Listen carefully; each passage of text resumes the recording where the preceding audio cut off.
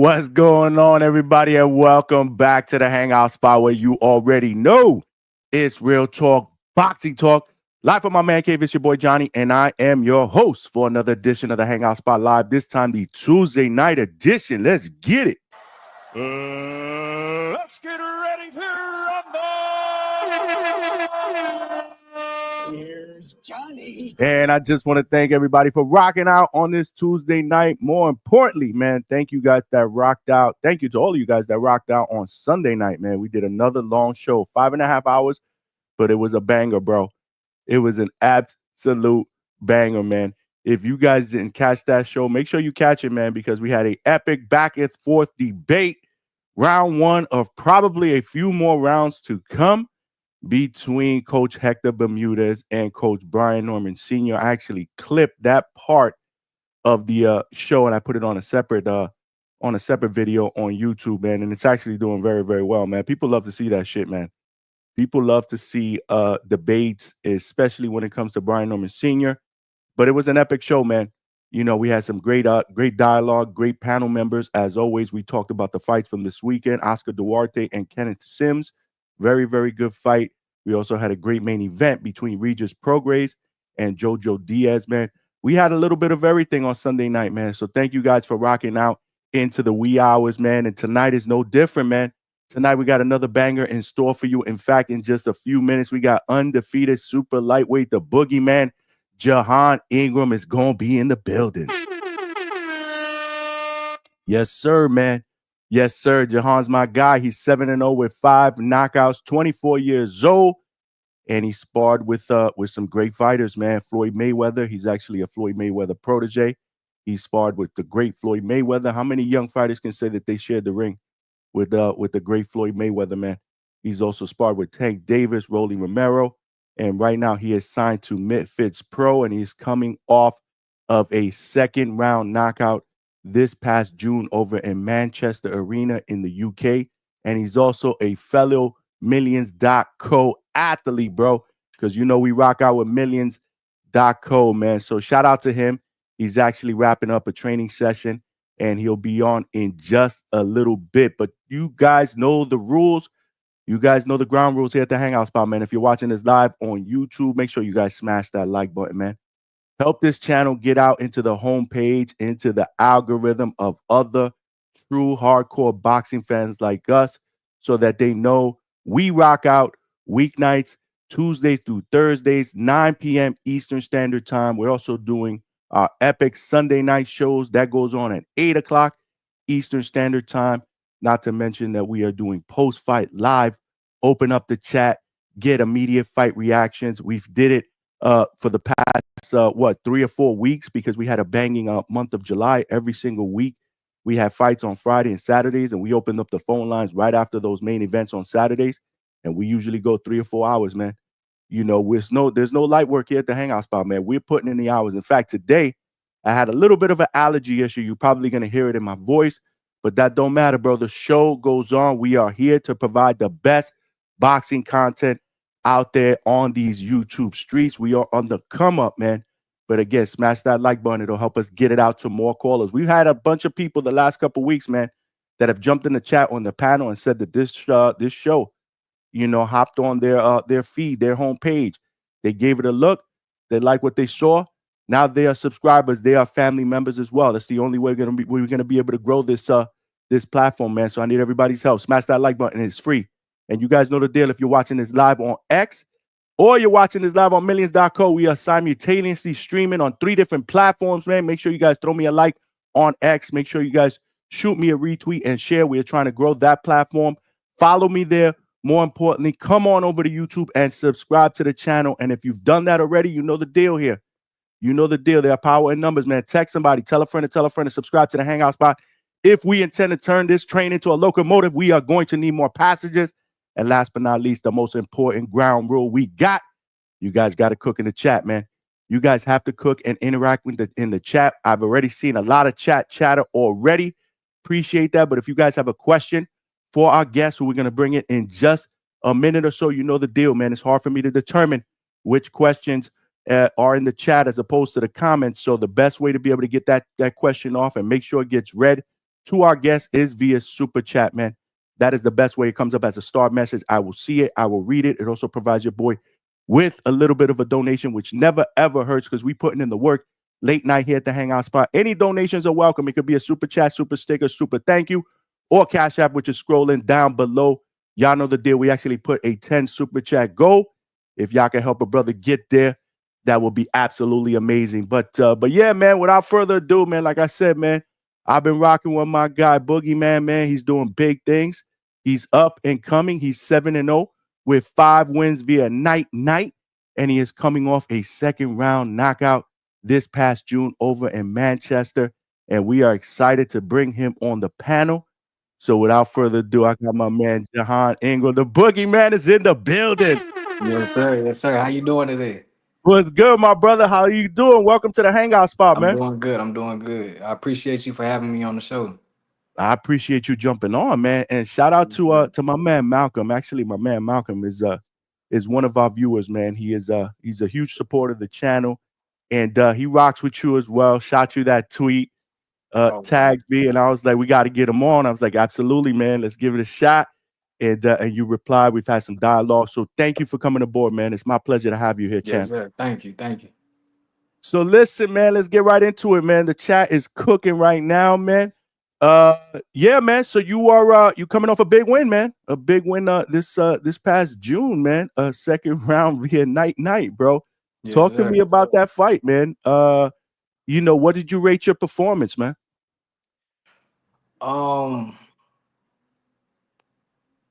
To be honest, I feel like my performance about like a 6.5. It's really a last minute thing. I got squeezed onto the card at the very last minute, so I wasn't sure if I was fighting or not. So I was in shape, but I wasn't really training for fight shape because, like I said, it happened all last minute. Like flight got booked right before the week, right before, a few days right before the fight. So it was all a last minute thing. So I didn't feel like my performance was the best. I didn't feel like I was in the best shape. I knew I wasn't getting in there with no top level guy or nothing like that. So it was just something to keep me busy, keep me active, make sure the ring rush still not building up. Shit, bro. You ended up stopping this dude. Yeah, Imagine if you'd have went in there. I mean, I thought it was a A+ performance, man. I mean, again, you guys don't get paid overtime in that's right. boxing. You That's know what I right. mean? I mean, that overhand right hand was crazy, bro. I mean, he wasn't Yes, getting up after that, man. So shout out to you. But I could see right now, I could see it already in your demeanor. You're your own worst critic because you're a perfectionist. sir. Yes, Yeah, sir. yeah, yeah. No, I can see that, and you've been around greatness, so I get that. You know what they say, man? Iron sharpens iron. But so why don't you rate your first 7 fights in your pro career? What would you rate yourself so far in a very very young pro career? Like overall, Yeah. is what you're saying? About an 8.5. Okay.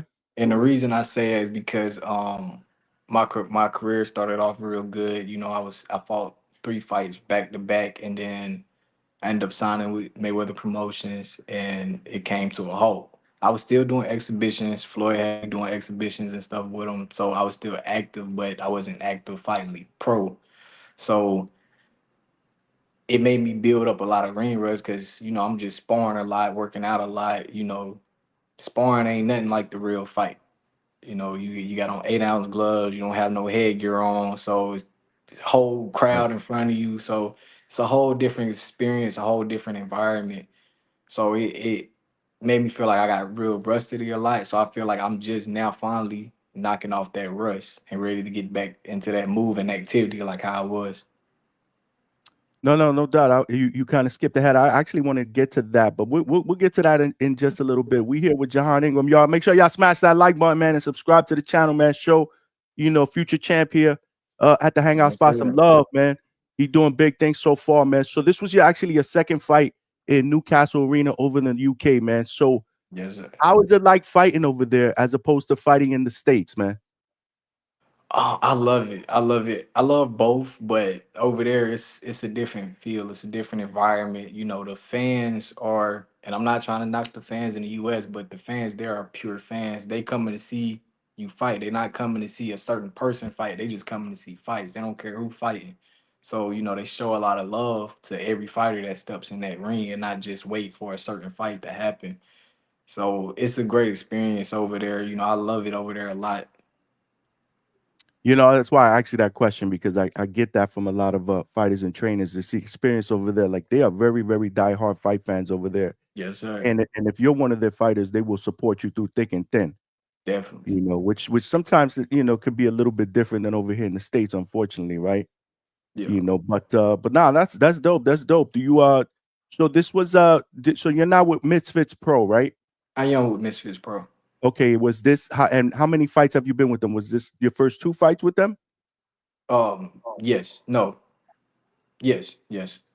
So these are your first 2. Okay, No. okay. Sorry. Lie. Three. Three. I done had 3 three with. fights. Okay, so Yeah, I this had was three your with. 3rd fight. I thought this was actually your So, 2nd fight with them. Okay.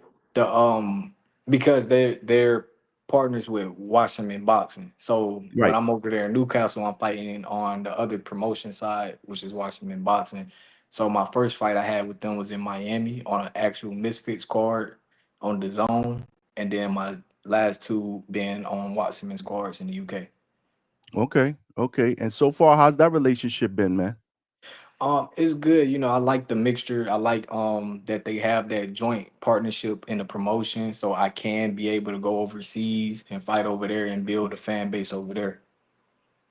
No, that makes perfect sense. Absolutely, man. You got to build your brand worldwide. You know what I'm saying? Yes, Not sir. just here in the States, man. Much respect to you, man. We're here with J'Hon Ingram, y'all. Make sure y'all smash that like button. So before we get into kind of like the pro thing and the promotion and all this other stuff, why don't you take us back to where the journey started, champ? Like when did you start boxing? And more importantly, what inspired you to be a professional fighter? That's a good question. So the beginning it started with my mom. My mom, she known from she knew I was getting a lot of fights because I was getting picked on a little bit in elementary school and stuff. So I constantly be fighting a lot. So she wanted to put me into boxing to learn how to defend myself. So it went from me learning how to defend myself to the coaches like, hey, this kid really got talent and got skills. But she wouldn't let me compete at that age. So I was off and on with the gym for a while. And then my middle school year, last year, 8th grade, it was like the last 2 days of school, I got into a fight. Last 2 days of school. And the kid that I got in a fight with, he was supposedly a known bully. So the school wanted to press charges against him. And they was like, well, if they press charges against one student, they have to do it with the other.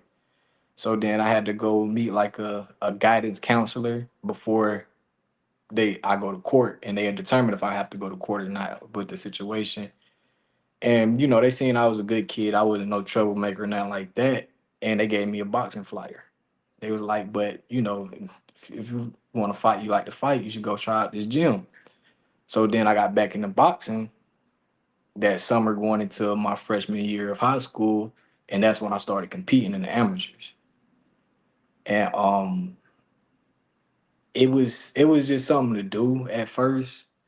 And then when I hit like 16, I was like, shit, like I got it. Like I got this. I can do this for a living. Like I love this. I love what I do. But that's when I really realized like I'm really good at what I do. I just gotta change my environment, which I did. End up moving to Vegas, and my skill level, my talent, my hard work jumped into a whole nother level, whole nother category, and that helped start my pro journey. That's what's up, man. That's a great story, man. That's interesting, especially with the mom, because usually most of the answers I get is the mom was opposed to it, right? It's more the dad, that wants to push the son, or the dad, or obviously the son or whatever was involved in some kind of a boxing family at one point. So that's Right. actually pretty dope. Right. That's actually pretty dope. And the fact that you said at 16, it kind of just came at you like, this might be Yeah. for me, man, because there's something I see in myself. Mm. Um, and then the third point I want to touch on was the fact that you realize it might be better to move away from your element, right? and take yourself. So you went to Vegas, right? Yes, sir. Which is obviously the fighting capital of the world right now. I mean, there's gyms all over the place. There's a lot of great coaches, a lot of great fighters. Good work for you. So great decision to do that. But you didn't have a lot of amateur fights, right? I think you had what, like only about 12, 13 Yeah, amateur yeah. I fights. had like 12, 13 amateur fights. Okay, so that's a little bit different because obviously, typically, right? Your typical amateur will have anywhere from 50 to 100 fights, Right. maybe more, maybe a little bit less. But so did you realize at that time, or did somebody around you realize, like, yo, your fighting style is better suited for the pro game, so let's take it there sooner? Is that what happened? Yeah, it was somewhat like that. It was obviously, if you didn't know, I'm from North Carolina. So, Yes, North yes. Carolina Born and is raised in not North Carolina. Yep. a big boxing community. It's not, you don't know if you hear somebody fighting somebody from North Carolina, they just getting somebody just to get a dub. So when it came to the amateurs was basically like that too. It was hard for me to get a lot of fights there. So I went to South Carolina a little bit. I think I fought in Virginia once, but I didn't really have the means to travel around to get them fights and stuff. But a lot of up north guys came down, so I fought a lot of up north guys in North Carolina. And by the time I had got to that like 12, 13 mark of amateur fights, I was already 18, and I already had said I wanted to go pro at 18. So the coach I had at that time, he was like, "Well, if you feel like you're ready to go pro and you want to go pro, we got to get you prepared to go pro." I already had the style. I had more of like a B kind of style. I was real flashy, real defensive with counter punches in the amateurs. And so he worked on. He's like, "Okay, well, you want to go pro, you're gonna have to be more aggressive. You can pull that off, but once you get up there in the big leagues, you're not gonna be able to keep doing that." So we started working on that, but he had kept telling me over and over in that process, he was like, "You gotta get out of North Carolina." He's like, "That's the only way you're gonna make it." He's like, "You got the talent, you have the skills, you just got to get out of North Carolina." And it was crazy because around that time we took a family vacation to Vegas. So here comes this the Vegas part. So we took a family vacation to Vegas. It was 4th of July weekend. My dad, homeboy, knew someone that had connections to the Mayweather gym. So I was just supposed to go just work out. I brought my boxing gear with me, so I was just gonna supposed to go work out, let them get a look at me and stuff. And I showed up and I met my former coach that I had before my previous coach now, which was Otis Pimpleton. Mhm. And he was like, "Shit." He was like, "You're not working out, you about to spar." So he just threw me in there with Dorian Khan. So me and Dorian sparred, and from based off me and Dorian sparring, they liked how I looked. So it went from him and my parents talking about, "Hey, like, we got to figure out a way to get him out here," to my parents making a way to moving me out to Las Vegas. That's dope. So yeah, I was gonna get into that, right? North Carolina to Vegas, has it been obviously two totally different places, right? From a Yes, it's lifestyle it's a big perspective. difference. It's a Big, big huge difference. difference, right? How long did it take you to get used to it, man? Never, never. I'm a country boy. I'm from the country. That's it's That's what's up. and I was staying in the heart of in Vegas. Right. I was staying right by the gym, so I was in the middle of everything. Anytime stuff was going on, I was always in the middle of it because I was right there in the heart. Right, literally could walk to the strip in about 10 minutes. That's what's up. That's what's up. Champ, you ain't gonna believe this, man, but I never heard you say that before in another interview. And when I first saw you, you reminded me of a young Adrian Broner. It's funny you said that when you said the AB style, because I have it written down here. I'm like, he reminds me of Adrian Broner. I remember when I first saw you. I That's get crazy. that. I get that a lot. I Okay, definitely that was gonna be one of my questions. Like, do okay. you I'll get wait. fighter I'll wait then. comparisons? No. Let's get right into it. Okay, okay. I was gonna ask you, do Um, you give fighter comparisons, and who's the fighter that people compare you to the most? so a little bit now still with Adrian Broner, but most people they compare my style to Javante's and Floyd's. But them the three. I done got Pernell Whitaker, but most common is them three: Adrian Broner, Floyd, and Javante. Great But I can company to be in. understand too, because coming up in the boxing game, like as a kid, I didn't never watch boxing. The only time I ever watched boxing was when my family would have the fight nights when Floyd fight. So that was the only Mm, fight I was watching. So kind of adapted off that, and once I started getting more serious in the boxing game, when I got back into it at that going into my freshman year of high school, that's when I was studying Adrian Broner a lot because I liked his style. The only thing that Adrian Broner didn't do was let his hands go. But besides that, he had one of the most greatest styles in the boxing game. mm-hmm. And then Adrian. it Yep. went to Javante. Like, me and him had our feuds, we done had our little beef, but at the end of the day, like, I love his style, the way his style is, the way he carried himself in the ring. Like, he showed that dominance and matureness with his punches and stuff in the ring. So I like that. It's not like, you know, Adrian Broner, he might crack here and there, but it was more of speed with him. So then that's when I learned how to sit on my punches, was watching Javante.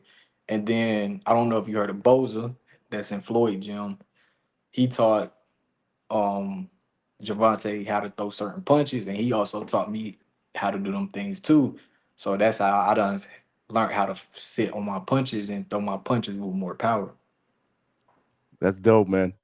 That's actually dope. Adrian Broner, when he was young, I remember watching him when he was young. When he first came out, I was like, man, he this kid is special, man.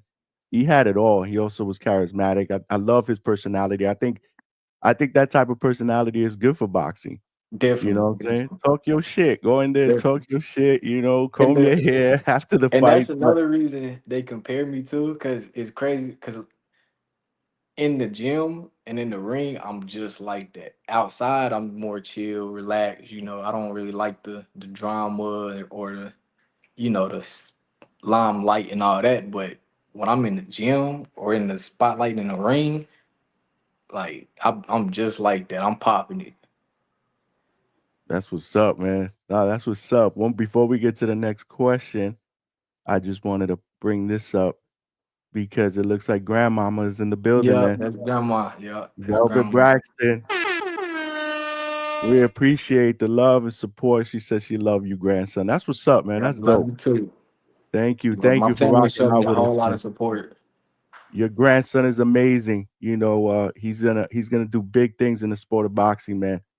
So shout out to you. I love it. I love when I do these interviews and the family come out as well to show that support. So I just wanted to read that to you. Thank Keep the you. chat cooking, y'all. Keep the chat cooking. We got a lot of chat activity, but yeah, man. So what brought you to Mayweather Gym? Talk to us about that whole thing, man. You know how it got you there and how you ultimately met with Floyd. I mean, you guys sparred together. I mean, you're how many young fighters? I mean, that's a short list, right? How many young fighters could actually say that they shared the ring in any capacity with Floyd Mayweather? You're on that short list, man. Yeah, Talk to me about how that relationship started and how that marinated. I'm on. I'm on that short list, but I'm even on a shorter list, like the Earl Spence list. I'm gonna Mm, tell you that in a second. What I mean by okay, that. But okay. like I said, when I had to coach Otis Pimpleton, so when I moved out there, he was my coach, and we was working all the time. And then, like I said, obviously I had only 12 amateur fights, so he was pushing me to be more still on the amateur side, get a little more amateur fights. But I told him, like, my heart's not in that no more. Like, I don't have no more love for the amateur side. I'm ready, for the big boys stage. So he was like, okay. So he started testing me. He'd take me to I think it's called Fight Capital. He threw me in there. I forgot who it was over there that I sparred. Then Kevin Johnson, he threw me in there with Kevin Johnson. And he was just testing me, seeing like what type of fight I was, what type of man I was. if I was gonna fold under pressure, if I had that dog in me. And he seen that, I had that dog in me. So then one night he called me like 12 in the morning. He like, yo, champ, you up? I'm like, yeah. He like, come over to the gym. Like I said, at that time I was literally I can go out on my balcony and look at the gym at that time. So I'm like, at 12? He's like, yeah. He's like, make sure you bring all your stuff. So I'm walking over to the gym from my apartment and I see a bunch of cars out. Like that's a bunch of cars at the gym. Like if it's during the daytime. So I'm like, what's going on? So, I'm walking in. He didn't tell me nothing. I'm walking in. He see me, he because in the Floyd gym is two doors. You get through the first door, then you gotta go through another door to get into the gym. So I walk through the first door. He meet me right there. I see a bunch of people in there, a bunch of big dudes, with security shirts on. So I'm like, what's going on? Then he take me to the next door, which is the gym, and then I see Floyd. So I'm like, oh shit, like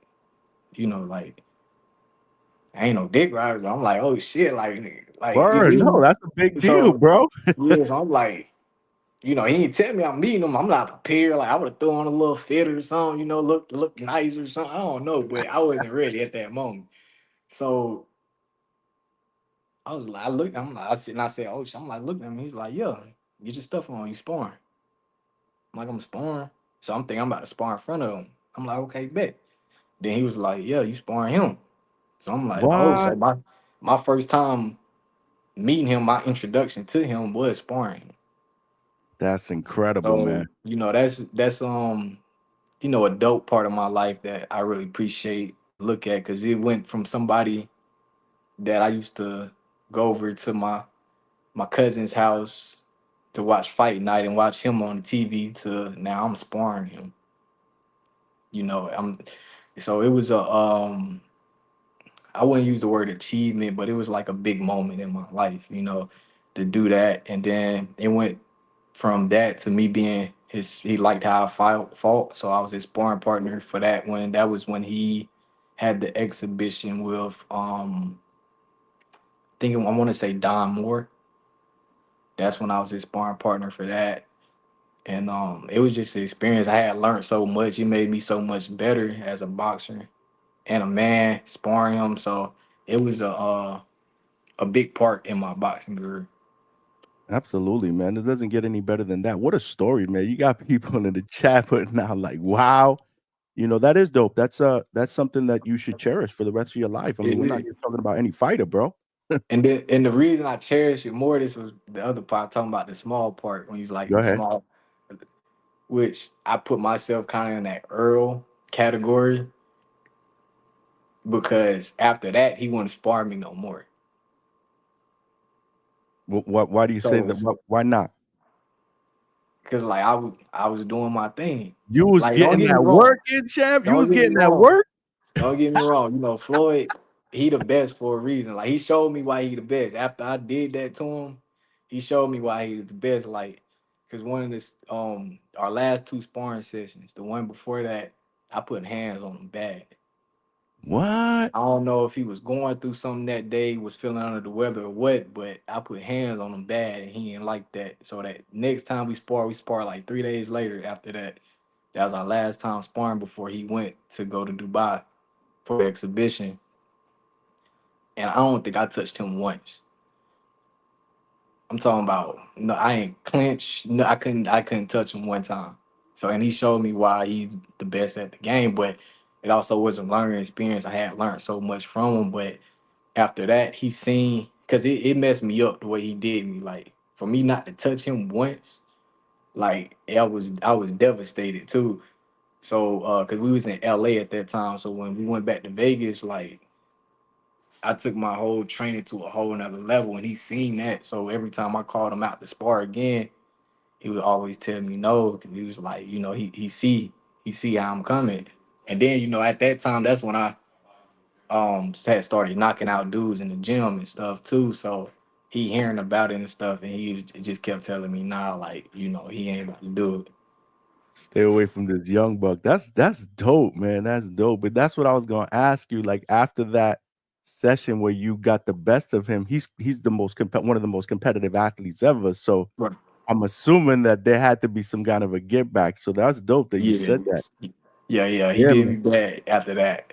Invaluable experience, man. I'm telling you, man, to be able to share the ring, young fighter, taking that knowledge. How were those conversations with him though? Like as far as the relationship, because that had to be just as deep as the sparring sessions in the ring. Yeah. We had some deep conversations. We didn't always see eye to eye sometimes, but when we did see eye to eye, we had some real meaningful conversations. I appreciate his words of wisdom. I don't feel like I would be as good as I am now if it wasn't for his words of wisdom and that experience with him, because he taught me so much and told me so much of how to carry myself and what to do with me only having so little experience in the amateurs. Like you said, guys before they turn pro, they have 50, some 100, amateur fights. I got all my experience from sparring. So that's why I kind of had got at first for a minute. I had kind of got the label as a gym fighter because videos and or stories about me sparring will always get out, but I didn't have the amateur fight, so I had to get myself ready and prepared for that pro level, which was sparring. Right, right. No, I get it. I get it. And what's your relationship like with him today? Because I know he did promote you for a little bit, right? Mhm. But obviously that came to a halt because you're not with Misfits. What's your promotion? What's your relationship with him now? Since I parted ways, we haven't spoke. I'm still cool with everybody else that's around in the group. We still talk, especially the fighters like me and Carmel. We talk almost every day. CJ, that's Candyman, JC, Jersey, Vargas. We all still talk. We all still cool. But since I parted ways, me and Floyd haven't talked. We kind of parted ways on a mediocre level. So it wasn't. We didn't see eye to eye on the situation. So, we haven't spoke since then. Well, hopefully you guys are able to patch that up, man, because that relationship obviously is worth more than business, man. Obviously these things happen, in business when people don't see eye to eye and there's obviously money involved and you have a Right. certain way you see your career and he has a certain way as a promoter. At the end of the day, you got to do what's best for you.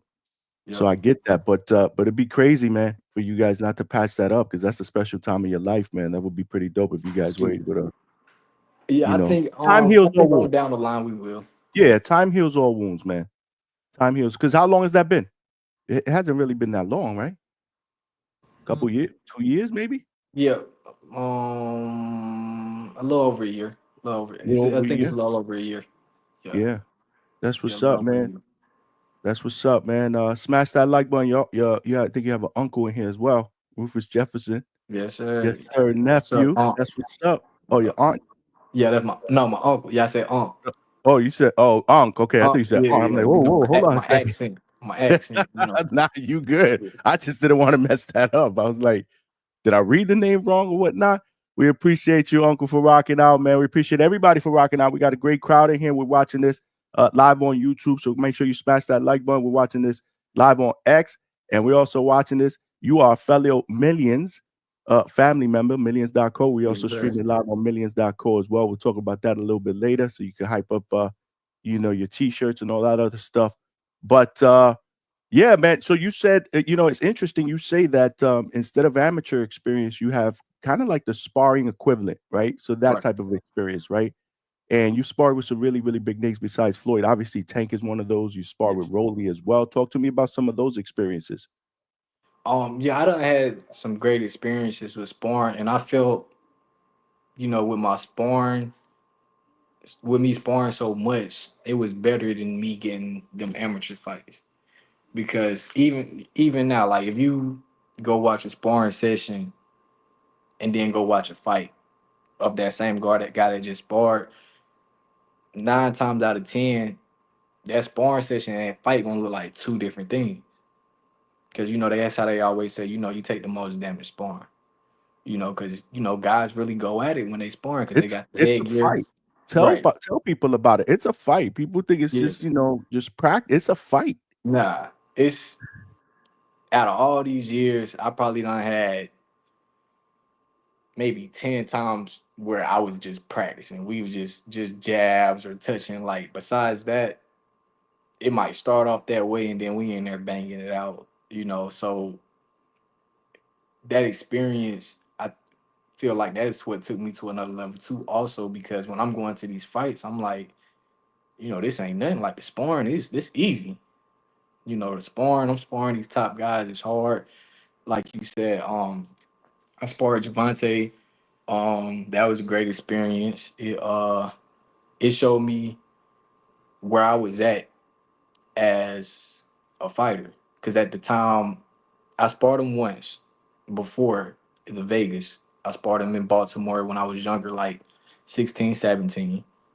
I had went up to Baltimore and sparred him.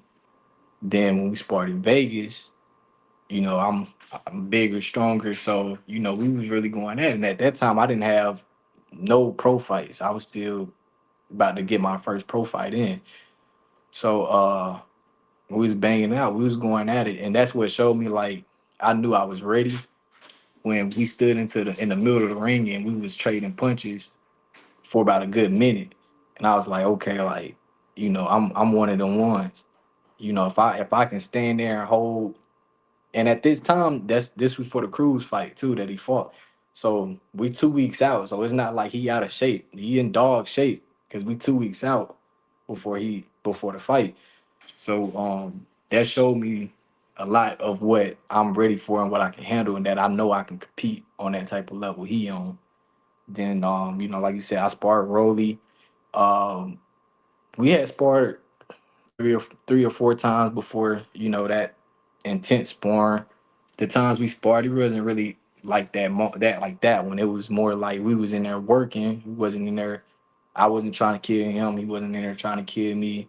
But that day, it was a little animosity in the air. It was a little, I don't know what was going on. Him and his coach Bullet had walked in on some other stuff. And then, I don't know if you've been to the Mayweather gym, but if you know Bullet and Otis, they gonna talk their shit to each other.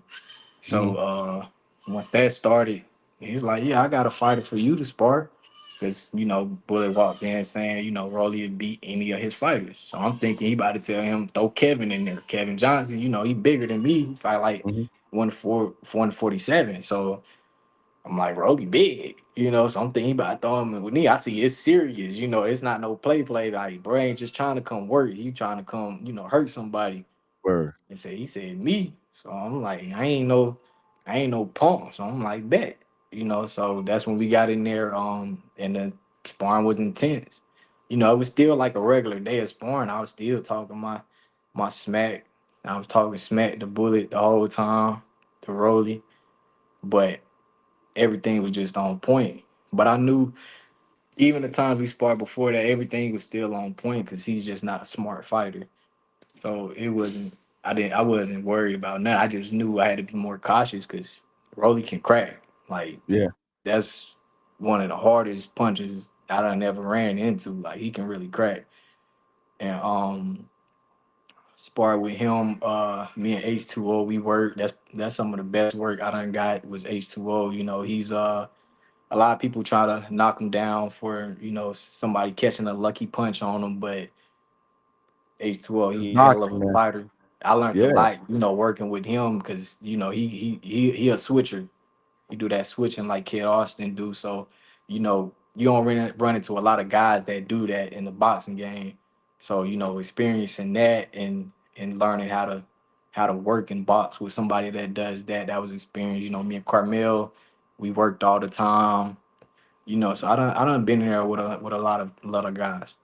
No, that's dope, man. H2O, Aston Sill for you guys in the chat. I was actually at that fight live. I was working media for that fight. That was on the Mhm. Jake Paul and Mike Perry undercard because I live in Florida now. I was born Okay. and raised in New York, but I live in Florida now. So I work mostly all the Florida cards. And he was cooking, man. He Yeah, was he was. cooking, man. He was. Yeah, man. It was to the point where the crowd was kind of like, okay. this is gonna be an easy decision victory if he doesn't stop him. And then all of a sudden, yeah, man, that's boxing. Yeah, this Unfortunately, boxing. All it takes is one punch. it is what it is, man. But you're right, man. He is a very, very talented, a great young fighter as well. Hopefully, we see him in there soon. Yafi said he gave up Rolly jelly legs. Yeah. He gave Rolly that work, bro. I know the deal. He just trying to be bashful. I get it. He trying to be a little humble. That's what's up. But no, that's great work, man. That is absolutely great work. So that gym, like is usually known for that. What do they call it? The dog house or something, The right? They dog, call it. yeah. So is it So literally that intense during those sessions, man? Like that? it's not as tense as it was then. With Okay. the like, if you go look up the YouTube videos of the Yeah. doghouse, it's not that intense because I can't remember if it was I can't remember the boxer name, but it was his little brother. He sparred somebody that was too old. I think it was Hassan Rockman. I think it was Hassan Rockman Jr. Junior. I think Okay. somebody sparred his brother, and then he came and sparred the dude, and ended up being a situation with a lawsuit and stuff. So that's when they stopped Doghouse. Ah, But it okay. still be intense. It's just not like the Doghouse rules where you shutting off the bell. And now if it's two top guys, we'll do that.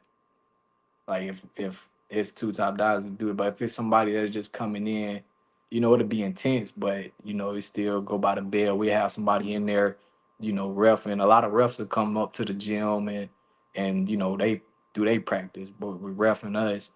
So it be controlled a little more now, but it still get intense at times.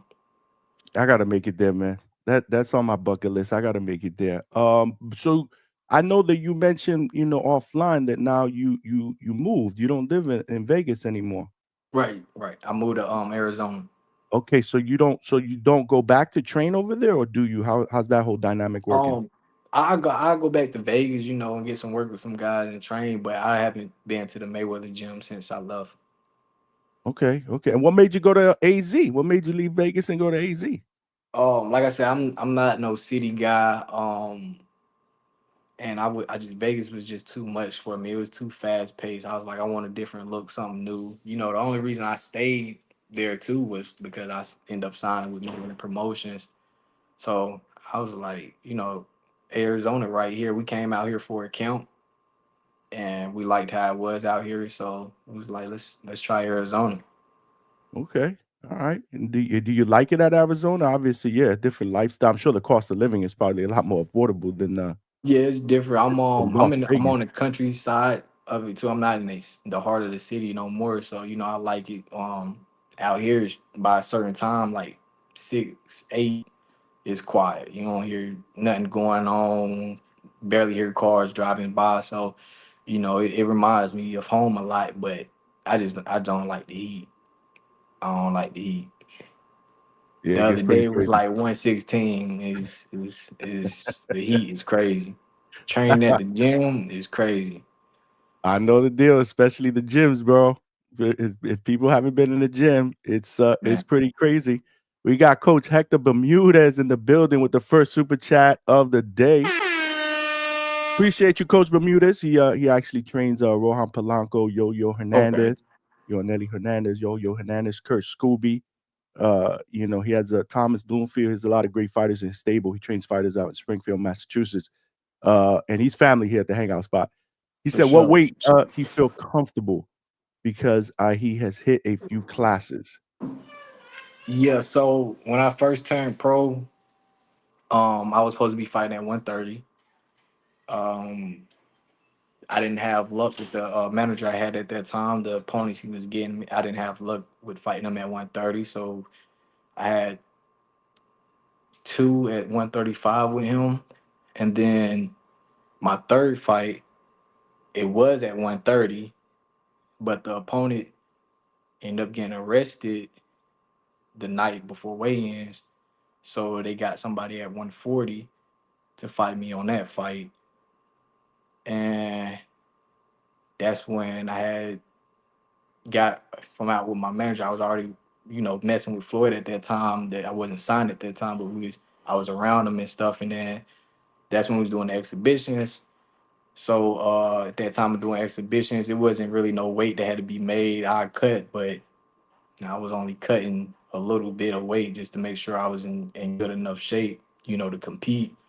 So once I started competing again, that's when I've been trying to figure out where I'm comfortable at. So I like 35 and 40. So I'm gonna probably stick at 40 until I fight for a belt. If I fight for a belt, it'd be at 35, unless somebody come with a belt at 40. But I feel comfortable at 40. And yeah, so 40 is probably gonna be where I'm campaigning at.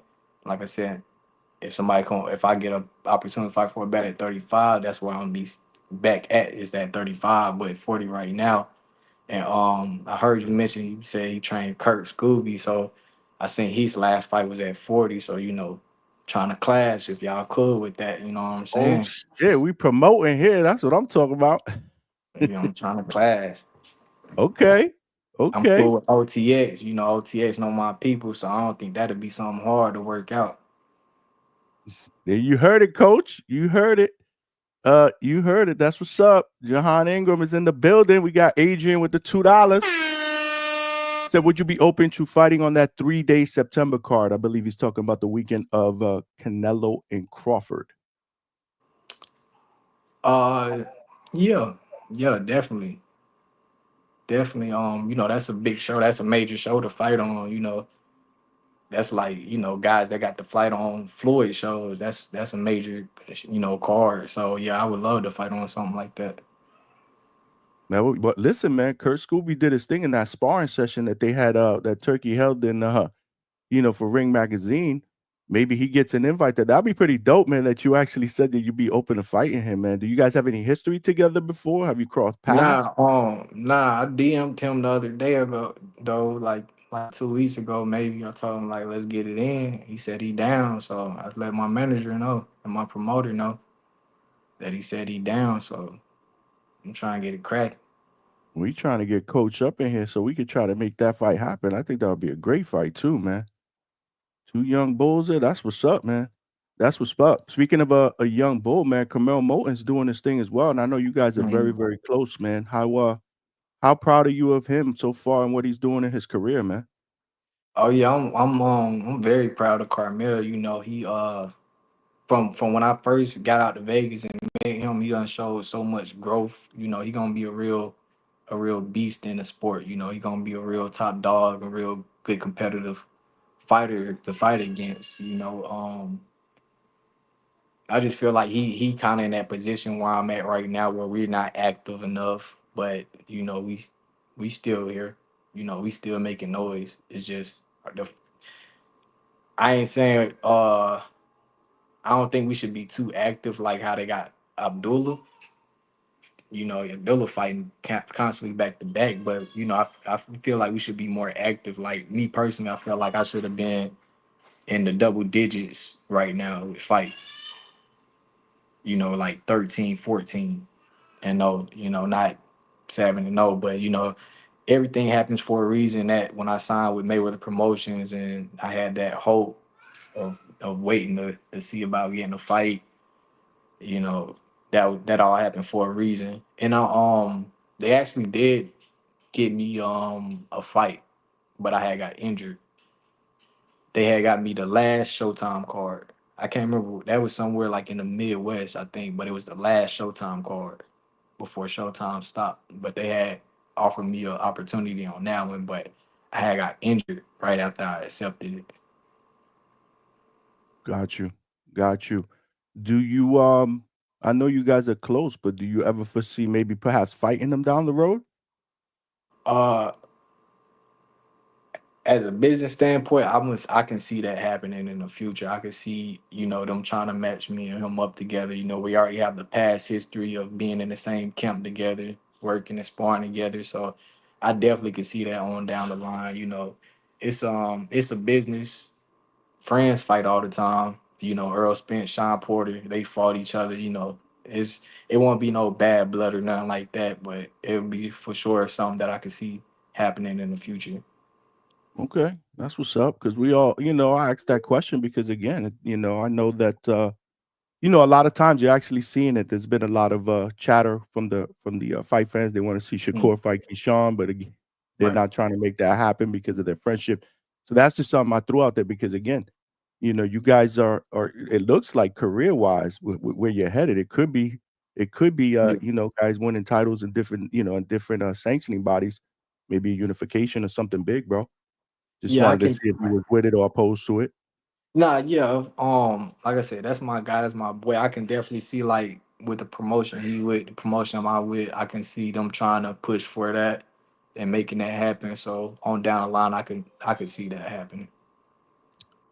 And this is just a hypothetical question, man. But if you could put your promoter hat on, like, what are the three fights that you would like at some point down the road? Like your three dream fights, three opponents. You're like, man, I'd like to fight him, or him.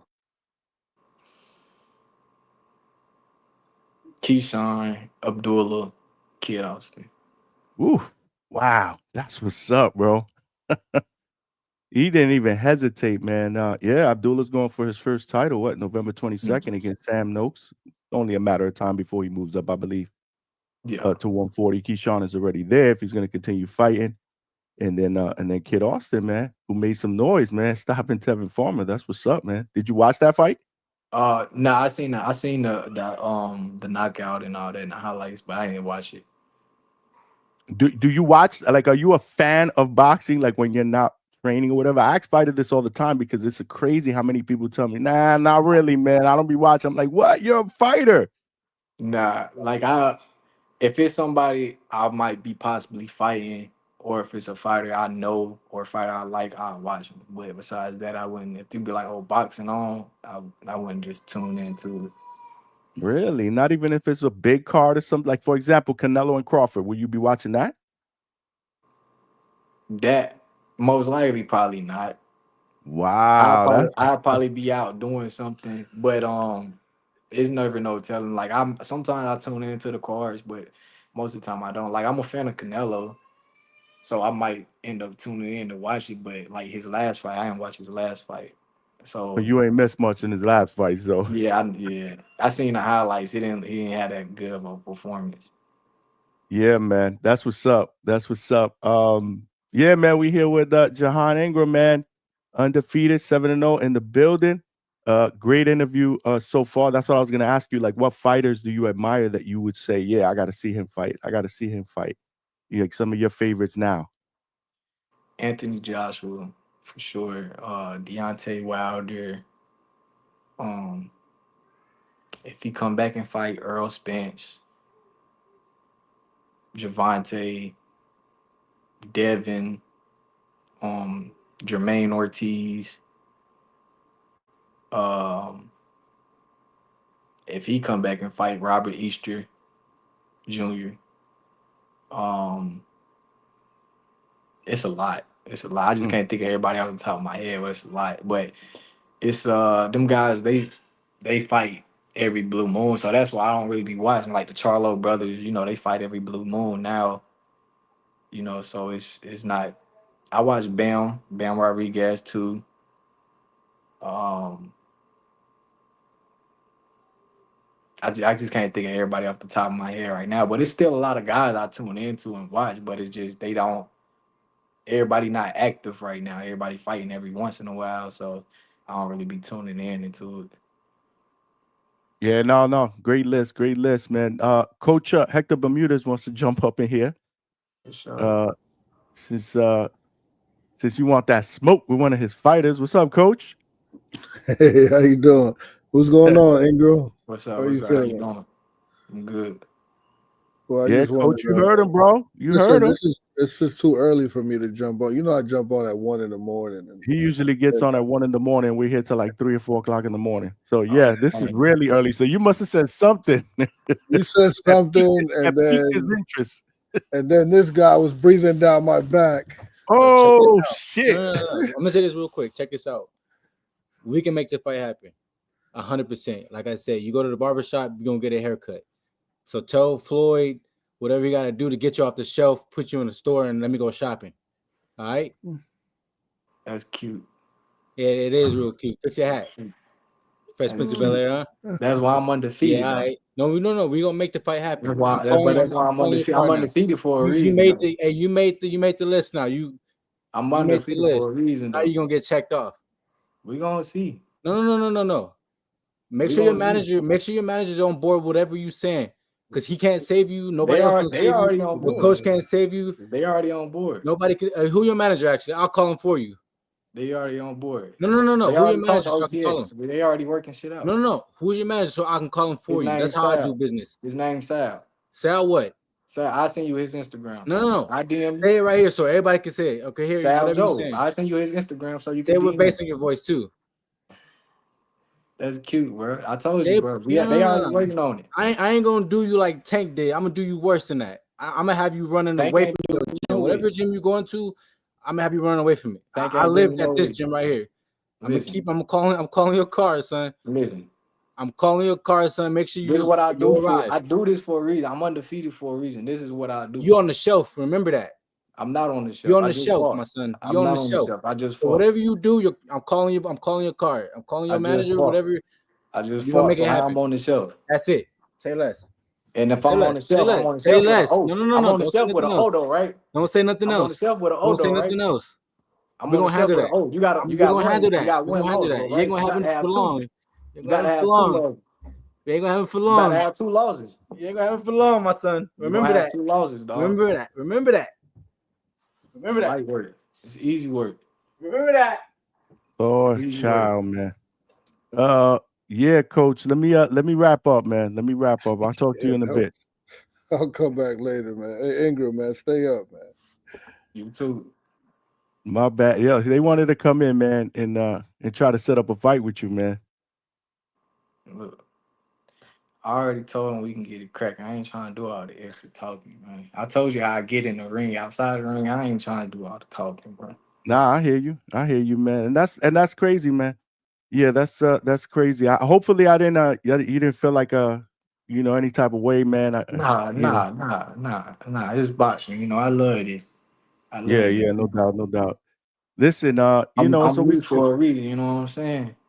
Yeah, no doubt. But we hooking it up, man. Make sure that would be a good fight. That would be a good fight for both of y'all, man. It'd be a really good fight. It'll sell. You guys both doing really, really good things. You're off to a great start in your career. Stylistically, I think it will make for a great fight. It really would, man. You went and you changed your nickname, man. It ain't about to be no great fight. With my style, that's an easy fight. That's an easy fight. That's what's up. And too wild. That's what's up.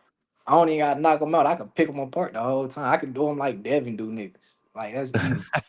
That's easy. That's dope. You changed your name though. You used to be Pretty Boy. What happened, man? You changed it to the Boogieman? Man, life, man. Like through some things, I'm on different time and now. Yeah, no, for sure, man. But no, man. I think it's good. Hopefully they can keep you busy though, man, because you fought what 2-3 times in 2024, right? 3 times. Yeah, you fought 3 times in 2024. Yeah, I just had my first one this year. Yeah, 1 time in 2025. When do you expect to get back in the ring though, realistically? Right now we seeing about this September card. So hopefully it'll be the September card. It's just some things right now going on I can't put out there until it's time. So it's just a little rough patch in the road.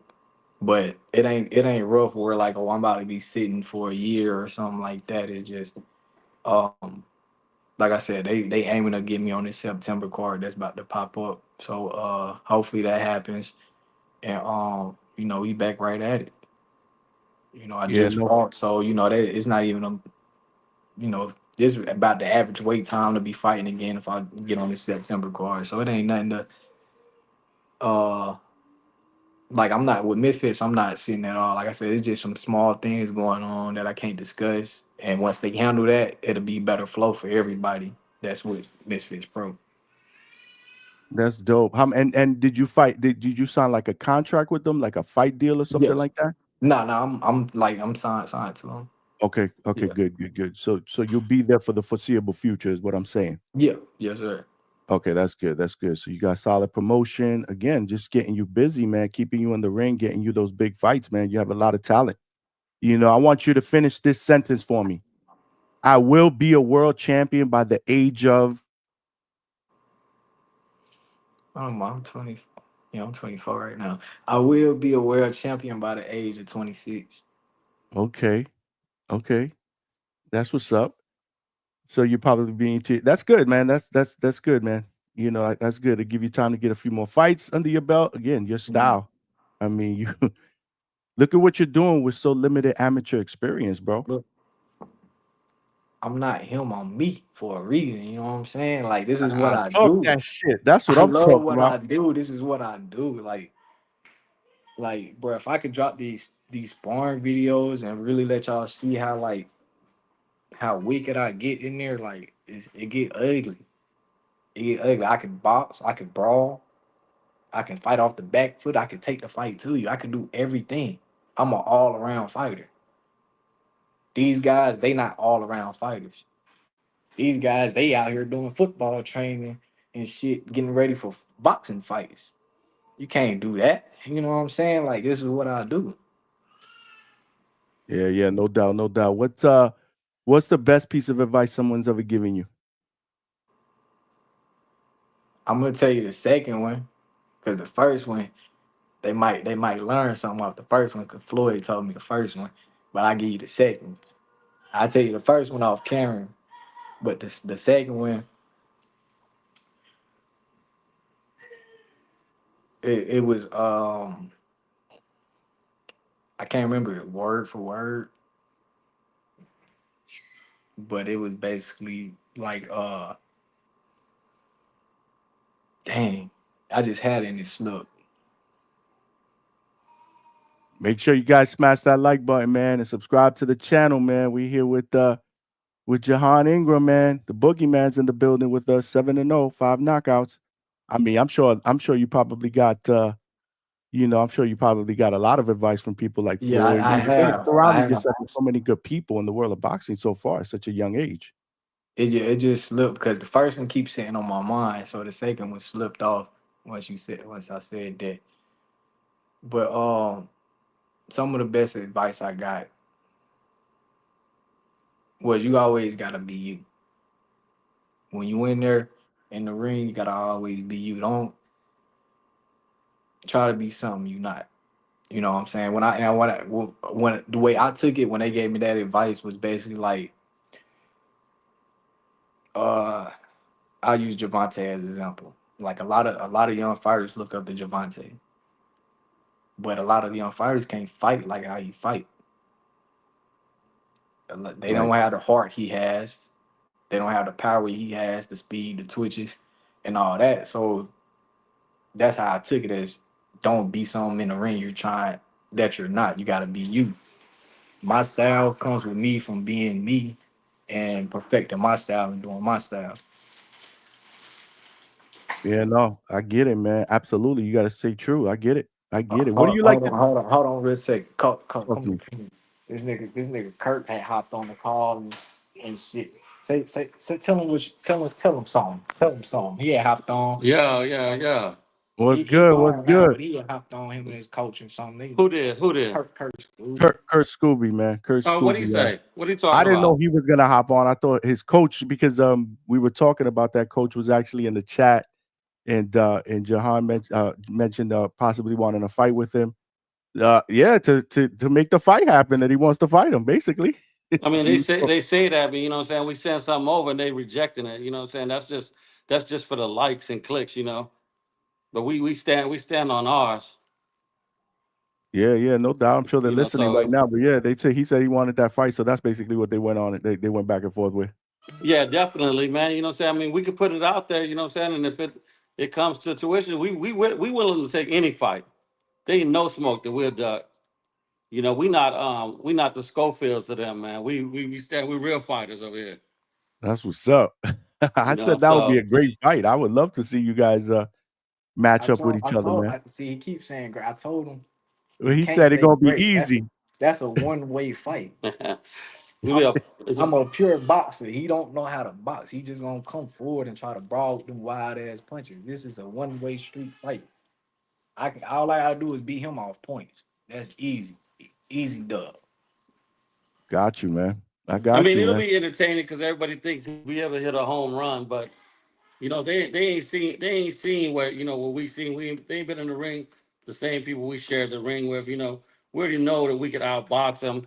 We know we could outbrawl him. Whatever he got, we better than them. You know what I'm saying? Just period. So and it's nothing against them. It's just levels to that. We feel that he'll be able to take advantage of everything that Kirk could do, and I like watching him. He's an entertaining fighter. I don't like him. That nigga. Trash. So. But it's whatever, man. If they want to do it, let's do it. Yeah, man. You guys can make that happen, man. Make it happen, man. And we already sent that to our side. And I won't divulge too much because I don't want to say too much, but we already called that out, and we wasn't just talking on internet shit. We really sent that over to our team and was like, yo, we'll take this. So And it will we wasn't just looking for clicks and likes, man. We really want to fight. We want to show his talents, man. We want to show that we're one of the best fighters in the world, not prospects. Best fighters in the world. There you go. No, listen, man. I would love to see that. And if that happens, would it be something that will happen in OTX? It don't matter where it happened. The outcome gonna be the same. Like I said, my people, they cool with OTX. They ride with OTX. They even said I could fight on OTX shows, so I don't see it a problem with us fighting. They having that fight on OTX. It's just gonna still be the same aftermath. If it's here, overseas, in Florida, it don't matter. It's gonna be the same outcome. I love it, bro. I love it. Let's make that shit happen, man. Let's make it happen. We matchmaking here too, man. Let's do it.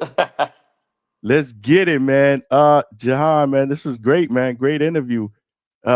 You again, man. I'm a fan of yours, man. And you're doing some really, really good things, man. I can't wait to see what the future holds, man. Yes, I can't wait. If y'all ain't following my man, y'all better follow him, man, because shit about to pop off, man. If they ain't following me, tell them where they can find you, man. Tell them about the Millions page as well, man. Man, yeah. All you gotta do is Google me. My name right there. All you gotta do is Google my name, and I pop up everywhere. That's why I'm the boogeyman. You say my name, and I pop up. You know what I'm saying? So, Ingram J'Hon Ingram is all my social medias. If you showing support, love, go check out my Millions page. And I have shirts, hats, I think hoodies on there. I think jogging pants too. So, go grab some gear, show some support. Big things on the way. You got your on here, Tina up in the building. Let's go, nephew. You the GOAT with the fire emoji. I know. They already know that's what I do. Yo, I tell this once you come to the hangout spot, you family, champ. You family, man. You definitely got to come back when you get another fight announced. Hopefully that'll be the next fight. But whatever you guys decide to make, man, hopefully you'll be able to come on, man, and talk to us about it over here. For sure. You family, you're welcome back anytime, man. I appreciate you. All right. So I'm gonna let you go, man. Appreciate the time. Great interview. Hope you enjoyed it as much as I did, man. Sure. All right. Thank you. Have a good one. All right, you got it, man. There you guys have it, man. Young sensational fighter J'Hon Ingram, the boogeyman, 7-0, 5 knockouts in the building. Great interview, man. I didn't know that was gonna go down. I thought Hector was gonna come up and just say, hey, listen, man, what's up? Let's try to make a fight. I didn't know he had Scooby there. But these guys they're young, they want to fight. So we trying to matchmake too, you know what I'm saying? We trying to do the best that we could do here in the platform to matchmake. Auntie, thank you for rocking out. You have a special one there. J'Hon Ingram is a good young fighter. He's charismatic, he can fight. He does remind me, when I first saw him, I'll never forget, he reminded me of a young Adrian Broner. A young Adrian Broner, man. When Adrian Broner was beasting through those smaller weight classes, bro. I remember when I first saw Adrian Broner, I was like, damn, man, there's something special about this guy, man. Can he be the next Floyd? because he can fight. He had hand speed. He definitely was able to market himself, So, when you look at that, it's almost like the total package, But then, life, life hit Adrian Broner, and moving up different weight classes. I mean, but doesn't diminish how great he is or was. I don't know if we'll ever see him in the ring again. I do know he is calling out. He is calling out the likes of Jake Paul on social media. Not sure if Jake would be interested in that fight, but who knows, man. But I miss Adrian Broner, man. I miss Adrian Broner, not just the fighter, because I was a big fan of his as a fighter, but I miss the character. Because I say this all the time, boxing needs characters like that in the sport as well. We need guys, that are going to market themselves and be that villain role. I embrace that. I love watching the villains, for some reason. And maybe because I wasn't a villain when I was younger as well. I just think it makes it all fun, the build up to fights and stuff like that. Thank you for rocking out with us, Uncle Rufus Jefferson in the building. You ain't got to talk, nephew. Take it to the ring. Yeah, man, it'd be good. It'd be good if they can get that fight. I did not know that he had Scooby there though. Yeah. That wasn't expected. If I'd have known that, I probably wouldn't have done it. Maybe there's a better place and a time to do that. But either way, man, I think there's it's a good fight. I know J'Hon says it'd be an easy fight. Stylistically, there's a lot to like there. The skill level is there, man. The skill level is there, but Scooby can crack. Scooby can crack. He's our guy here at the channel too. So shout out to all of y'all. How many people we got up in here? We only got what? We got over 100 people, watching on both YouTube and combined with X. So make sure you guys watching on X. Share the channel, please. Throw me a retweet. Follow me over on X. More importantly, come on over to the platform here on YouTube that we are trying to grow. We are almost getting closer to our next goal of 2.5K subscribers. We've only done that in about 16 months of boxing content. So we are moving, we are growing, we're putting out great material out there. We got great shows, we got call-in shows with the panel members. We got great interviews that we're doing here. We are boots to ground. In fact, tomorrow, I don't believe that we're going to be doing a show unless I do it live from ProBox. So tomorrow I will be at the ProBox facility live to spend some time with Coach Mark Ferre. Shout out to Coach Mark Ferre, who always allows me to come in and spend some time with his fighters. Let's not forget, he's got some fighters that are fighting August 15th. August 15th at ProBox. They make their return back to Plant City. That is next Friday. And you have a terrific card. I mean, ProBox never disappoints. I'm just, sad that they're not doing Wednesday night fights no more, because I used to like to watch the fights on Wednesday. And it would have been dope if they did it, because we could have probably did live fight chats while I do the live show. ProBox is playing in the background. And obviously I could talk about that, while we do our show. But now, they've taken this show on the road. They've outgrown the facility, but they are making their return back again to Plant City. And I will be in the building. Great card. You got the Valle brothers. We know we've rocked out with Dominic Valle, Puerto Rican from Florida. His brother Marcus Valle will be in the building. So will his little brother making his pro debut. Those are all Mark Ferre fighters. And Mark Ferre has some new fighters. Tyler Yavilar, young prospect. He's got Elijah Flores. They're all going to be in the gym tomorrow. So I'm going to go spend some time in the gym, get a little bit of footage, hopefully get a couple of interviews, check out some sparring if they're doing some sparring. And if the Wi-Fi holds up and he's all right with it, maybe I'll do it live from the ProBox gym. But we won't be in the studio, because I'll be there. I'm actually going to be there about 7:30ish Eastern Standard Time. I'm usually there for about a couple hours. So yeah, man. So we doing things up, not just in the studio, but in the boxing gyms, in the facilities. Obviously, the live fights, we will be at ProBox, like I mentioned, on the 15th, and then on the 22nd and 23rd of this month, back-to-back days, Friday and Saturday. Most Valuable Promotions, Jake Paul's Most Valuable Promotions, are putting together back-to-back cards in Caribbean Royale, Orlando, Florida. I will be there, boots to ground as well, getting those contacts, getting that footage, setting up those interviews for these fighters, these trainers, these promoters, because we interview them all here at the Hangout spot, for them to come here on the platform so that we can spend time with them and talk to them and introduce them to our family here at the Hangout spot. So we're doing some big things, man. We're doing some big things in just a little bit of time.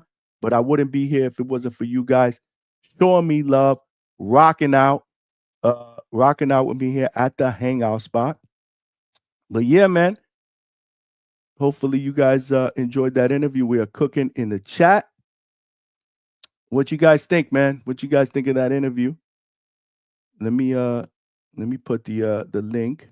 See if we could get some callers to call in. But yeah, man, if you're watching this live on YouTube, smash that like button, please, and help us get this channel out into the algorithm and homepage of other boxing fans, so they know we rock out weeknights 9 p.m. Eastern Standard Time, and we are also doing Sunday nights 8 o'clock Eastern Standard Time. Our Sunday shows be rocking.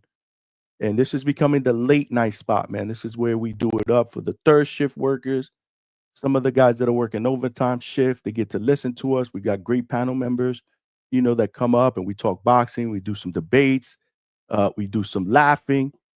We do a little bit of promoting, as you can see, So, we do a little bit of it all here at the Hangout spot. We got Bruce Gas, Boxing, Jazz, and more in the building. What's going on?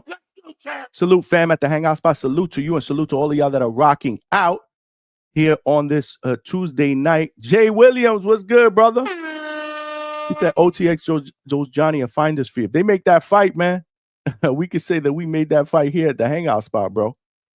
That was totally unexpected. I did put the link in the chat if anybody wants to call in the panel and talk a little bit of boxing. This weekend, there's not a lot of boxing going on. This is why it was a good weekend, good week for me to not do a Wednesday show and go boost the ground and get that work and boost the ground. Because again, we do some live interviews there. We put them out on the YouTube channel, for you guys to see, kind of like that backstage access sort of deal. I am going to pin the link to the top of the chat.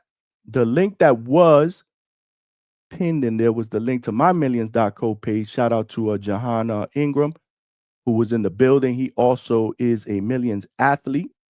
That is a platform where you have athletes and content creators that are just putting up all type of sports material up. So shout out to Millions for reaching out and setting me up with a web page there. The link that I put up there was the link to my t-shirts and my hoodies. If you want to support the channel and you want to get a Hangout Spot t-shirt or hoodie, that's the link to be able to get it at. I did lower the prices just a little bit as well. So make sure you guys check it out and show some support. I'm actually going to put that link in the chat as well since I replaced it. But yeah, smash that like button on X. We just started streaming on X, I would say about 2 weeks ago. And we're putting up some good numbers right now. We got over 40 people there.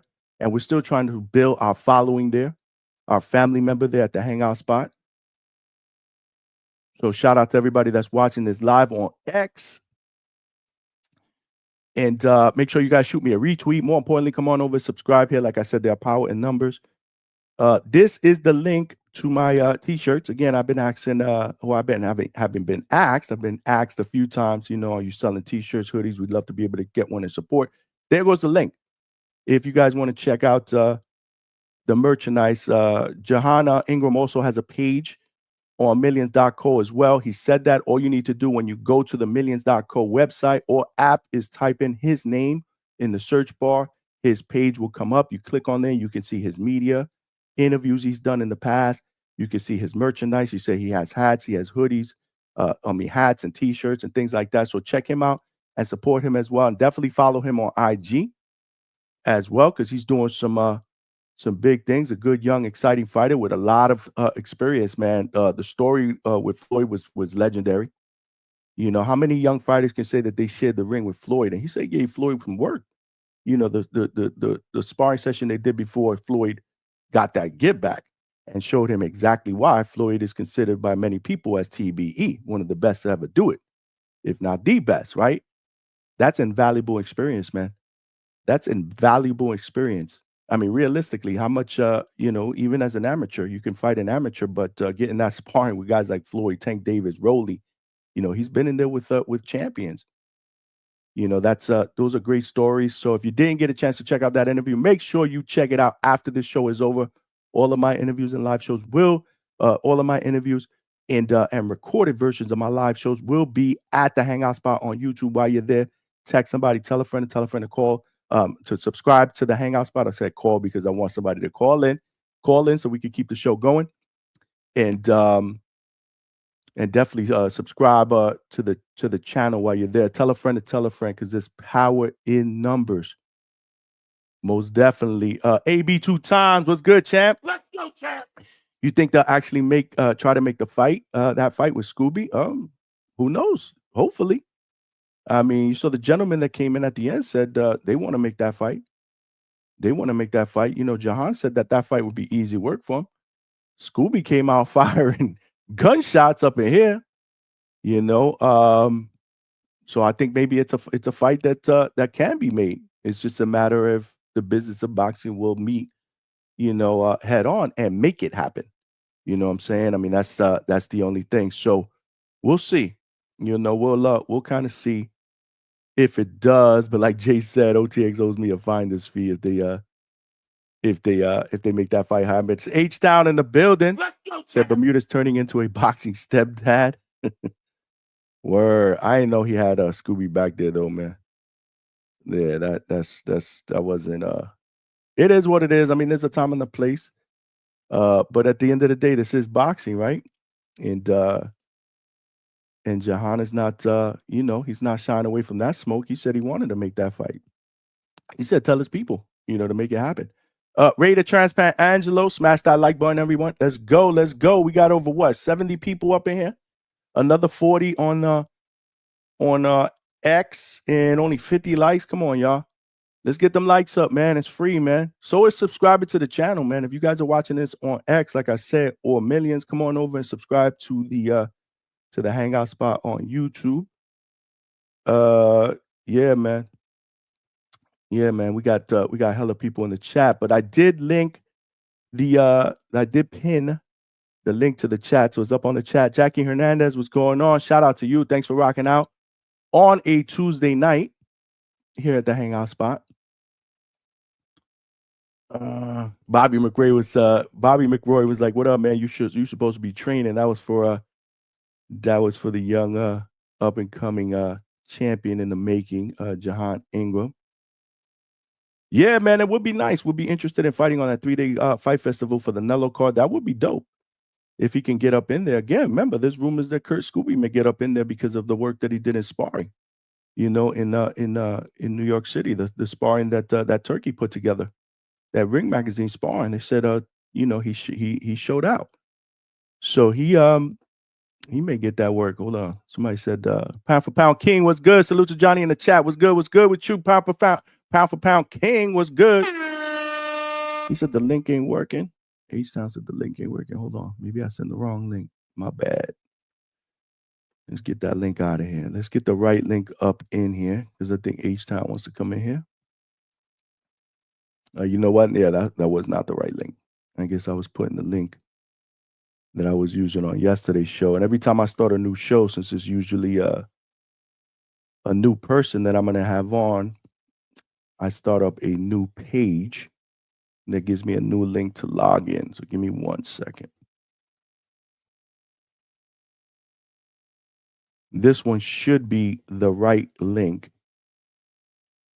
Let me pin that one up on there.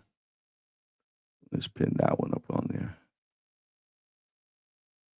All right, I just pinned that link to the top of the chat. That should be the right link now. If you want to call in, now's the time. Talk some boxing. Again, we don't have a lot of activity this weekend. This is the first weekend where boxing is pretty dead. You know, boxing is pretty dead. There are some cards that are taking place if you are hardcore, but this weekend is nothing compared to what we saw during the entire month of July, basically, and the first weekend in August. Let's not forget, we had some good fights on the DAZN card that took place in Chicago. That was a Golden Boy card that was streamed on DAZN. Main event was Kenneth Sims Jr. Losing to Oscar Duarte. And by majority decision. Then you also had a really, really good co-main event, which had Regis Prograis winning a close decision against Joseph Jojo Diaz Jr., both former world champions. Both guys realistically past their prime, but they put up one hell of a fight, entertaining, and it was very, very close. And Jojo didn't get stopped. I know there were a lot of people that were predicting that Regis was going to go in there and cook Jojo and stop him, but he did not. So shout out to him. But let's go out to H-Town. What's going on, my brother? What up, Johnny? What up? Chilling, man. What's good? What's good?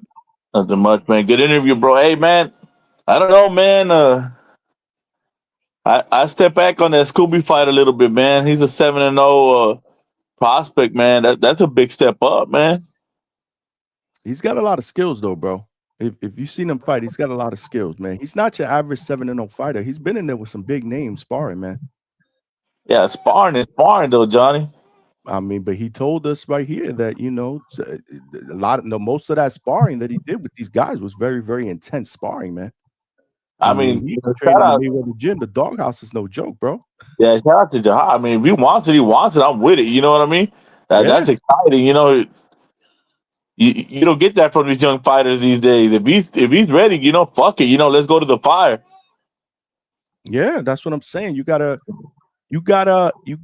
applaud these young guys, man. I mean, we had the same conversation, I believe on Sunday, real quick, about Najee Lopez, right? There's rumors that Najee could be potentially fighting Arthur Beterbiev on that November 22nd card. That's crazy, bro. Over at Riyadh, right? And there's a lot of people that said right off the bat, I don't know, man. That's taking biting off a little bit more than you can chew at your age, but they want that smoke, bro. Hey, man, that's great for boxing if these guys are taking that turn, going back to the old school. Because you remember, Johnny, back in the day, you didn't fight the names at the end of the career. You fought them at the beginning or the middle of your career, and then you had these trilogies and these rematches, and you had a whole bunch of storied fights, against a whole bunch of different fighters. This day, you wait for the fighter to be at the end of the career to fight 2 or 3 names, and that's it. The career's over, Mm-hmm. So, I mean, if we're going back to the old school ways where people are fighting in their 20s and then rematching in their 30s and then ending their career, with one last fight against a rival, that's beautiful for boxing and the sport's going up. So, yeah, man, I love to see it, man. Love to see it. Yeah, man. So I don't know how official it is yet, but this, I've heard it on multiple platforms. I'm actually going to be at Pro Box tomorrow, so I'm going to ask Mark Ferre directly. I mean, obviously he trains Najee Lopez. Is that going to be a fight that is going to be made, or is it just something that is swirling around on the internet? I mean, how realistic is it? It caught me by surprise, though. I got to be honest. I mean, it really, really caught me by surprise. But the fact that Najee's even being mentioned in that fight is good shit, because now I rock with Najee. You know the deal. He was in Brian Norman's camp. Yeah. The day that I went and spent the day with them there, I saw them put together some good work, both of them together. He can move, he can box, but he's young. He's young. So I don't know how you feel about that. Man, that like I said, man, it's how you become a legend. That's it, man. I mean, and it might be the right time, right? Arthur is closer to retirement than he is in his prime, right? Yeah, he might be catching him when Father Time tapped him on the shoulder and said it's time for you to go. Right. Another year, another number on your age. If he can box, he can move. Anything is possible. Anything is possible. But as far as the young kids, I love it. I love the fact that 7, 8, 9 fights, whatever it is, they want that smoke, bro. They want that smoke.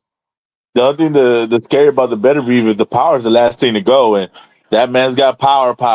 You know what I mean? Yeah, no. He's got hella power. Hood Rich 410 say Najee might get knocked out.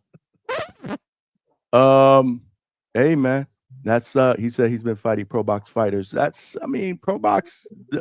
Hey, one thing that you guys gotta. Keep it real. Yeah, they may not have the biggest names as far as name recognition, but they got tough guys that go in there and they fight each other. I mean, if you've ever watched the Pro Box card, I know you have, H-Town. I mean, always Yeah. entertaining fights because they pit two guys that actually are going to fight. They What- really don't like any of that running Tom and Jerry shit. You know what I mean? For real, one thing we've learned about boxing these days is you don't got to be a name to be a good fighter, man. This is the concept that we've had that's ruined boxing. That if you ain't a name, then you don't deserve a fight. You know, because you got these European guys that come over here and we're supposed to be cherry picking the Europeans, and you got Boots going, you know, all these rounds with Karen. You know what I mean? Yeah. Because who the hell was Karen before he fought Boots? Nobody knew who the hell Karen was. Very, You very know? true.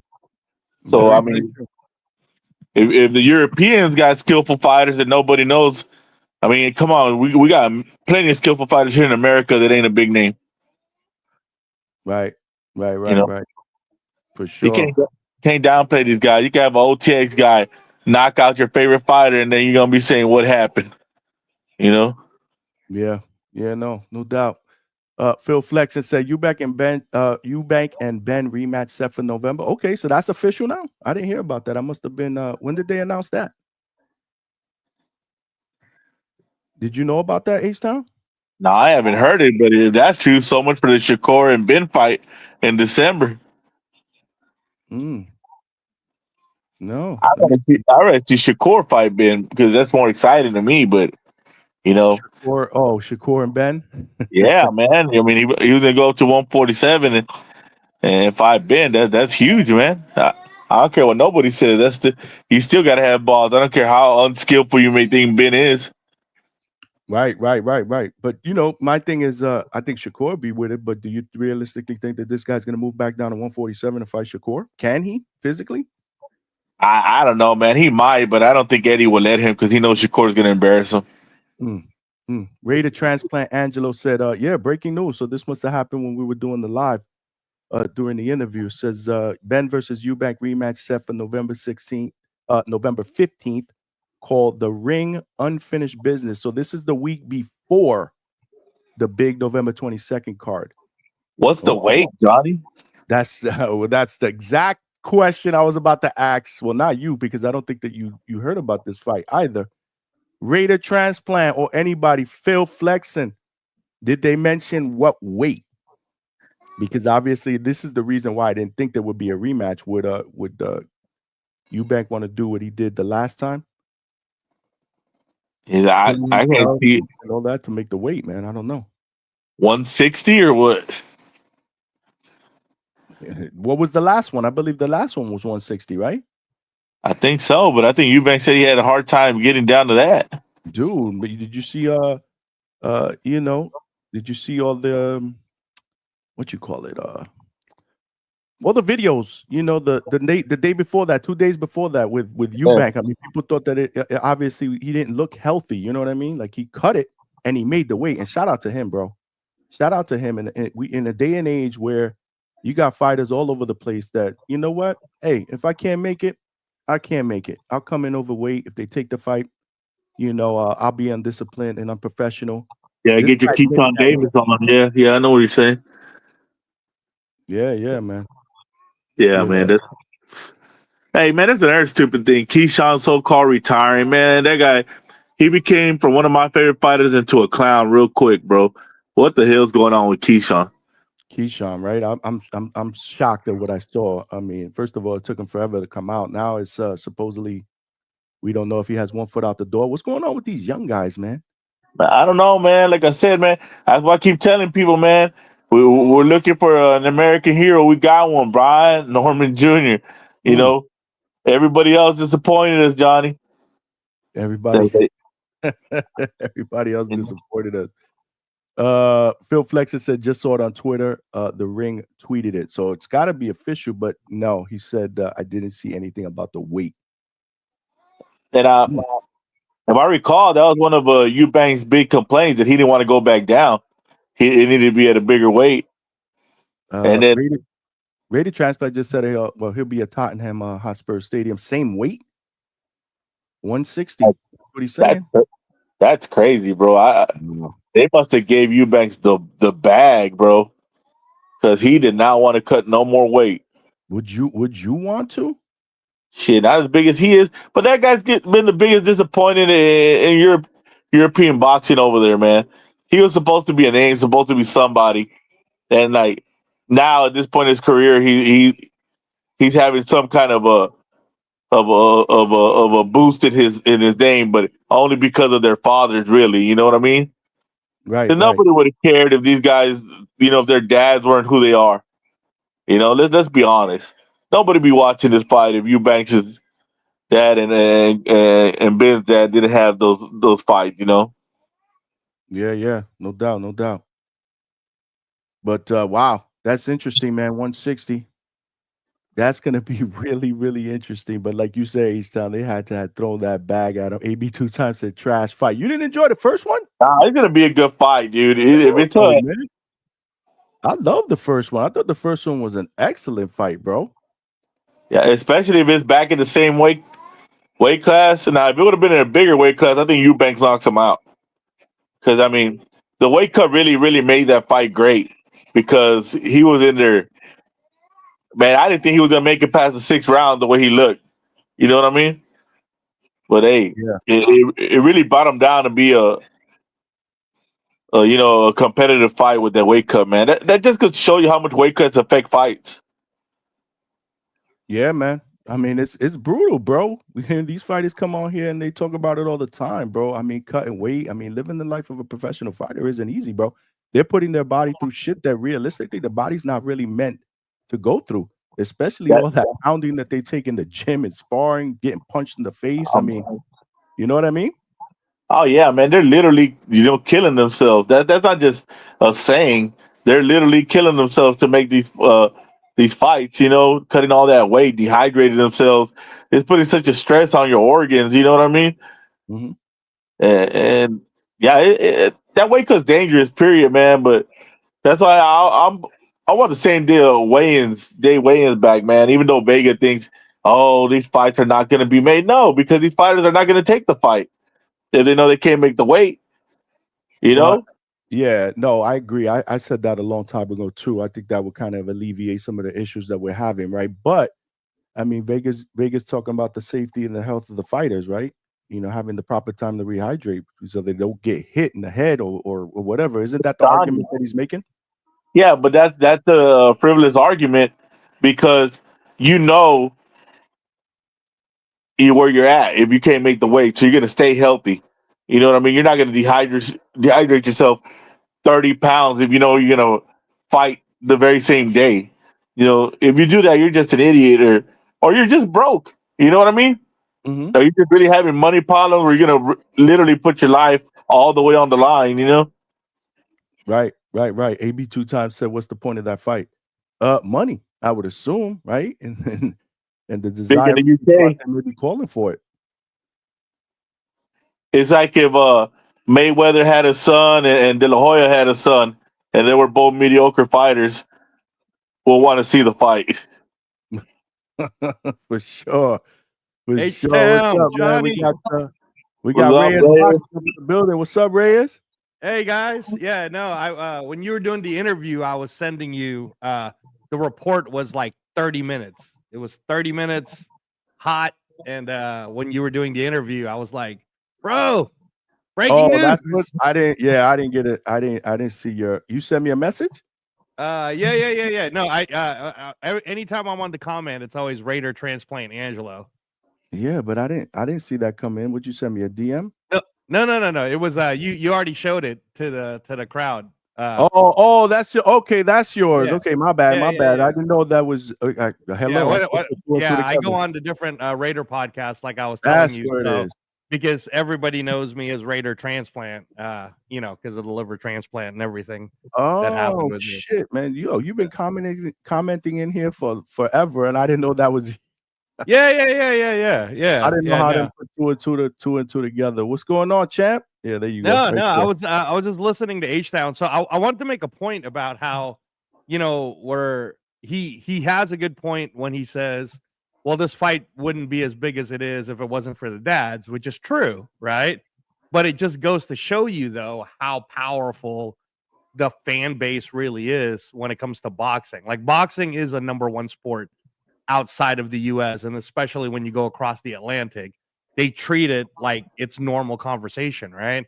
So the fact that the kids themselves could settle the score or kind of restart and renew it. And by the way, neither one is a world champion, neither one has a current belt, and they sold 67,000 the first time. So they're expecting it to be more. They're gonna like build more seats on this next one. So, and then to the point of, well, you know, he was struggling, bro. That's been his weight. 160 is his weight. Like he wasn't a 168 pounder before he fought Conor Benn. He fought 3 fights in a row at 160 pounds. He had just fought in Riyadh and knocked out the dude at 160 pounds. So, and there was no like weird rehydration clause. It's none of that, man. He's just, I mean, Chris Eubanks is the older fighter. Conor Benn is the younger fighter. That's how it is. And in terms of excitement, that right now is going down as most likely, unless some other dramatic thing happens, man, that's probably going to get fight of the year in terms of votes, right? You know how they do the Ring Awards at the end of the year? It's probably going to get fight of the year because the drama was just crazy. So it was hot, man. It's hot, H-Town. I'm trying to think this year what fight in the United States we have. Georgia and Regis. Did this happen? Which one? Georgia and Regis. I don't know about the atmosphere, but the fight itself. Yeah, no, I'm counting everything. It's kind of like watching a movie, right? Like what movie do we have that matches it, or that matches what we saw in terms of a fight? I understand what you're saying, though. In terms of quality of fights, we've had really good ones. But you know, again, man, I'm trying to think like, what stars do we really have that compares to it? Well, like what 2 stars do you believe on their own in the US could fill out 67,000? 2 American stars? Yep, 2 American stars that will fight each other right now. Man, I'm probably we got Ryan Tang part 2. Yeah. No. But seriously, like, you see what that H-Town understands. Like, you have to. I was gonna say Jake Paul versus Tank Davis would be the equivalent of it. Like, you know that would sell. No, I'll tell you, Johnny, it's crazy. I did this take on my friend's show that I was telling you about. He's just starting it out. It's like episode 5 right now. It's called the Knockout Canvas. And I told him in episode 2, I said, listen, man, this was before Tank Davis was doing the whole retirement thing. I said, trust me, Tank Davis is going to retire. Everybody's going to act all shocked about it. And I'm like, no, bro, because there's no upside to fighting Lamont Roach. And everybody already really knows that he did lose that fight. So he'll just retire. The belt will kind of be what the WBA always does. It'll be in recess, whatever that means. And then when he decides to come back, it will be to fight Jake Paul. And everybody's like, well, that's crazy. The weight's so big. How are they going to do it? And I told my friend, I was like, we've already seen this, bro. My fucking son made me pay for this shit like 4 years ago. And he's like, what are you talking about? When Mayweather fought Logan Paul. It's the same exact weight difference. It's the same exact, like, Logan Paul is over 200 pounds. Floyd fought him. They fought with small gloves, and you could clearly see Floyd was hurting him. That's what's going to happen to Jake Paul. Tank's no joke. Tank hits very hard. If you put Tank Davis against Jake Paul with really small gloves, Jake's not crafty enough to be able to catch Tank. On the other hand, we could see Tank do the same thing to Jake Paul, the same way he caught Ryan Garcia, bro. And it'll look spectacular, Johnny, for a small Tank Davis to knock down a big Jake Paul. So, you know, that's why I also feel like the Jake Paul versus Anthony Joshua could be a real thing. That could really happen. Just because if you think about it, Johnny, right? Let's say you're Jake Paul. You're trying to cash yourself out a little bit because you're into this whole, like right now, in all honesty, in terms of boxing, right? Jake Paul himself is not a Right, so please don't promote that fight. Look, the Jake Paul fight trash. I mean, yeah, no, I know, man. I know. But Yeah. Jake Paul has somehow been able to create his narrative now to where he is a good guy for boxing. Because, for example, like when he fought Cesar Chavez, I agree, guys, that main event was trash, but the undercards were pretty awesome. You know what I'm saying? But he Like, puts together decent undercards. The Mike Tyson Jake Paul undercard was good. You had Amanda and Katie. You had Mario Barrios and Abel. and You Abel had, Ramos. Shushu was on it. on the card. So I mean, he's notoriously famous for putting together questionable fights for himself, but really, really good undercards, right? Right. And that's been in recent times, Johnny. And that's my point. Like he's got the MVP banner. He's got the whole, hey, I'm trying to promote boxing. He's got the whole, hey, I'm pushing women's boxing, all going for him. So he's sort of a good guy in terms of what he's doing for boxing. So in terms of as a boxer now, H-Town, he's still trash, like what everybody's kind of saying. But look at the narrative that they could play in this fight that's going to make it sell. Jake Paul, the woman supporter to defend women against women beating Tank. Right. Oh, see, H-Town's got something right there, man. H-Town got it. I know how the circus goes, Reyes, and it's a sad thing that boxing has become such a niche sport in America that we have to go to circus fights or get our two biggest stars in boxing today in America to fight to match Conor Ben and Eubanks. That is sad. That is sad. Because Tank is so much more levels higher than them in skill wise, and in fame, Ryan matches both of them put together. So we got to get our most famous boxer and one of our more skillful boxers to fight each other to match two guys that are C-class fighters. No, and that's the same exact point, H-Town, that I don't know if you listened to the show. I want to say it was like 2 weeks ago, Johnny. I was in LA, and I kind of made this whole point about how I'm not angry at the American fighters. I'm not even really that angry at American promoters. I'm more angry at American mainstream media. We have 20 world champions and American mainstream media. I'm talking about American born and raised champions, and American media never talks about it. They never mention how good our boxing actually is. So if Boots Enos was being pushed when he was 23 years old, to now, he would be a superstar. But it's only now that the British promoter started showing him. Like, how is Shakur not a huge star? He's an Olympian. Dude, back in the 90s, if you're an Olympian, you're on every talk show. And now he's a world champion. Imagine, and these were guys that were just in the Olympics that were on every talk show. Not guys that became world champions. Once you became a world champion and an Olympian, you're a star. Now they're like, who the hell's Shakur? Nobody knows him. And that's really sad, man. It's sad that they're not on these shows. Like, I don't know, man. It just, America is obsessed with trash.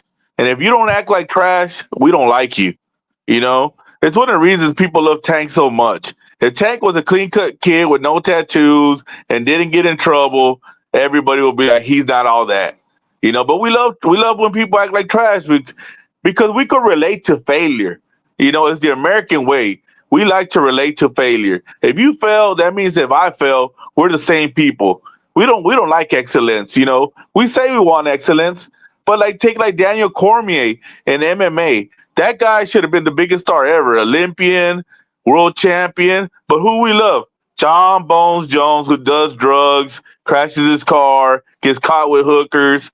That guy's the good guy in that fight, and DC is the bad guy.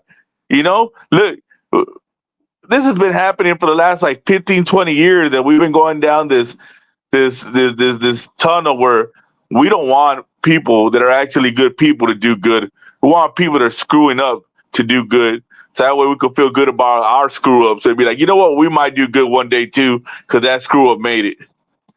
But I mean, one thing you can't deny, you talk about these guys being screw ups and all that, but realistically they provide an entertainment value, right? People get entertained with the They antics. love the car crash. America loves the car crash, I'm Johnny. not saying it's right, but people love controversy, right? I mean, you can have a show like you can have a show where we're talking about gospel and all this other stuff, and you're not going to get viewers here. But then you have another show where people are cursing and screaming.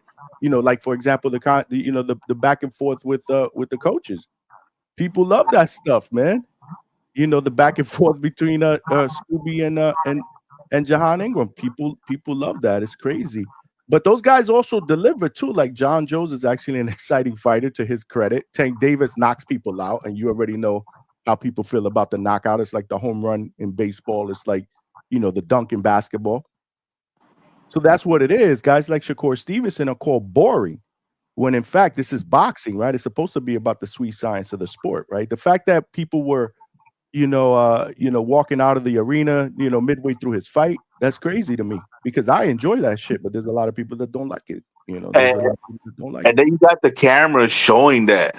Like, come on, why are you panning out, showing people walking out of the fight? You're literally shitting on the kid during his fight. That's wild. Well, tone deaf, that's a part of it, right? Social media, but we live in a social media world. That's the problem, where everybody is consumed in it, even the athletes. Even the athletes. I mean, these guys fight on social media more than they fight in the ring. How many times has Tank fought Shakur on Twitter? How many times have they signed a contract to fight in the ring? So I guess maybe I explained it wrong, but people like controversy more than they like. I mean, here's a prime example, Johnny. When Tank bought them buildings and he supposedly was going to help his community, that stayed circulating for like a week. Not enough talk about it is what you're saying, right? That's it. But he gets in a car crash and that circulates for a month.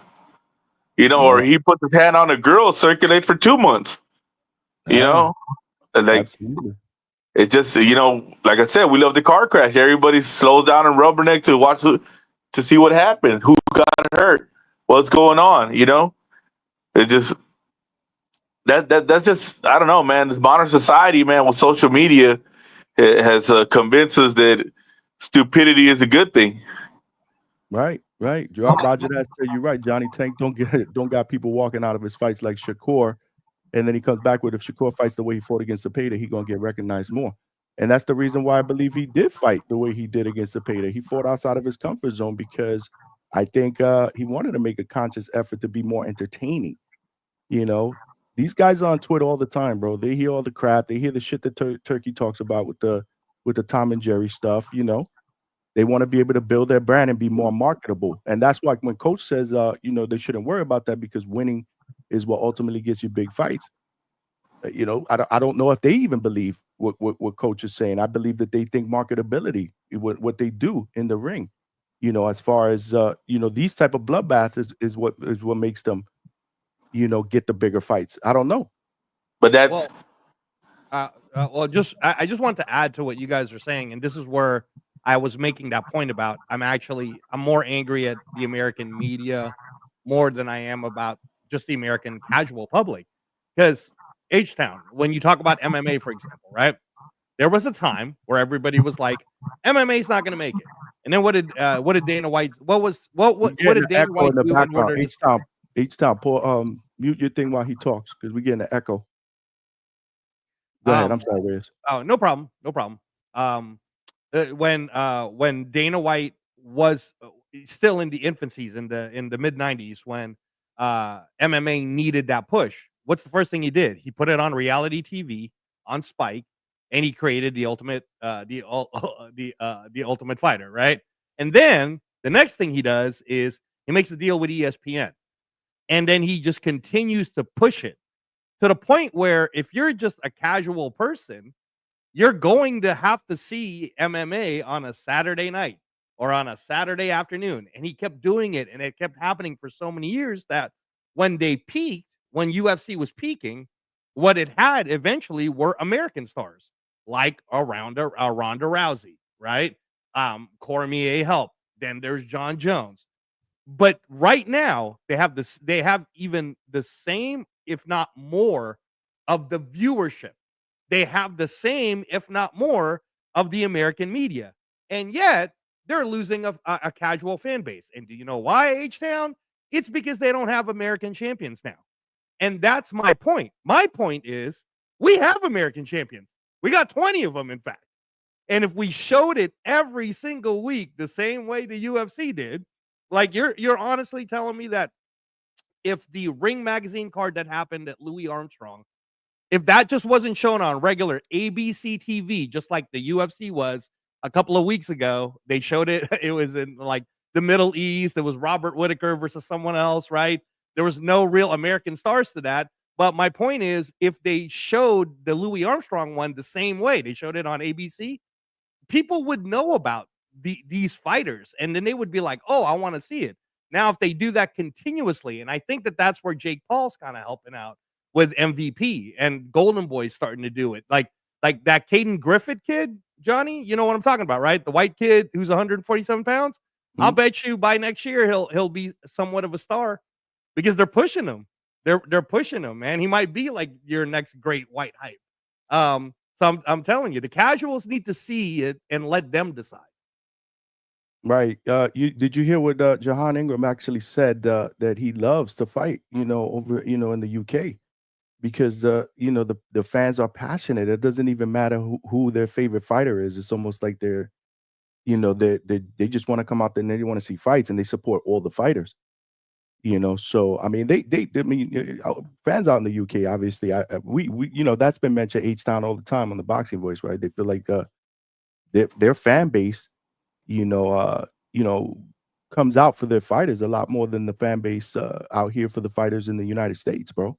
Like they rock with their fighters through thick and thin, wins and losses. Where here, we're quick to throw a fighter in the garbage after he loses one fight against another great fighter who we wanted him to fight. Now all of a sudden he loses to him.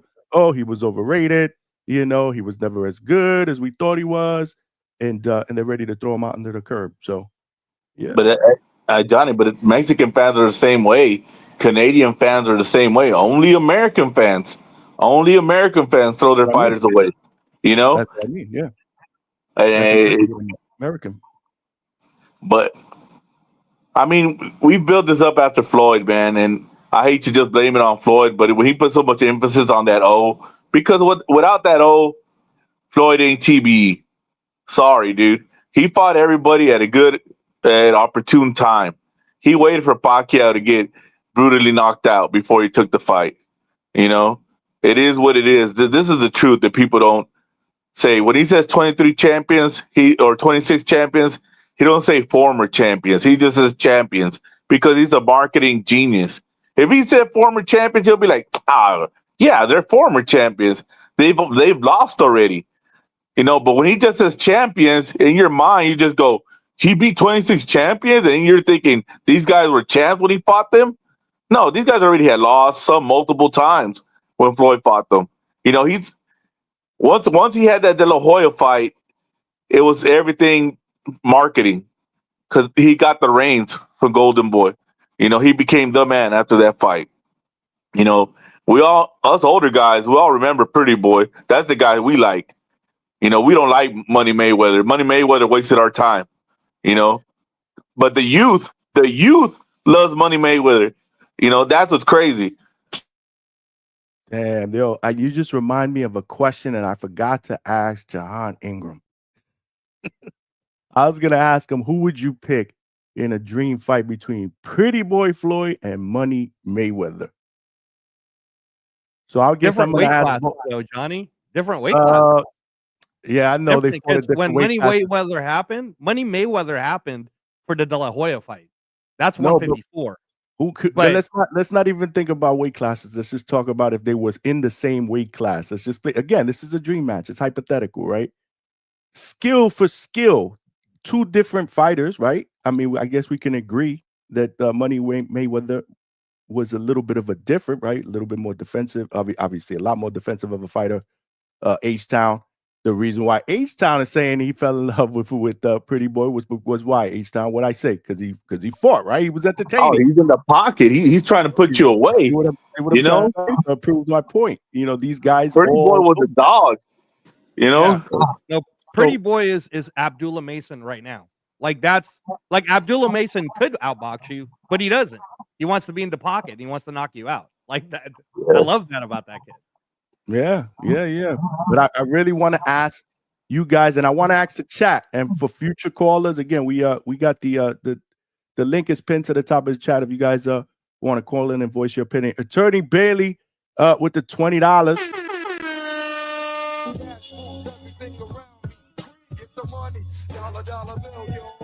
Appreciate you, fam.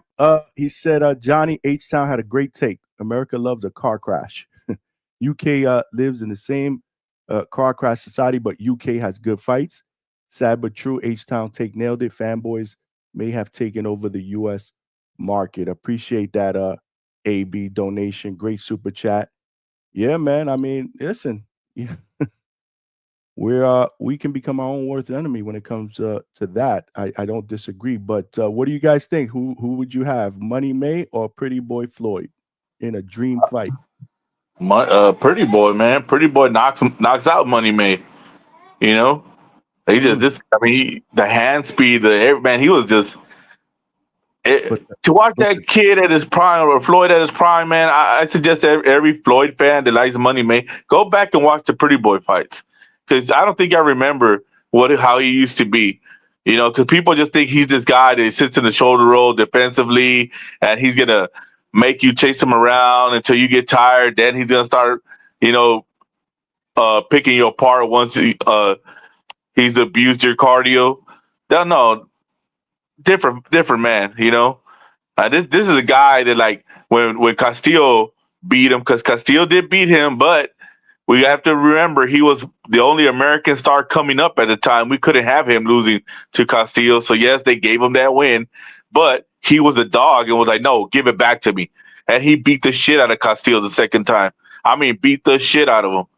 Like it wasn't even close.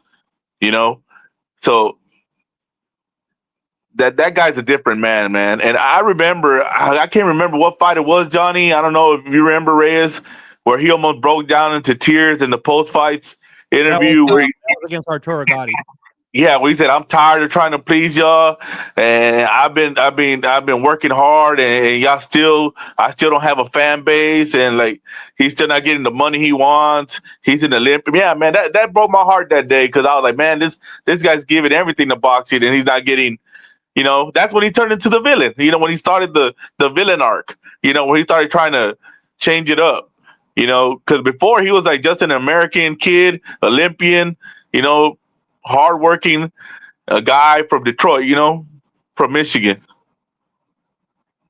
Hold on, I'm actually putting that out there as a poll. I want people to vote on this. No. I was gonna give you my answer, but I think H-Town has to go on mute because of the echo. Yeah, man, your echo is bad, bro. Hey, and Roger that. I appreciate it, bro. Actually, so that's a live picture that I had taken. I think I was on. I went to Pacquiao. It was Pacquiao Marquez 3. I was at Mandalay Bay, and the very top of Mandalay Bay is called the Foundation Room. And you get to go out. And when I went out, I took that picture, and then that's the background that I use. So thanks, bro. And in terms of Money Mayweather versus Pretty Boy Floyd, I totally agree with what H-Town says, but my take is a little different on how I got there. I think the reason why Pretty Boy beats Money Mayweather is you're saying, Johnny, it's the same person, right? But you're just talking about styles. But you're not talking. You're talking same person. Dramatically different from the dramatically different era to the Floyd era. So the Pretty Boy era to the Money Mayweather era. Right, to the Money Mayweather era. I think the difference is the Money Mayweather era. The reason why he fought that style is because when he broke his hand, he decided to start going that way and that route, and also that Money Mayweather style. If we're being honest, he used that because he was in a higher weight class. When he was Pretty Boy, he was not afraid of taking hits. In fact, a lot of people, like I predicted this when the Shakur Williams-Cepeda fight was going to happen. I said it will look just like how when Pretty Boy Floyd fought Jesus Chavez at the Bill Graham Civic Auditorium in San Francisco. It'll look exactly like that fight. And where I was wrong is, and this is my nick on Shakur now. Floyd, the reason why they stopped the fight is Floyd was hitting Jesus Chavez so hard with crazy uppercuts, Johnny, that if they would have kept letting that damage happen to Jesus Chavez, even though the scorecard, I think like Floyd was only up by 1 or 2 points at that point. The reason why he stopped it is the same reason why we just saw like that. I sent you that one, Johnny, about the Japanese fighter. He fought a really good competitive fight. Nothing looked like anything was wrong, and then now the guy's in a coma, right? And Yeah, man. that's the thing is these punches don't tickle. And when Pretty Boy Floyd was very underrated in terms of his knockout power. That's why I'm like, if Abdullah Mason keeps tracking the way he's tracking, and he doesn't break his hand, he continues to want to knock people out, he might go that Pretty Boy trajectory. I mean, just because that's what made Floyd so fun. And I agree with H-Town that he was frustrated from getting robbed in the Olympics. He should be a gold medalist, not a bronze medalist. And then he was very frustrated under Top Rank because he kept seeing how De La Hoya was being pushed. And here he is, Black American, doing everything right. Pretty Boy Floyd. He was following the Sugar Ray Leonard format. So he thought he would get Sugar Ray Leonard love. And then he wasn't getting that type of love from any which way. So then he was like, you know what? Screw it. I'm going to be the villain because you guys are painting me to be the villain anyways. And then what happens? He becomes what Jake Paul is now, but without the skill level. Obviously, Jake Paul doesn't have that. But Jake Paul copied that. In fact, everybody who wants to be popular, they just basically copied what Floyd did. Because they know it's better to act bad, than to actually be this good golden boy looking at that time. So, and I agree, man. I mean, it's sad. You're absolutely right, H-Town. It breaks my heart that Pretty Boy Floyd wasn't treated like how Sugar Ray Leonard was treated. Yeah. Mark Vasquez got Pretty Boy winning. David Garcia says Cat Pretty Boy lost to Castillo. Money Mayweather would have frustrated him. Okay, so the defense and the IQ. Somebody said Money lost to Oscar. Somebody said no, he didn't. He said no, he ain't lose to Oscar. What's going on? Floyd Senior had him losing to Oscar. Floyd Senior. I remember that. After that, that's where he used to train Oscar, right? Yeah. Well, he didn't train Oscar for that fight. I know he didn't train Oscar for that fight. I think who trained Oscar for that fight? It might have been Freddie Roach. Yeah, it was Freddie Roach. It was Freddie Roach, right? Trained him for that fight. That was the first time we saw HBO 24/7. Little historical lesson for everyone. When HBO 24/7 came out, it's because of Mayweather versus De La Hoya. I love that. That was good that you brought that up. I used to love those. I don't know why. Well, obviously HBO went away, but everybody needs to create their own version. Yeah, Johnny, that same crew and that same group, the one that produced it, they're the ones that do Hard Knocks. They just took the whole thing and put it into football, right? But honestly, bro, that series made boxing so popular to casual fans because it was in deep documentary. It was the best. It was the best. It was the best. It made you feel like you're in camp with them, man. It made you feel like you're in camp with your favorite fighter. Exactly. Everything. You're eating with him. You're seeing what he's training. Everything, man. It's like the curtain was pulled back and you saw how they're making the bread. I tell fighters that I meet, especially when they're younger fighters. Secret Dance Move said Money Mayweather is way better.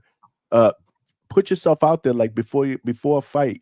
Put together a 15-20 minute clip of you training. That behind the scenes stuff. People like that. I love to see shit like that. So if they're not going to do something formally like 24/7, do it yourself. A lot of fighters do it themselves. They'll put out clips like 15-minute, 20-minute stuff to throw it on their YouTube channel, and you get a chance to see life behind the scenes, leading up into a big fight. They all should do that. You know what? My favorite thing to see, which is weird, I guess.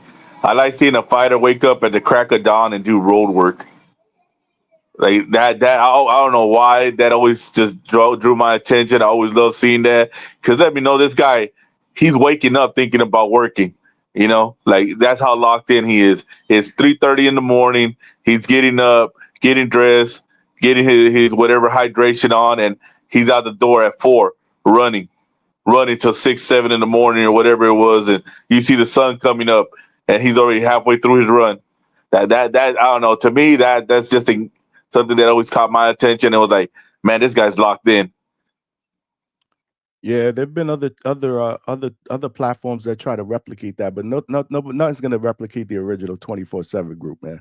And You know, and the shit that they put and together. it's funny you say that too, Johnny, because like Matchroom, Queensberry, all the UK people, they have that. Like if you watch boxing every week, like I do, they Oh, have they it. They just they did one do? with Cameron Yeah. Vong, that came out yesterday, right? And that's what I mean is over there, again, I feel like over there, they talk about it like it's regular news. So, you wake up in the Yeah. morning, you're listening to morning radio, and then they're like, "Hey, did you guys see that club show the other day with so and so fighting so and so?" So everybody knows everyone. And here we have those club shows, Johnny. We have them. Golden Boy just did one, right? Pro Box is there. Can you imagine if Pro Box was talked about in regular news? How about this? If Pro Box was just talked about in regular news in Florida, bro. And just in Florida, how Right. popular everybody would be, because Pro Box does produce really good, fun, competitive fights. Maybe not in California, because California is a little weird, but the ones that happen over where you're at, Johnny, those are some really good competitive fights. Absolutely. Absolutely. Tone Deaf said Floyd never discredited his opponents, just made himself better. Yeah, that's something that I don't understand why fighters do that. I don't even understand why fans do it.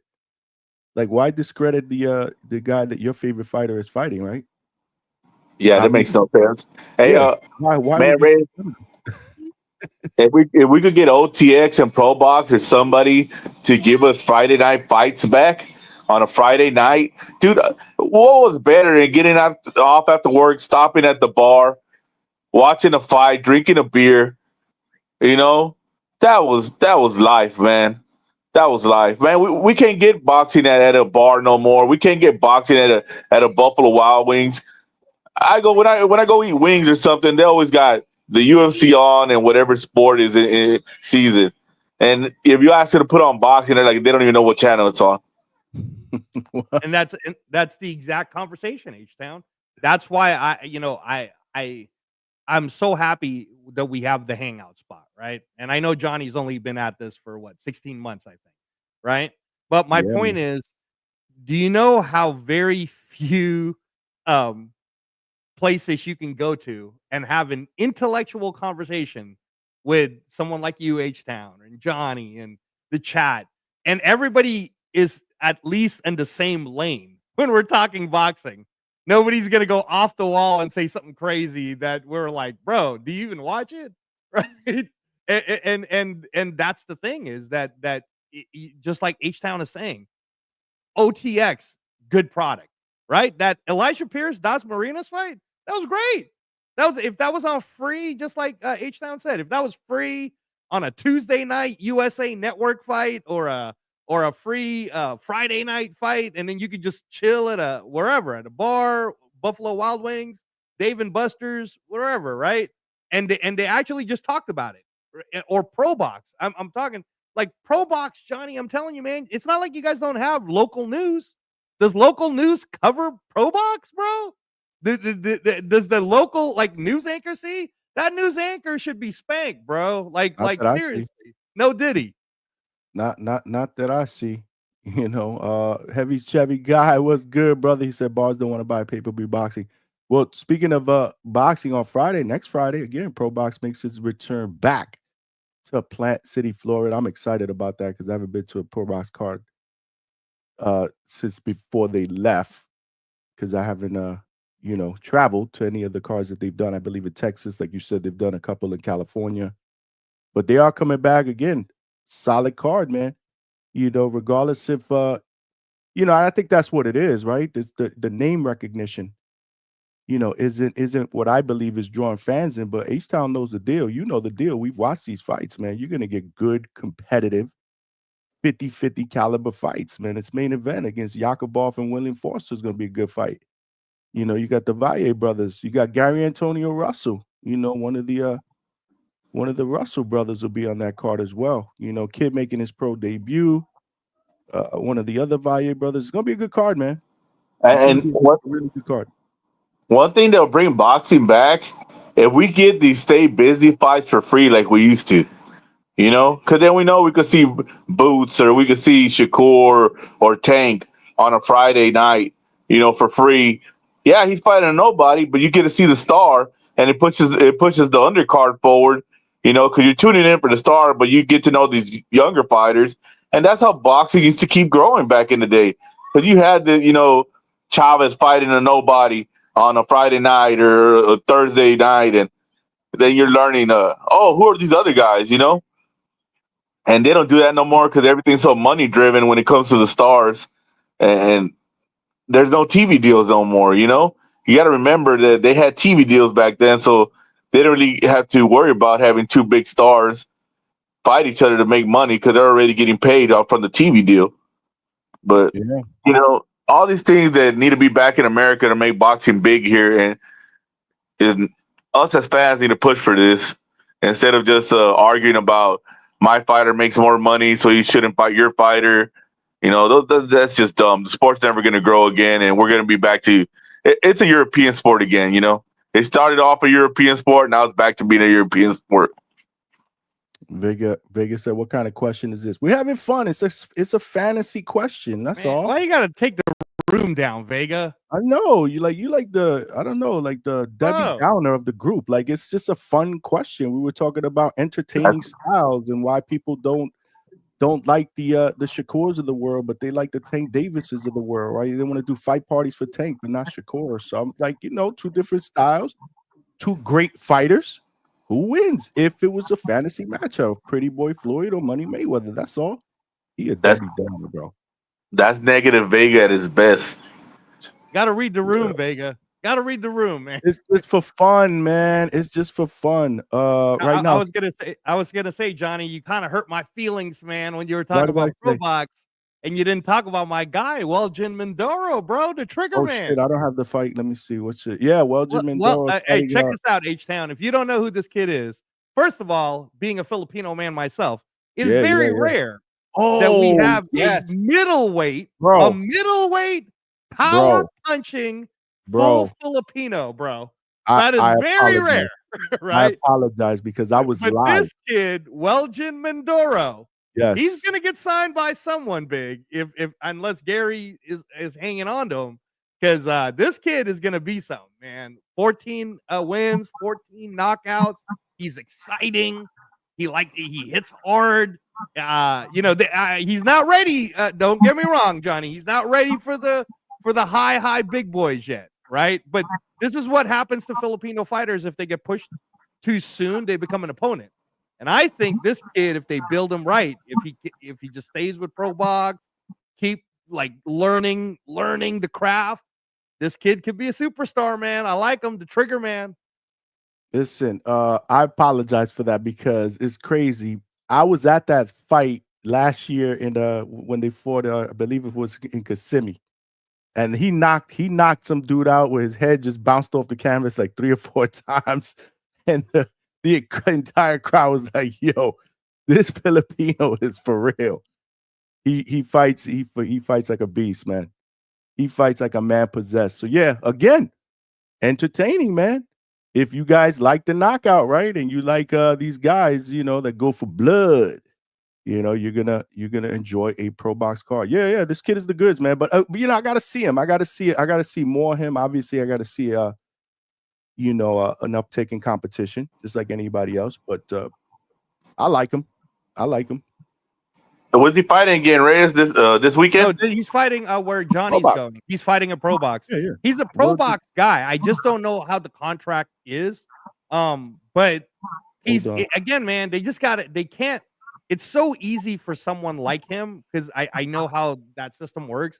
It's so easy for someone like him to all of a sudden be an opponent to somebody, when really this is a guy that you could build up. He's still young enough. He's got power. He's got a good Philippine fan base already.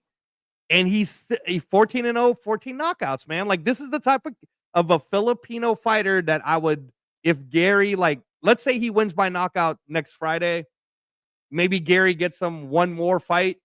and then put him in Riyadh in December on the undercard of Inoue. And this guy is and you got to match him well too, Johnny. You already watched him. He's not much of a jabber, bro. Right? No. But he loves them uppercuts, body shots, and just going for broke, man. This guy is fun to watch. Yeah, I just put his box rec up for you guys. Weldon Mindoro, known as the Trigger Man, 100% knockout ratio. This was the fight that I'm talking about. I think this was it. Yeah, November. It was November 9th. It was against Lucas de Abreu. 3rd round knockout. If you guys didn't check it out, go back and look at it. This dude's head bounced off the canvas like 3 times. Like I literally was scared. Like for people in the arena was scared that this dude wasn't even going to get up. And he took it like a champ. Next fight, obviously, one first round TKO. He did have one. The next fight was against an undefeated Mexican fighter, Johnny. So they thought that was going to be a challenge for the Trigger Man, and he knocked him out in the first, bro. The fight, Johnny, that I want you to watch to see where the excitement for how good this kid could be if they manage him correctly is watch his fight with Takashi Inoue. That was the draw, the split decision. That was a split decision, right? But that was the first 12 rounds. Takashi up to that point had fought some really good fighters. So Weldon was still kind of like, well, is this guy going to be good? We don't know. And when he fought, because you have to remember that Inoue, by the time he fought Weldon, he had already fought Tim Tszyu. He took Tim Tszyu 12 rounds. He fought Jaime Munguia 12 rounds. So Inoue didn't suck, bro. Like Inoue was a guy who even Filipino fans are like, I don't know, man, this might be a little early for Weldon. You know, Inoue's no joke. And the fact that Weldon, a lot of people believe that Weldon the Trigger Man really beat Inoue in that fight, but it was split decision draw. That's kind of, I think, what got noticed for someone like Gary from Pro Box. Is he's good, bro. I'm telling you. They just can't. He's good. He's good, but he does have some guys on his resume that will look at this guy. 25. No, I understand. I get it. 24 losses, 19 losses, 21. Yeah. You're not lying. 12. You're not lying. That's boxing, Johnny. That's boxing, though, man. Everybody's got that. I know, but still, you know, let's be fair, right? I mean, but now here's my counter to it, Johnny. This is a kid that's very similar to like in the UK when somebody doesn't have a big amateur background, right? They use like the first 10 fights to give them that experience, kind of like how Fabio Wardley was being brought up, right? And then the Inoue fight was really like the tester. That 11th fight was the test. After that, like I said, like he ended up, remember at Pro Box, he fought the bare knuckle guy, Tyler Goodjohn or whatever, and then you saw Lucas Abreu, and then you saw Omar Munguia. So Johnny, we're just talking about imagine the potential of what this kid could be if they don't throw him to the wolves too early. And Johnny, let's bring it back in full circle to Jihad. That's what I'm saying. 7-0, straight to Kurt Scooby. That's impressive right there. That's impressive. You know, because this is how boxing goes. Just how Reyes says, take 10, 14 fights before you even get your first sort of challenge these days. And this kid on his 8th fight is going for Scooby. That's special. You know, he wanted that. He actually told Bermudez in the chat, because I said, he trains. I told him, I said, Coach Bermudez trains Rohan Polanco. He trains Yo-Yo Hernandez. He trains Kurt Scooby. And once I said that, he was like, let him know that I want that fight or something. And I got some people in the, in OTX, we can make that fight happen. And that's what Coach came on. I didn't know Coach was going to come on with Scooby, though. I kind of felt a little bit bad for doing that. I shouldn't have done that. But, hey, man, this is boxing, man. This is boxing. This is how the sport is moving, too, man. Online. This is how these fights are getting made online, believe it or not. A lot of the stuff Ness talks about and these fights he brings up, they not Nostradamus, like he likes to call himself, Yeah, no, I get it. It's good for us to be able to talk and put the fights together. I kind of felt like, the kid got ambushed a little bit, you know what I mean? Yeah, but you didn't know Coach was gonna have him there, so I know, didn't know. it I wouldn't have wanted him to get ambushed like that. I wouldn't want that to happen. But Hey, just I didn't know. Like I said, I just saw the coach in the back. But it is what it is.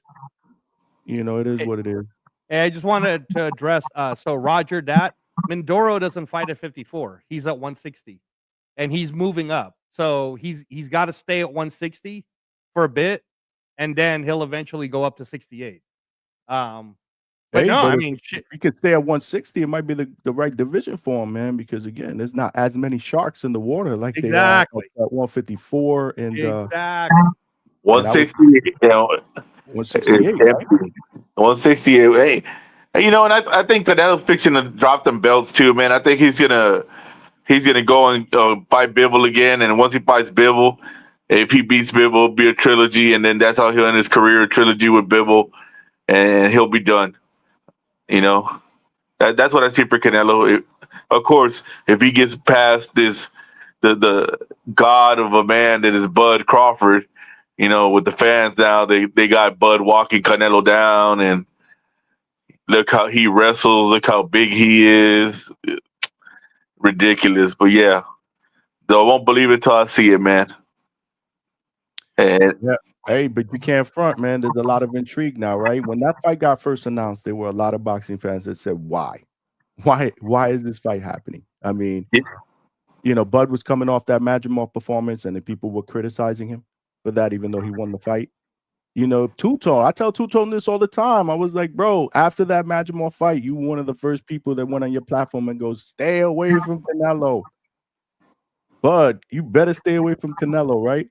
But then as time went on, and then obviously Canelo's performance against Skull changed a lot of people's thought process about it. Now there's a lot of intrigue.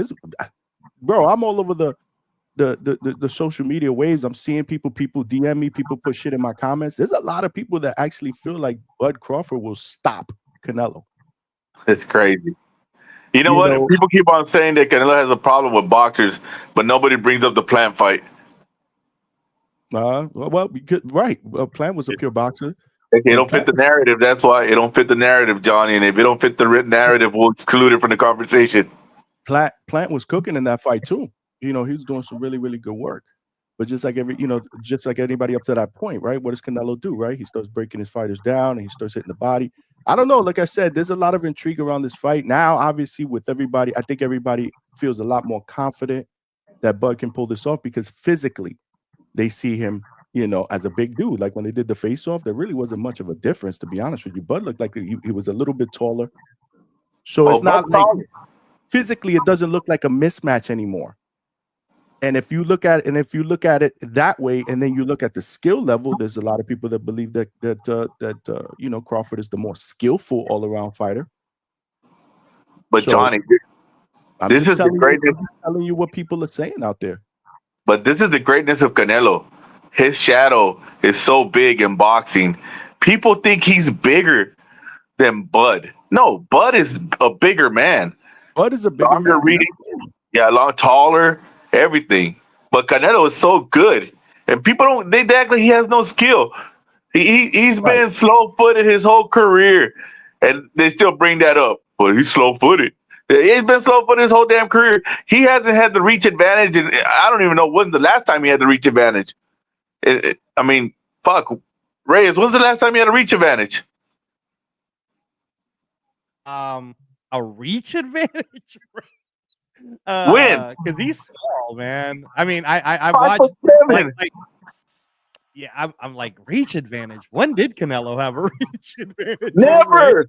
Most of the people Canelo has fought has all been bigger than him. Like, when was the last time Canelo fight somebody small? Canelo doesn't have short arms. When's the last time he had the reach advantage, Vega? I know you're a historian. Shit, probably Cotto. That was how long ago? What was that, like 20s? Man, I love that fight. That's a slept-on fight, man. I was a little upset Cotto threw a fucking pissy fit. Like, you lost, bro, but you know, it's funny because people talk about Cotto, punch drunk, can't take punches. He took all of Canelo's punches and stayed competitive. You know, people don't give him respect for doing that because look at what Canelo did. Canelo went up and knocked out a 75-pounder, but could have knocked out Miguel Cotto. Come on, man. Put respect on Miguel Cotto's name. We don't do that. We don't That show was a enough. really good fight. I know you do, Johnny. And I'm not saying you guys here, but that's like a narrative you hear. Like people forget Cotto was brought down 2 pounds by Pac-Man A-side shit. We always hear other people being ridiculed for A-side shit. You know, shout out Tank Davis. You hear that a lot from today's fan base. But Manny Pacquiao brought Miguel Cotto down 2 pounds. And you know what Miguel Cotto's next fight was? At 154. You know what I mean? Like these are the things that people don't realize. And Miguel Cotto was then you know what he did? He went from bitching about it to being the bitch. No offense. Like I'm just saying, acting like one. Because then what did he do? Sergio Martinez, you got a bum knee. I want to bring you down. Then he brought him down only 2 pounds. And Sergio, no, he was a guy that probably could have still made 54 if he was healthy and active. But he was inactive. Like I said, bum ass knee. And, had him do those 2 extra pounds. Really pushed for his name to be first or him to be, treated as if he was a champion. Obviously, he didn't get all those terms. But Miguel Cotto really tried to A-side Sergio Martinez. And I know I'm getting a little off track, but I'm just saying, man, if you really through history and you look at these cats and we give so many guys, we say boxing's not how it used to be. Bro, boxing's always been full of bullshit, man. Y'all people just don't know or just because we didn't live it. Maybe you was too busy playing football or playing video games. But bro, this A-side stuff has always existed, man. But yeah, Cotto, Canelo was a great fight. Yeah, I mean, if I'm not mistaken, Cotto also A-sided Canelo, and he made him come down. Canelo was already fighting at 155. But I thought that fight was like a 153 or something. Nah, it was 155. Yeah, fight was at 160. The Cotto fight was for the Ring magazine and WBC. No, it was a catch weight at 155.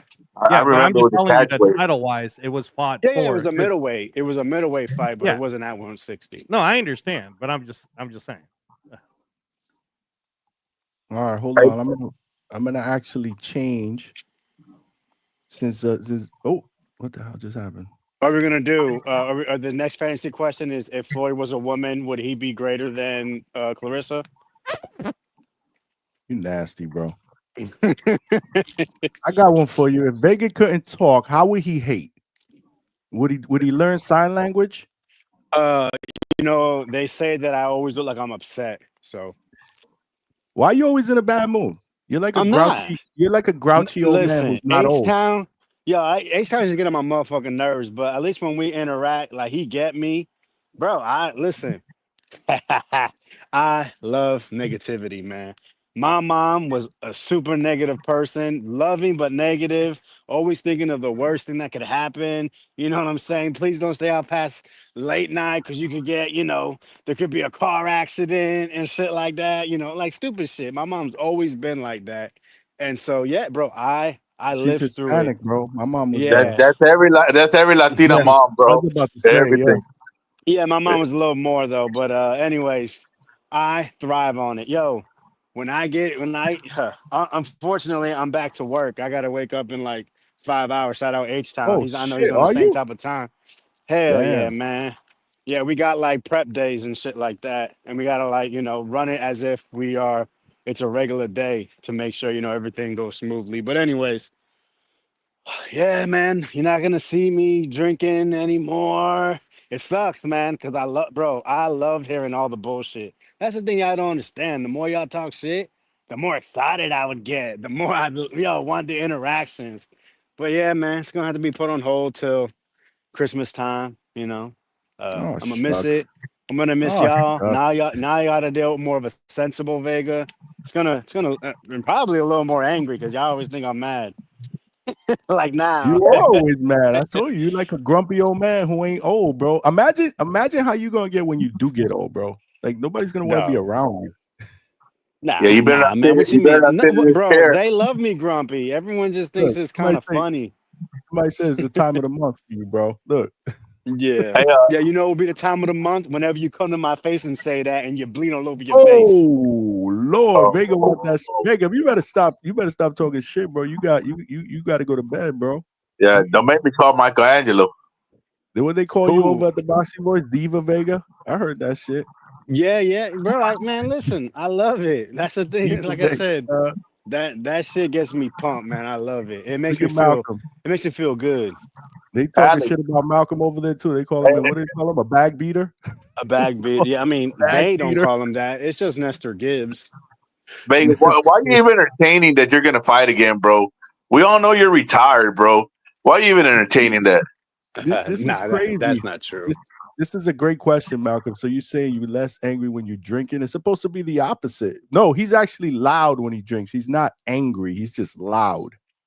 Yeah, no, I'm Very, not angry very when I loud. drink, but I can definitely. I think, like most people, right?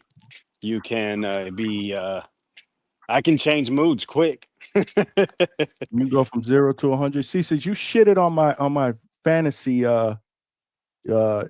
poll there, was just having a good time with it. I took it off, and let's do a prelim. Let's check the temperature. How far out is the Bud and Canelo fight? That's September 13th. So we're 5 weeks, 4 weeks and change. yeah, probably. about 5 weeks. So let's do a prelim run, and then obviously as we get closer, we'll do a real who everybody thinks today, because this is a fight that I believe, and correct me if I'm wrong. Well, if you're me, you might flip flop. You think there'll be a lot of flip floppers, today as compared to maybe fight week? 1000%. Yeah. So we'll do a prelim run here today. We'll do that vote to see who in the chat believes, or who they believe in the chat will win either by decision or knockout. So I put that poll out since Vega shitted on my other poll, and we'll see, and then we'll compare it. I'm going to take a screenshot and then we'll compare it to the one we do on fight week.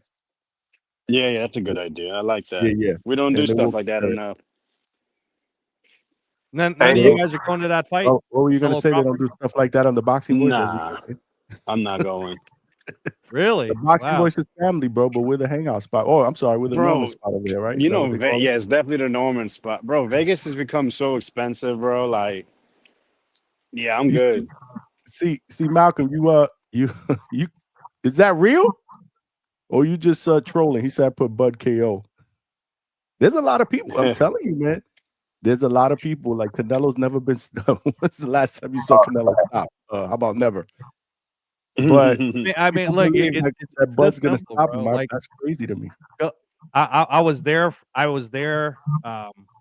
Like H-Town, you gotta turn your mic off because you get bad echo when you're not talking. All right, sorry, Reyes, guys. So Johnny, I was there floor seats for both the Canelo Golovkin fights. I still feel Golovkin should have won the first one, but dude, Golovkin fucking hits like a monster, bro. And Canelo, I just felt like, damn, I can't believe what I was more shocked at was at how much Canelo was able to take those punches, or at least let me say how he was able to take those punches without showing that he was hurt, because those punches look like fucking monstrous shots, man. So I just that's where I can't see Crawford knocking him out or even really hurting him in that sense. I think that Crawford will need to do more what Laura did if he wants to get a chance, but he's not gonna try to go like how he did with Gamboa, bro. Crawford ain't doing that. There's a lot of people that feel like Crawford's gonna fight him, bro.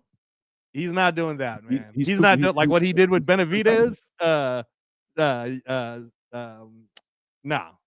it's not gonna. No. Guys, you guys are hearing the same thing I'm hearing, right? Word on the street is Bud's gonna fight this dude. Bud even said it himself in the press conference. I don't know if he meant it or not, but he said he ain't gonna run. He fighting this dude. Hey, What's man, up, just because you're on the back of it don't mean you're running. Yeah, well, we're gonna see, man. We're gonna see, but I did put the vote out, the poll out. I want to see what everybody thinks right now. 40%. Damn, nobody. Oh, you didn't put that, Malcolm, because Bud by KO, TKO is still at 0, so I don't think he put that. I thought. Yeah, he nah, did. man. I want Canelo packed up, bro. I want him to lose a clear or something. I want a clear loss, but honestly, I don't like this fight from the jump because the issue is Bud wins. And that's going to open up the floodgates for everybody wanting to jump up 2-3 weight classes just to get a high payday with someone that's a big name that can go ahead and produce that check. Turkey. Don't forget, Turkey won a Bud to fight Benavidez. So he may move on to his next favorite. I don't know. What is he gonna say? Hey Hamza, I want you to jump up and fight Usyk or Opataya. I don't know, man. That's why I don't like this fight because Bud has skills. Canelo's obviously declining. We don't know who Bud is at this weight class, so I guess that's what adds to the intrigue. It's two pound for pound fighters, two guys that have been, at the top for many years, maybe a decade or so. But yeah, I just don't like it because I'd rather Bud just take one fight, or at least around 160 to 168, just so we kind of have an idea. Yo, listen, he kept the speed. Man, he's as powerful or more. Man, he could take the punch. And I think that would have had me more intrigued. But it just seems the curiosity gets people more interested. So I understand that it helps sell the fight. And plus, what if he loses? What if he's beating some guy at, at that weight class and one punch knocks him out. And then we lose the chance for Canelo. We hear Nestor Gibbs say all the time, like, upsets are great. But if, like I said, if Bud took that interim fight and was fighting Joe Schmo, and Joe Schmo knocked him out, nobody wants to see Canelo versus Joe Schmo. That's not gonna be a fight on Netflix. So yeah, man. I understand the intrigue. I really want Canelo packed up, and then listen to all these Bud fans just talk about. I don't know if everyone is, but within my community that I'm a part of, they talk about Bud's the best punch placer. He's the strongest man alive. You hit him, he comes back meaner, stronger, better than ever. Like that talk annoys me. It's like, bro, we got to stop acting like these guys are invincible, and like that. And that's why I don't like fandom. That's why you hear me push back against it. I'd rather be a big fan of the sport because I like competitiveness instead of being like, oh my God, I love him. He's my man's. Hey, let's be real, man. Bud winning does nothing for boxing. What's he gonna do? He's not gonna go fight Bivol. He's not gonna go fight Beterbiev. There's gonna be no more fights after that. If he beats Canelo, it's over. He's gonna retire. He fights once a year. He'll be 40, fighting his next fight. It does nothing for boxing, Bud winning. It does nothing for boxing. Nothing. There's nothing else. At least if Canelo wins, you're gonna get the Bivol fight or probable Beterbiev fight. He's gonna go fight these guys still. Bud's done, man. I don't know why people keep acting like Bud's gonna fight five more times after this. What's he gonna be fighting until he's 44 years old? Like, come on, man. This does nothing for boxing, man. Bud winning does nothing for boxing, aside for Bud fans being and say he beat Canelo. That's it. That's it. You never hear any plans for Bud after this fight. There's nothing. Nothing. Well, that's what I was gonna say. Is when Vega, when you were explaining your point, like I don't disagree with it from that sense. But obviously, as you know, man, like in my opinion, and I don't know if you guys agree with this, Bud's height of his career in terms of overall fandom, popularity, where everybody started like going, "Oh my God, this guy," casual, like across the board, right? American mainstream media was the Errol Spence fight. So that's the peak, right? And then this is my whole point about how, Johnny, if American media did the service they're supposed to for all sports, including boxing, then Bud Crawford should have been a bigger star after that. And instead, he was cool news, and then they barely really talked about him. And then, what happens? You do a show in LA. You do a show in LA in where fucking Eminem is there, bro. Eminem is there. And the card's a great card, right? And Bud couldn't really get that traction the same way he got it for that one event for Errol Spence versus Bud Crawford. So after that Bud Crawford fight, or after that fight, you couldn't really see Crawford stay at 147 if you're in his management team, because not only are there was no money fight there for him anymore. Moving him up to 154, though, who would have been the money fight? Like, in your opinion, guys, who honestly would have been the money fight for Crawford? In my opinion, it's nothing. So I think Crawford, who knew, hey man, I'm going to be 38 in September, I think he knew it. He was like, I'm just gonna fucking ask for the shit. And Turkey's my buddy, and he's gonna pay me a grip, and I'm gonna do my best. Let's see what happens. I'm gonna do my shit. If Sugar Ray Leonard could come out after a 2.5-year retirement and move up to 160 and fight Marvin Hagler, why can't I do it? And I think he just kind of went that way, No, you're right. But what I believe hurt Bud after that is the inactivity, right? Like you said, he was riding the wave of the biggest win in his career. He needed to continue to ride that wave and stay active, instead of going back and forth and contemplating if they were going to do a rematch, which obviously never happened. And then he remained inactive. He needed to fight after that. Maybe take the Fundora fight. Wasn't that on the table? He should have jumped up to 54 and fought Jermell right away. That was a hot fight. That would have made him good money. Oh, no. I'm talking about the 54 fight. The Fundora would have been after Madrimov, right? After that Madrimov fight. Yeah. Because remember Fundora? Yeah, my bad. When did they fought like March 1st or something? So that was like 5 months after. And then he was like, "Oh, my nose, it hurts, it's broken. I can't be cleared for fight for 6 months because my nose is bleeding." You talking about Fundora, right? Yeah. Yeah, I mean, but realistically, now that I think back, right? Well, who would have been a fight or an exciting fight for the fans who want to see Bud in, unless it was the Errol Spence rematch? And a lot of people really didn't want to see that rematch because of how bad he beat him the first time. I wanted to see him fight Boots Ennis. That's me, though. I was about to say, right? I was about to say that was probably the only guy that I believed, but at that point, right? Bud, I don't know if Bud thought the juice was worth the squeeze to fight Ennis, because he was never really interested in fighting Boots at that time. Boots turned it down. They didn't want it. Boots didn't want it, man. That's what really happened. Bud said he would have fought him if they would have called him out, and they didn't call him out. But they were calling them out. I've heard Boots. They were on $1 million. They were on $1 million worth of game, and Bootsy Ennis talked to Bud, and Bud punked them, bro. It was bad. That's where the whole narrative, if you call Bud out his name, he'll fight anybody, came from. Because he told him, if I really wanted to fight me, I know what to do. And then Bootsy started going on about how they were going in another way, and it was bad. It made them look bad. I don't know, man. But yeah, the inactivity. He didn't take advantage of the hottest, riding the wave, so to speak. But I don't know. Malcolm said, for you guys that believe that Canelo is holding up the division with all the straps, it might be a good thing if he said if Bud wins, that way he can retire and then all the straps are up for grabs. Yeah, that's not actually a bad point, because fighting the guys he's been fighting. Yeah, here it is. Nah, if he win, let the belt scatter.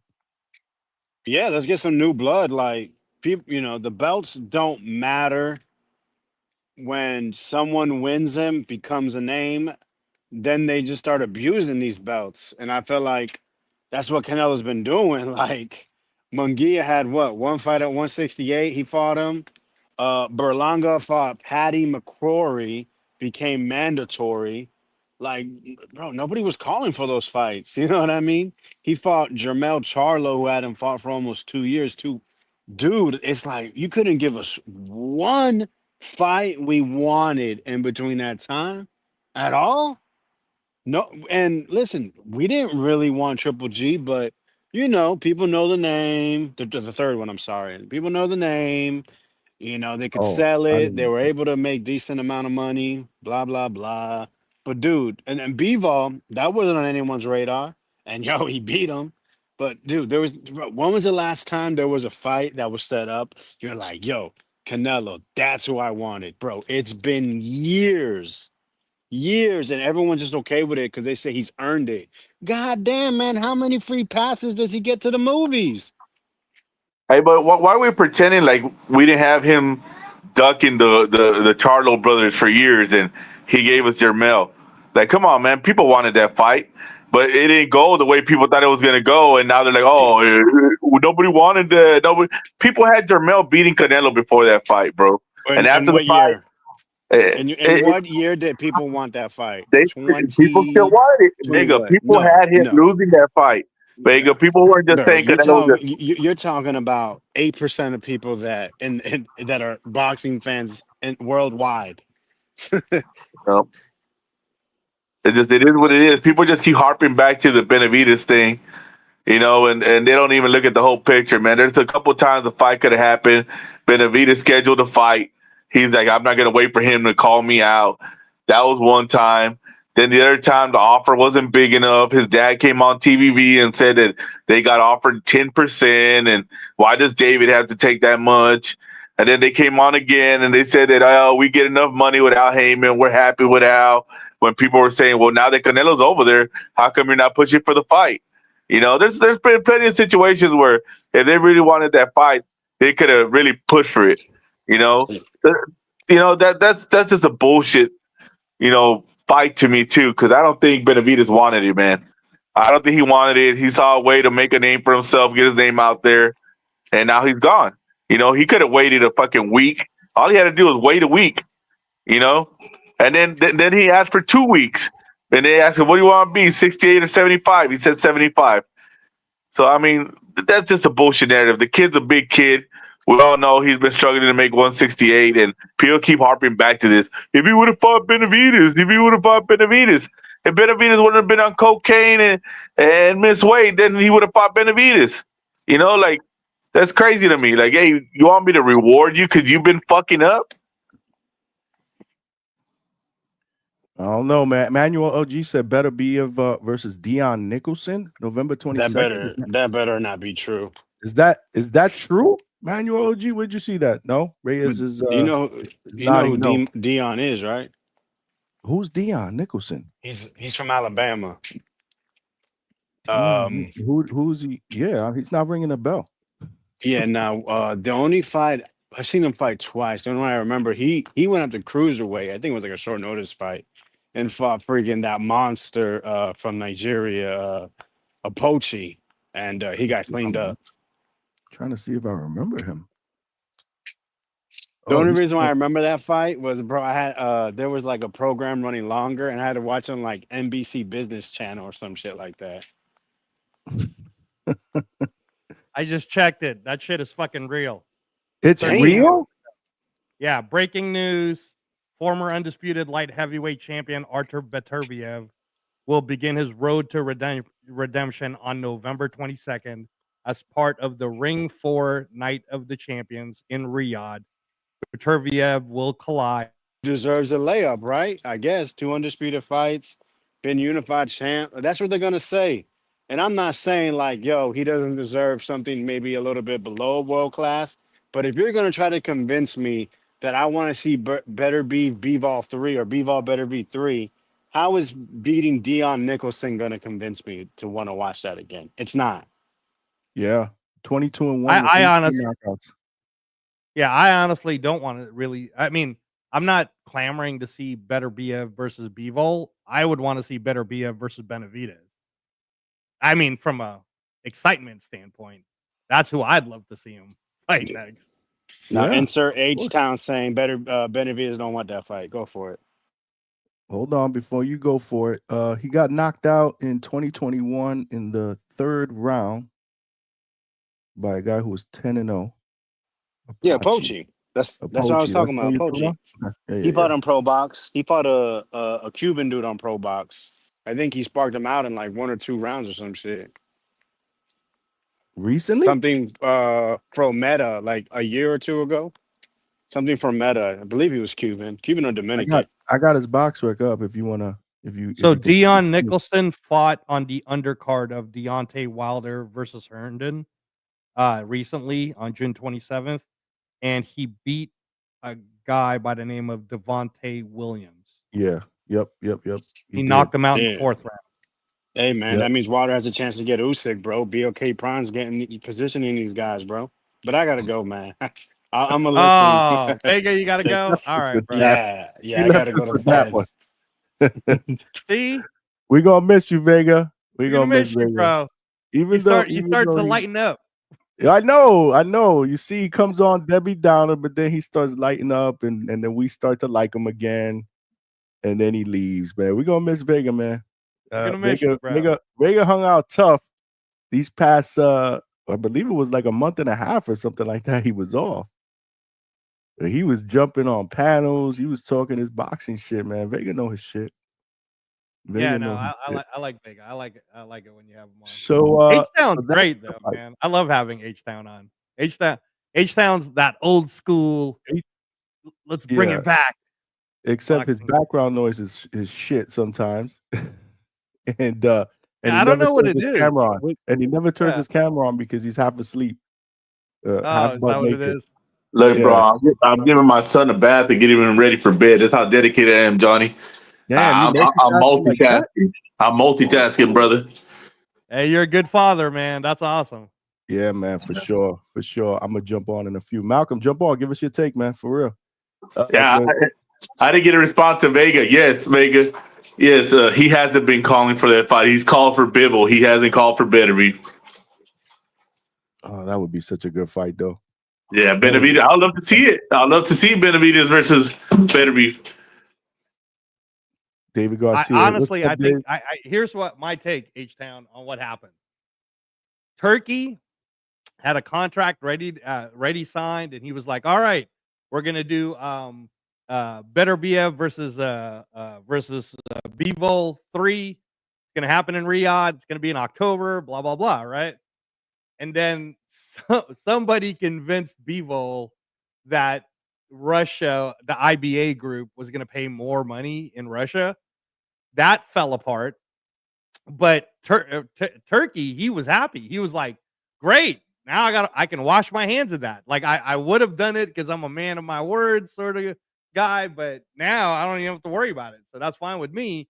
And Beterbiev is sitting there going, "Fuck that shit." I'm getting older. I want to get a fight in. What's going on? Probably went to Turkey, and Turkey's like, "I'll tell you what, my friend.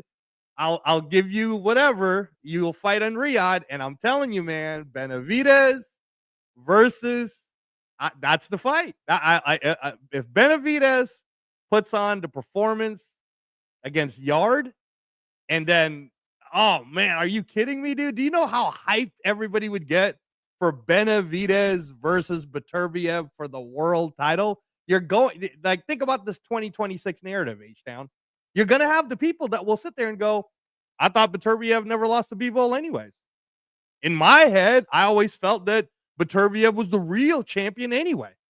And now we have Benavidez, who was supposed to get the winner of Bivol Beterbiev in February.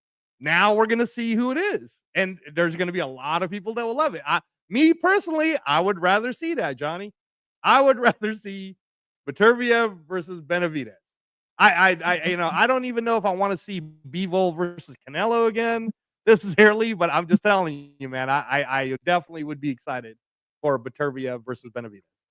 Hey, I hope so too, Reyes, because that would prove me to be a future seer. Because I said he won't have a fight that's worth his legacy till 2026 in Benavidez. I've been saying that since 2023, and people are like, "I'll go watch till 2026." It would be a banger stylistically, but we got to see what Beterbiev has left in the tank, right? I mean, what is he? 40 years old? No, come on, man. Why you making? He just looks old, bro. He's not 40. He's not 40 years old. Let me check. Did he turn 40 this year? Let me guess. He's 39 and a half. 39. let me. I'm gonna do a fact check on him. I'm not sure how old he is. We'll see. We'll see. I mean, damn. Part of me was like, man, maybe this is too early for Najee to get that fight, and then part of me was actually excited for him, to be honest with you. To be on that type of stage and platform, young guy, if he was able to pull it off, what would that have done for him? Yeah. Hey, Johnny, you're right. He turned 40 in January. There you go, brother. God. So he'll be 41 in January. That's what I'm saying. 41 years old. Damn, bro. Hey, shout out to Beterbiev, man. That's a bad man, bro. Nah, he is. The only guy that knocked down Usyk. The only guy that knocked down Usyk. He's a bad dude, but again, father time, brother. Father time. But Benavidez will be he's not gonna move like that. I mean, it'll make for an entertaining fight. Yeah, I agree, Alberto. 41 is crazy to be still at a high level. But let's see what we see in this fight. I don't know. I'm gonna have to start watching some tape of this Dion Nicholson guy, because on the surface it doesn't do anything for me. You know what, man? If he does fight Beterbiev, and let's say that Benavidez wins, hey, man, that's perfect for me, because I'm gonna be. He fought a 41-year-old, bro. He's trash. That's wrong. I would have preferred them to put together Artem Beterbiev and David Morrell. I wouldn't have mind seeing that fight. Really?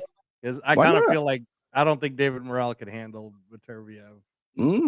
Damn, really? Damn, he got knocked down by Kataev, bro, and Beterbiev hits harder than Kataev. So damn, you got the old Beterbiev just walking right through. Hey, old man George was 45 years old, Johnny, when he knocked down a 27-year-old Mike or more. Power doesn't go away, bro. Power doesn't go away. Okay. And you already know his style. Plus, Turkey's all into, I don't know, is the Riyadh rings 18 by 18 or something like that? Remember, he said he was going to make the rings smaller in Riyadh. Yeah. So, all right. So tell me why I should be excited about this Dion Nicholson fight. Why don't you try to take a stab at that one? All right. I'm gonna give everyone into the Hangout spot some perspective. Yeah, you're good at giving. I want to give you all some perspective. You're good at giving good perspective. So give me a perspective of why I should be excited for this fight. Because at first mention, I was like, oh, Lord. Now, I don't get me wrong. I agree. I would have preferred the Najee Lopez or something else, right? But I understand what this fight is. He's not the main event, first of all. All right. And I heard you before you say anything else. I heard your voice when you said it's fucking official. You were disappointed. Yeah.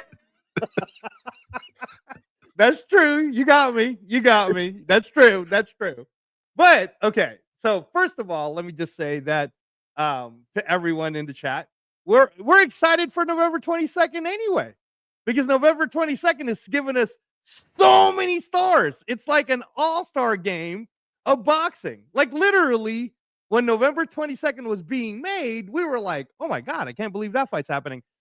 In what world? Like, try to remember. Even H-Town would have to tell me that it must have been like in the 80s or something, that we had so many world title fights and so many talented boxers and so many pound for pound fighters all on the same card. So right off the bat, Johnny, you should be extremely excited, my friend. Well, I'm excited. November 22nd. I'm excited for the card, especially one fight in particular. Now, heavily invested the in. fact that Beterbiev is getting to fight a non-title, I guess let's call it a competitive activity fight to keep him active, right? On the undercard, bro, he'll probably be fight number 2? Are you really upset that you're seeing Beterbiev as fight number 2 in a 7-fight extravaganza, bro? Remember, okay, and in fact, let me even say this. My vote right now for fight of the year, if we're just going off of pure fighting, like like skill-wise, right? I still have Buatsi versus Caleb Smith, which was the first fight of the February Supercard in Riyadh. I still have that as like my number 2 or number 3 best fight of the year, and could possibly still win fight of the year, in my opinion. And again, if you're an American casual fan, you probably had no idea who the hell Caleb Smith or Buatsi is. But if you're a boxing fan, and if you're outside of the U.S., if you were a global boxing fan, you knew who those were. And the fact that that was the first fight, bro, I'm not upset at that. So if you told me that Beterbiev versus Nicholson was the first fight in the opener, why are you mad, Johnny? Why are you hating, bro? Okay, two years ago, we were getting shit for fights. All right? The first fight you're going to see, man, the layup, the opener is Beterbiev's return, controversially losing to Bivol in February, right? against Nicholson, right? Like, why are you upset, man? Why are you mad? Okay, now here's another reason. Guys, I want to really sell you on this. Have you noticed that whenever people come to Riyadh, they all of a sudden get like a superpower? Like Josh Padley is all of a sudden beating fucking Mark Chamberlain, right? Okay, Josh Kelly is fucking getting knocked down by Ishmael Davis, right? And Josh Kelly's a fucking Olympian. Like, that's what I'm saying, bro. Like, Riyadh is like a super shot. It's a super serum. It all of a sudden makes you want to fight because you ain't got nothing to lose, bro. All right? Even fucking Bivol had a pretty competitive fight with what's his name? Zihad, whatever, on the Queensbury versus Matchroom 5 versus 5 card last June. You see what I'm trying to say, right? Like, everybody got a superpower, man. All of a sudden when you fight in Riyadh. Okay. Except Devin and Ryan. Devin and Ryan. They look no. I'm talking about actually fighting in the country of Saudi Arabia. In Riyadh, bro. Saudi. In Riyadh. Not a Riyadh season card. In Riyadh. Fighting in Riyadh. Yeah. Right. But let me finish before Johnny goes. So, Johnny, we have and again, this is my pitch to you. We have Dion Nicholson. The equalizer, sir. The equalizer, they call him. From America. From the United States of America, bro. Fighting a Russian. Johnny. All right. This Apollo Creed again. But maybe this guy got a shot. Maybe the equalizer got a shot, sir. So he's only lost the one time. He's the same height as Beterbiev. He's only lost the one time. He got knocked out by a person named Apochi back in 2021. I think it was on a PBC card of some sort. But since then, he's won twice, and he's coming off of a knockout win himself, bro. So he's not worn down. Beterbiev, on the other hand, has had 2 very difficult fights, 2 really hard training camps. And Johnny, he was coming off of a knee injury, bro. Remember that? He was coming off of a knee injury last year, and he's getting closer to 41.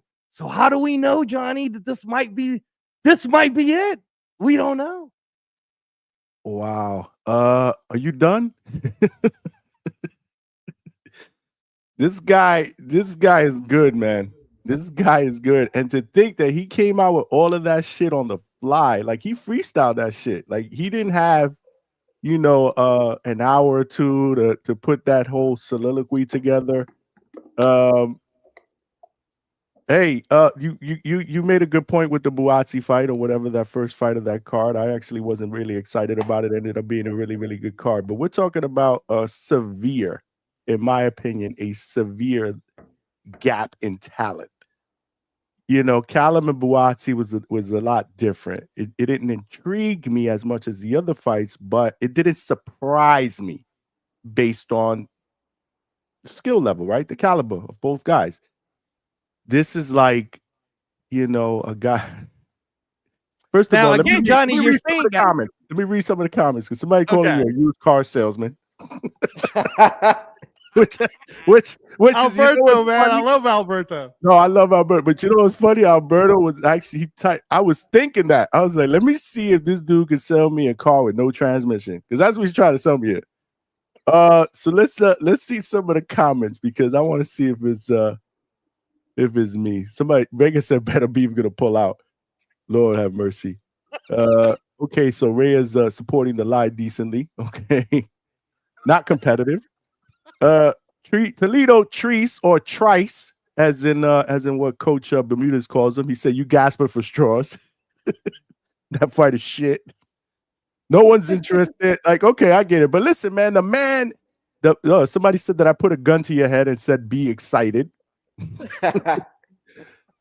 Yeah. No, said, but you see what I'm saying? This is exactly what. Hey, shout out to H-Town. Whoa! I gotta put this one up. Tone Deaf said he sold. Oh man, we actually found a fucking buyer in the chat. Appreciate y'all, because I asked, like, what do you guys think? Are you sold or you not sold? Do we need to put a poll out for that? Thank you, Tone Deaf. he said you were so good that he actually just bought the pay-per-view. He was on the fence. Well, actually, it's not pay-per-view, but well, it's not and by the way, first of all, a couple of things. Shout out to H-Town for saying it earlier. You see how this is an American fan base? This is an American fan base, chat, in the sense that why are you guys crying already? First of all, it's not a pay-per-view. It's just going to be on the zone, right? Unless there's some weird charge to it. Turkey promised that November card is free, so that's the first thing. Secondly, like I said, man, we're not selling you a main event. This isn't what PBC used to do. Jermel Charlo versus somebody who's not that good. Let's say, right? Listen, you did good. You did good. You did it all right. If somebody say you sell oxygen tanks to the elderly, Vega, stop me. But yeah, no. Listen, can I it's say just first something? impression. My It's bad. just first impression. But let my man Bag Beater, because I heard that today. I was dying. And then you you're called supposed to in. defend me, bro. You're supposed to defend me, man. I defended you, laughing. bro. I did not comment. And I didn't say a word. I was just laughing because you were like, really? This is what we're doing? Yo, it's every Border War show. When I call in, he'll say Bag Beater or he'll say LA Fitness before my call. And I don't catch it because the lines are connecting. So for like that split second, I don't get it. But yeah, it's all the time, man. But that's why I don't be talking greasy, because I know I'm not going to step in. So I'm like, why am I going to give you this entertainment and somebody going to talk crazy and I'm not going to just jump in there? But, that's just classic, Ness, just being Ness Heyman. But, yeah, man. Talk to me, look, man. I'm going to be real. Listen, Reyes, you have the enthusiasm and that voice to be doing those reels to try to get people excited for fights on IG. Hey, I promise you will do a good job at that. He's definitely on to something. Damn, your connection is not good, man. The background is good actually, but your connection's bad now. Oh shit! Hold on, damn it! Throw on them Kenichis, bro. But while we wait for Malcolm to connect, let's go, y'all. Get them likes up, man. We got hella people up in here. We only got 70 some odd likes. Let's try to get to 100 likes, man. It's free. It'll help the channel grow. He's probably trying to reconnect and come back. But yeah, we got a lot of people. I was gonna say, Johnny, and then my second point, because you were about to talk about the Caleb Oh, my Smith. bad. I cut you off before. I thought you were done. Go ahead. No. When you were talking about Caleb Smith Buatsi, and I sold you on the fact that was the first fight of the year, or that was the first fight of that 7-fight card. You didn't even know really anything about it. Again, revision is history, right? People change it. But during that time, Johnny, if you were a global if you understood the narrative that was happening, the narrative that was happening for Caleb Smith Buatsi is Buatsi's coming off of a really solid win. He's the younger fighter. He's the up and comer. Caleb Smith is old. He's old, and we don't know what's going on, and we don't know could this be it? They were talking about retirement talks, right? Now they're talking about Caleb Smith versus Benavidez, possibly. Hey, great point. Great point. I thought it was a passing of the torch fight. It was a passing of the torch fight, in my opinion. Exactly. But he proved us wrong. But I don't know. Again, you did good. You did good. David's gonna end up getting better beef. I feel like it's gonna happen, man. Because what I was trying to say, right? Like the way that Reyes just promoted that fight, I got excited. I'm like, damn, man, this is a great fight. And I probably would have got Dion Nicholson confused with Damon Nicholson. At first, that's what I thought. I'm like, Damon Nicholson. I'm like, that's not making any sense with Better Beef, but their names are just like one and the same. But this whole Better Beef situation, I think why we're pissed off is we didn't expect this, especially at where Better Beef is at. And I think it's kind of messed up on Bivol's end what he's doing. You know what I'm saying? Like, we see how the first fight went, and whether I had Bivol winning by, I had Bivol, I think, 115, 113, or I scored it a draw. I thought it could have went either way. Turkey was upset with the result. You feel me? So sure enough, what do? We got the rematch, and then, Bivol finally got that win. And then now it's looking like they're taking a sweet time, and Better Beef kind of honored his part, like, yeah, we're going to get this fight. But he's just delaying it. He's dragging it on his end.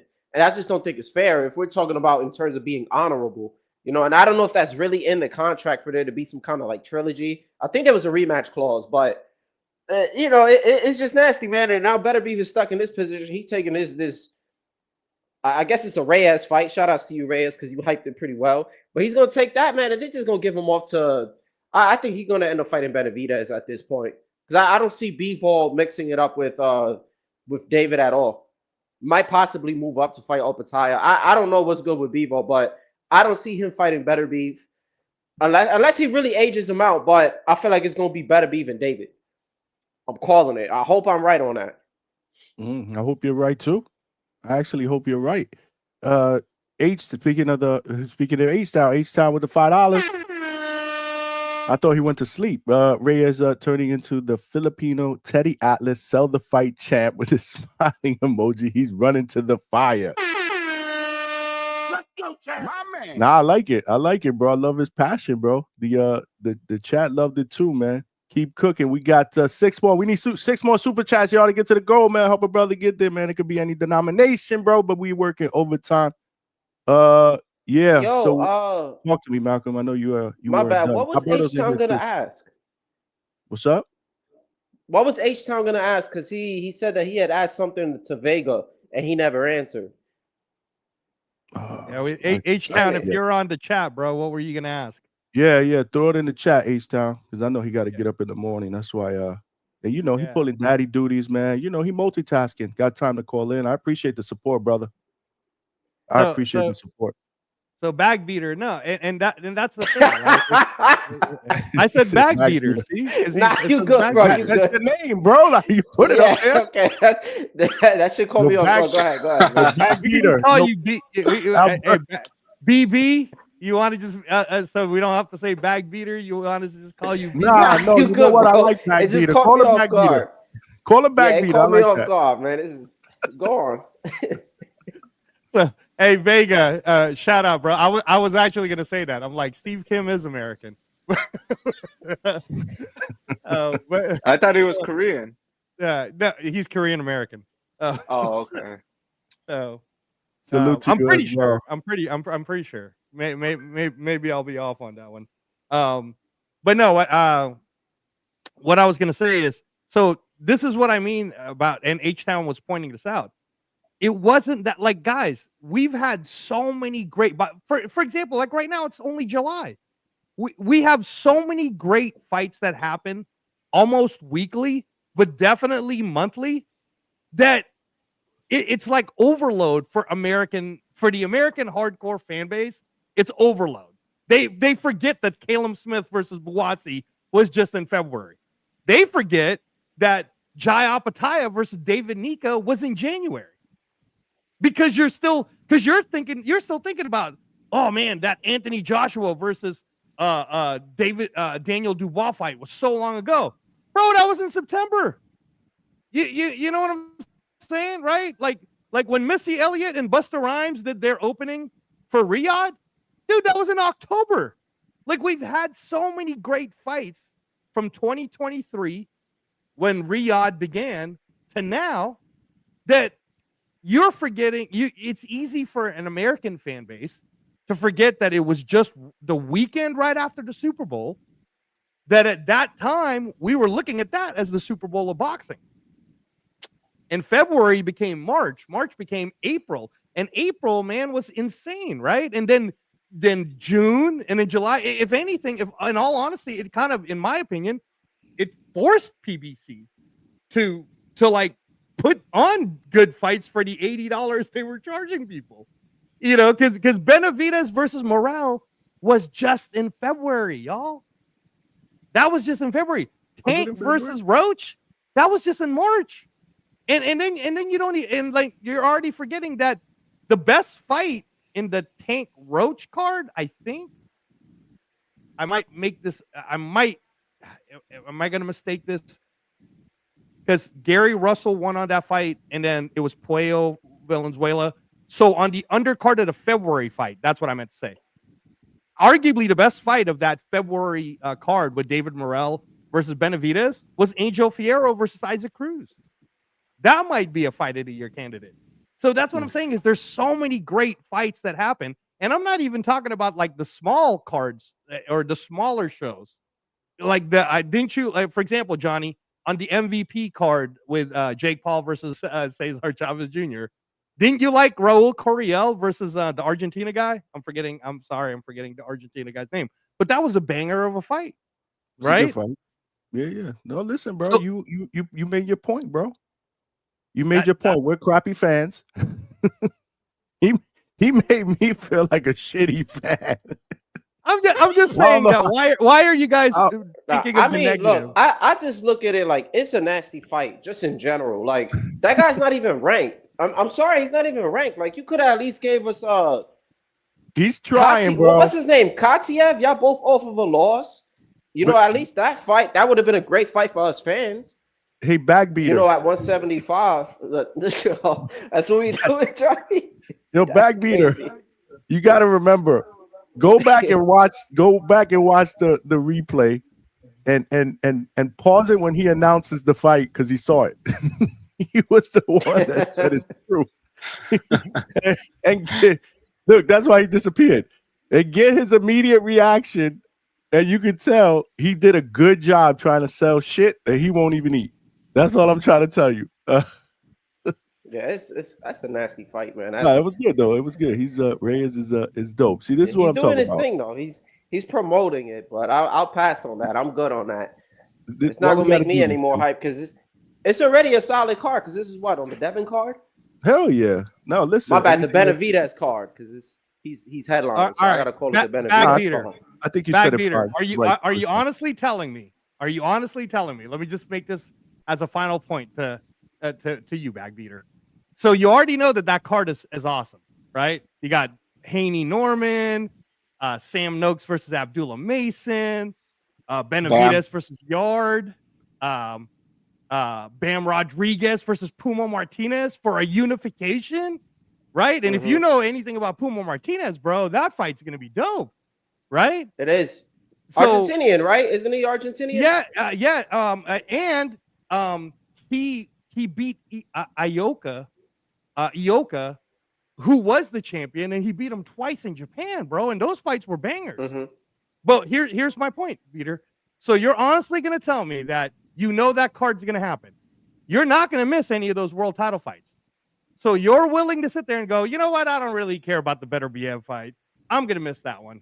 I don't care. I'll show up when the world title fights are going to happen. But I'm not going to watch the Better BF opener. Are you honestly going to do that? Man. Or is your ass going to be sitting down? I'm going to be serious. I got you right now. Sorry, Johnny. So look, I'm an overnighter. Riyadh, they have their cards somewhere midday. So if that's going to be the opening fight against Nicholson, I'd rather like take that extra hour to probably get some food, get some drinks, do some stuff with some women. I'd rather, stuff like that. Enjoy my time, and then I'll just watch the card. Now, what I'll ask you, you see, hey, Johnny, I ain't cursed. I ain't cursed. I'm just saying, that could have just been me going to like Billy B's with a chick, while she lets her kid play or whatever. Now, listen, would you rather this fight with Nicholson, or would you rather Better Be fight somebody who's ranked? Which one would you rather watch? That's easy. Because the card is that's great. A rhetorical question. Yeah. And easy. I'm saying I'd rather a Katiev fight. Y'all both lost. Is action packed. I would have rather that fight in November, and it's a reasonable turnaround. It would have been more reasonable than some guy that I've never watched before, who I thought was DeMar Nicholson. I get it. But good job. Hey, listen. You almost got me to swipe my credit card. I almost swiped my credit card for that. But again, he the impressive part was he did it on the fly, bro. He did that shit literally like 10 minutes after he wanted to vomit. When he first heard about it, Alberto, what you got? What you think, Alberto? Are you buying? Yeah, go ahead, Alberto. My bad. Hell no. I'm going to pull a Marco on that one. I'm going to watch the highlights.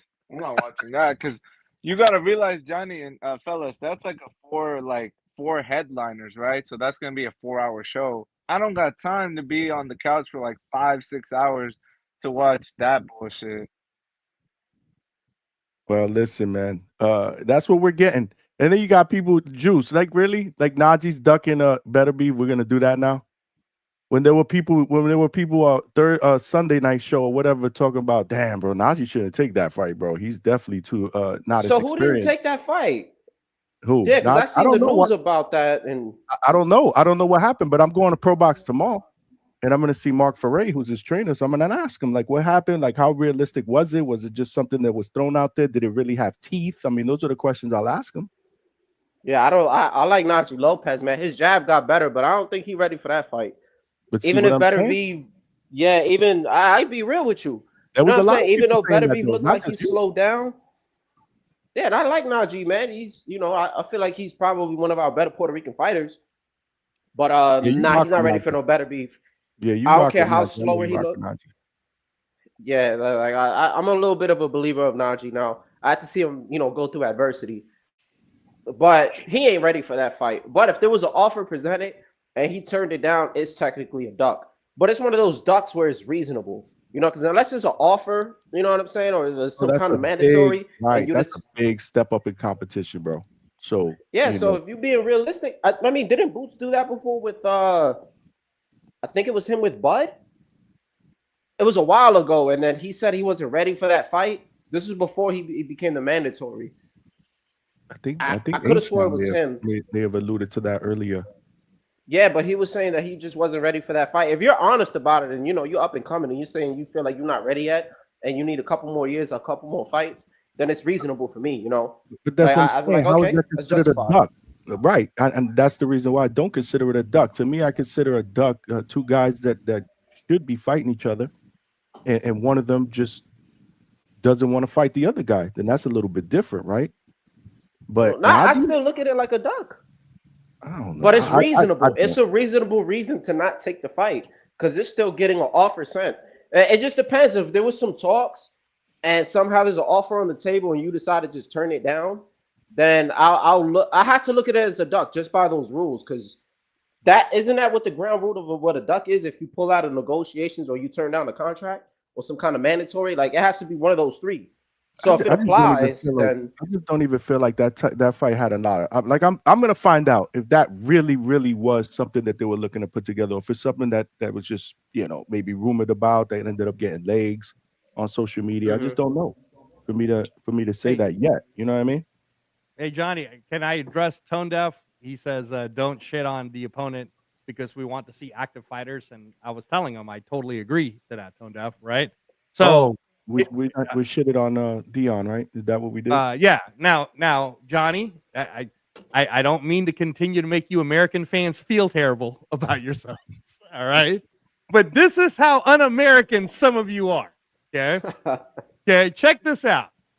On June 7th of this year, and I realized that this card, because it was a boxer card, was a lot of people didn't really see it because everybody was paying attention to Justice Hooney versus Fabio Wardley in the UK.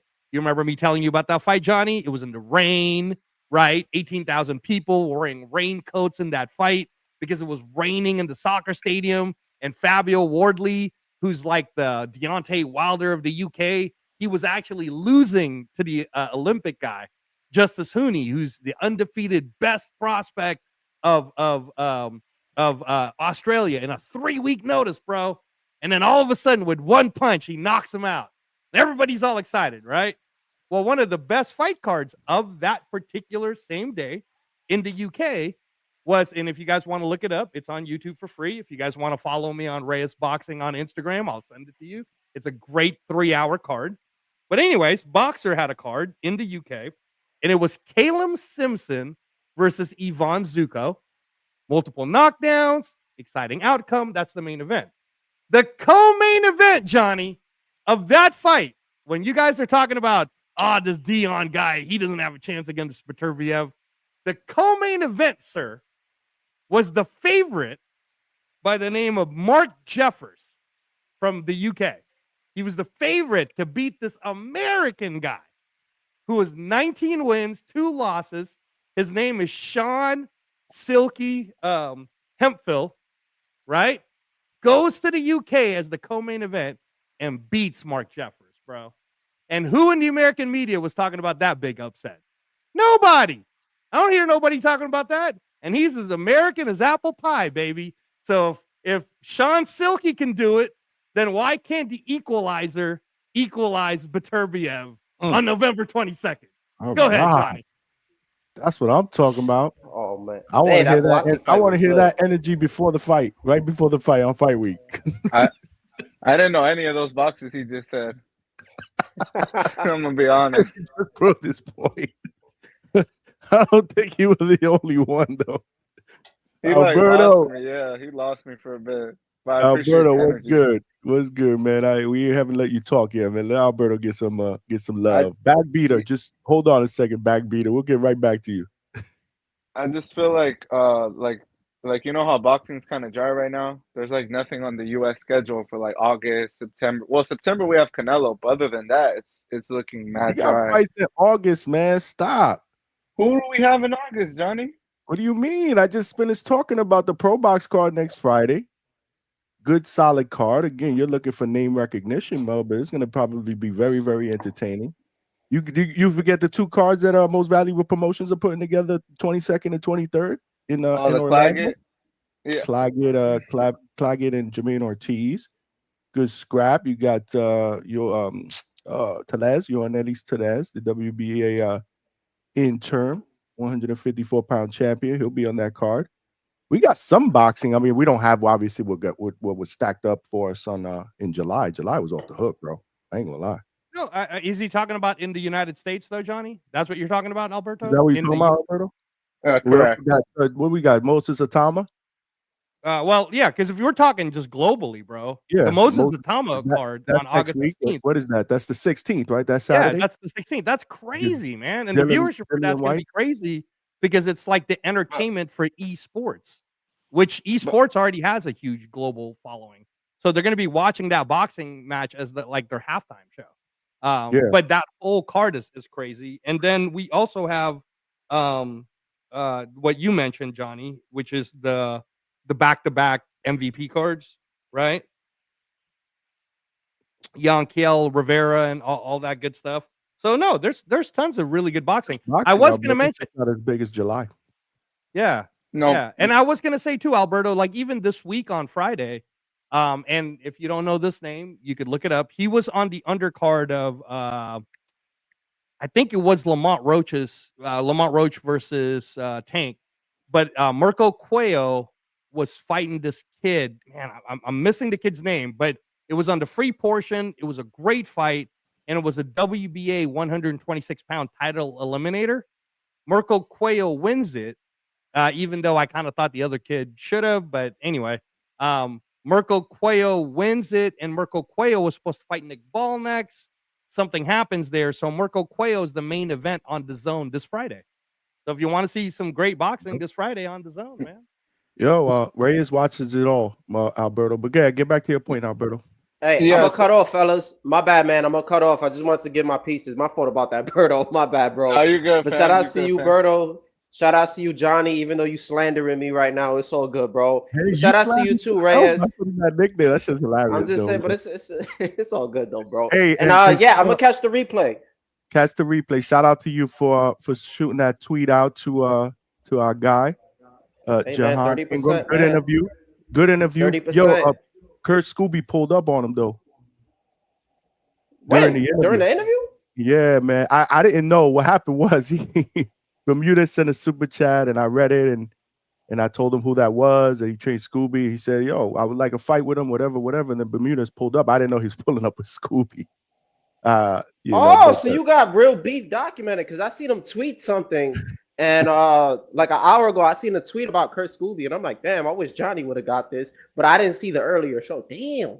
Hey, you put that on a short? Yeah, we got that. Yeah, it's lit. Yeah, let's go. We instigated fights, man. I'm proud of you, Johnny. But yeah, shout out to the Hangout spot, man. I'm gonna keep tuning in, bro. Appreciate you, brother. Thanks, Malcolm. Yeah, that's Malcolm, aka Bag Beater. I think that was funny. Bag Beater. He put the name up, so I mean, we just calling him by his given or his screen name, the one he gave himself. Alberto, go ahead, brother. I'm sorry we cut you off, man.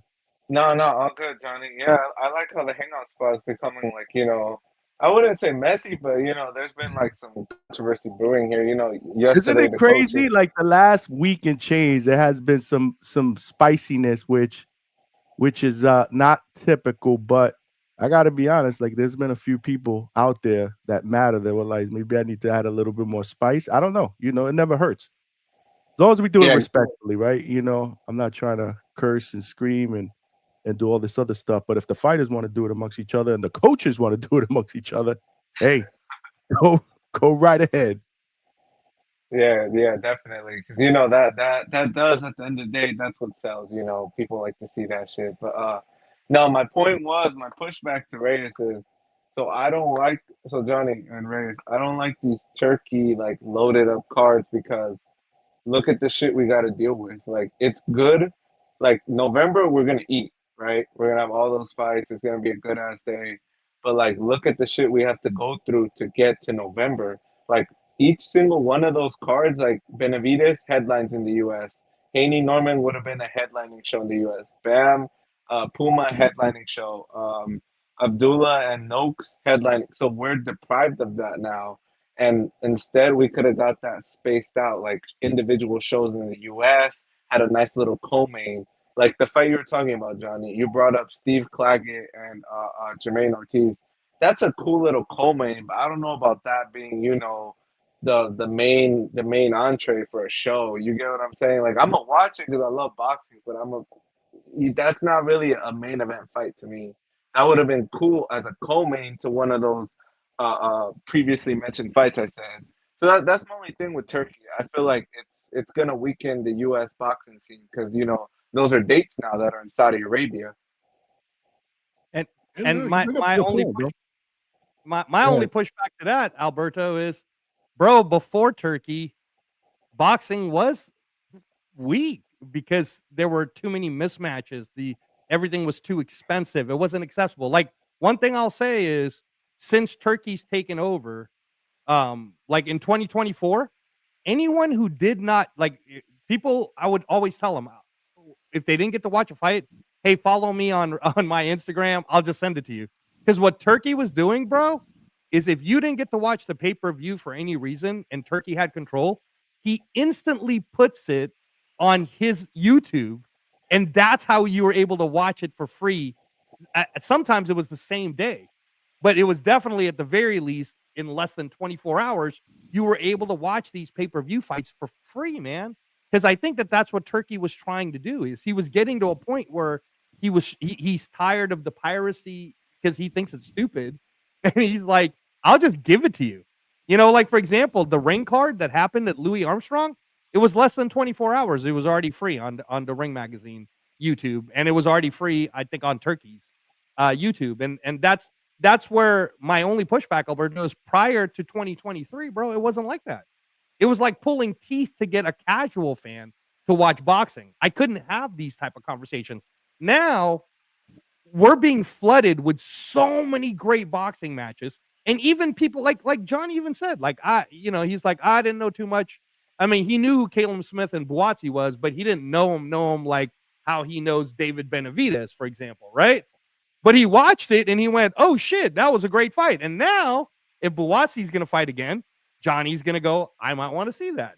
Or if Caleb Smith is fighting whoever, he's going to say, now I want to see that. And that's what's happening, Alberto. What's happening is everybody's getting to see global boxing now. So it's almost like everyone, whether a UK fan, a Canada fan, a Mexican fan, whatever country you're from, you're starting to drive in the same highway now because you're seeing it. And the unfortunate truth is, Alberto, the United States has done such a bad job of helping uplift their American champions and their American fighters that we went way behind. Like, think about it this way, bro. How come we don't have any great talents from 160 pounds going up? I'm talking about young, like Abdullah Masons and stuff like that. When you look at 160 on up, right? The argument I'll always hear from people Football. is, yeah, that's what I always hear. They go, oh man. So you're telling me that Le'Veon Bell and fucking Adrian Peterson with their old asses after playing football can have a boxing match and it could be put out there and it could be watched by people and certain people will even absorb it, right? But you're telling me that there isn't a kid like how Dominic Brazil was a quarterback, and then when he got injured, he was like, I'm going to switch to boxing, and he actually got himself up ranked until he got knocked out. But at least he got knocked out by Wilder, who at the time we were saying was the baddest man on the planet. And he also got knocked out by Anthony Joshua, who at the time we were kind of also thinking was a bad man, right? So, or right now, the current example of a football player who stuck to boxing is Kurt Scobie, right? But how come I don't see ESPN covering? Why isn't there a Kurt Scobie ESPN short story E60 about the fact that he's an actual football athlete and he converted to boxing because do you know how many people don't make it in football or even basketball? And yet you could go box, bro. You can go box. So again, this is the US mainstream news and mainstream media. This is their fault. They're not pushing people to understanding that all the other countries, all they're doing is taking advantage of what's being given to them, man. And boxing is available. So the Olympics is coming up in 2028. I hope for all of you boxing fans, you're starting to pay attention to who our USA representatives might be for the 2028 Olympics, because I would actually like for us to win. It would be nice if USA boxing comes back in 2028 in LA, for crying out loud. You know how sad we would be, Johnny, if all we saw gold medals are Eastern European, Kazakhstan, China, Japan, and then no American medals, bro? We would be sad, man. Sad day for American boxing if we can't come back by 2028. Yeah. Tone Deaf said, yes, sir. Turkey is a real boxing fan, just needs ring card girls.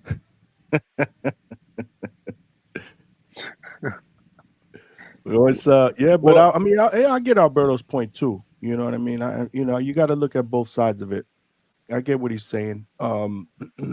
But for the most part, and, it was funny because I did say that one time a long time ago, but I haven't said it in a long time. But I'm like, damn, like instead of seeing all these fights on one card, why don't they just extrapolate them, right? Like put them weekly so we could get good quality main events like every week instead of all on one card. But hey, that would be I kind of looked at myself and was like, well, what are you complaining? You're still getting them, so whether you get them all in one dose or you get them spread out, we're still getting them. The problem is we got to make sure that not make sure, but the problem is we got to hope that once we get them that they become a good product once they get into the ring, right? We don't want to see another performance that we saw in New York City in Times Square.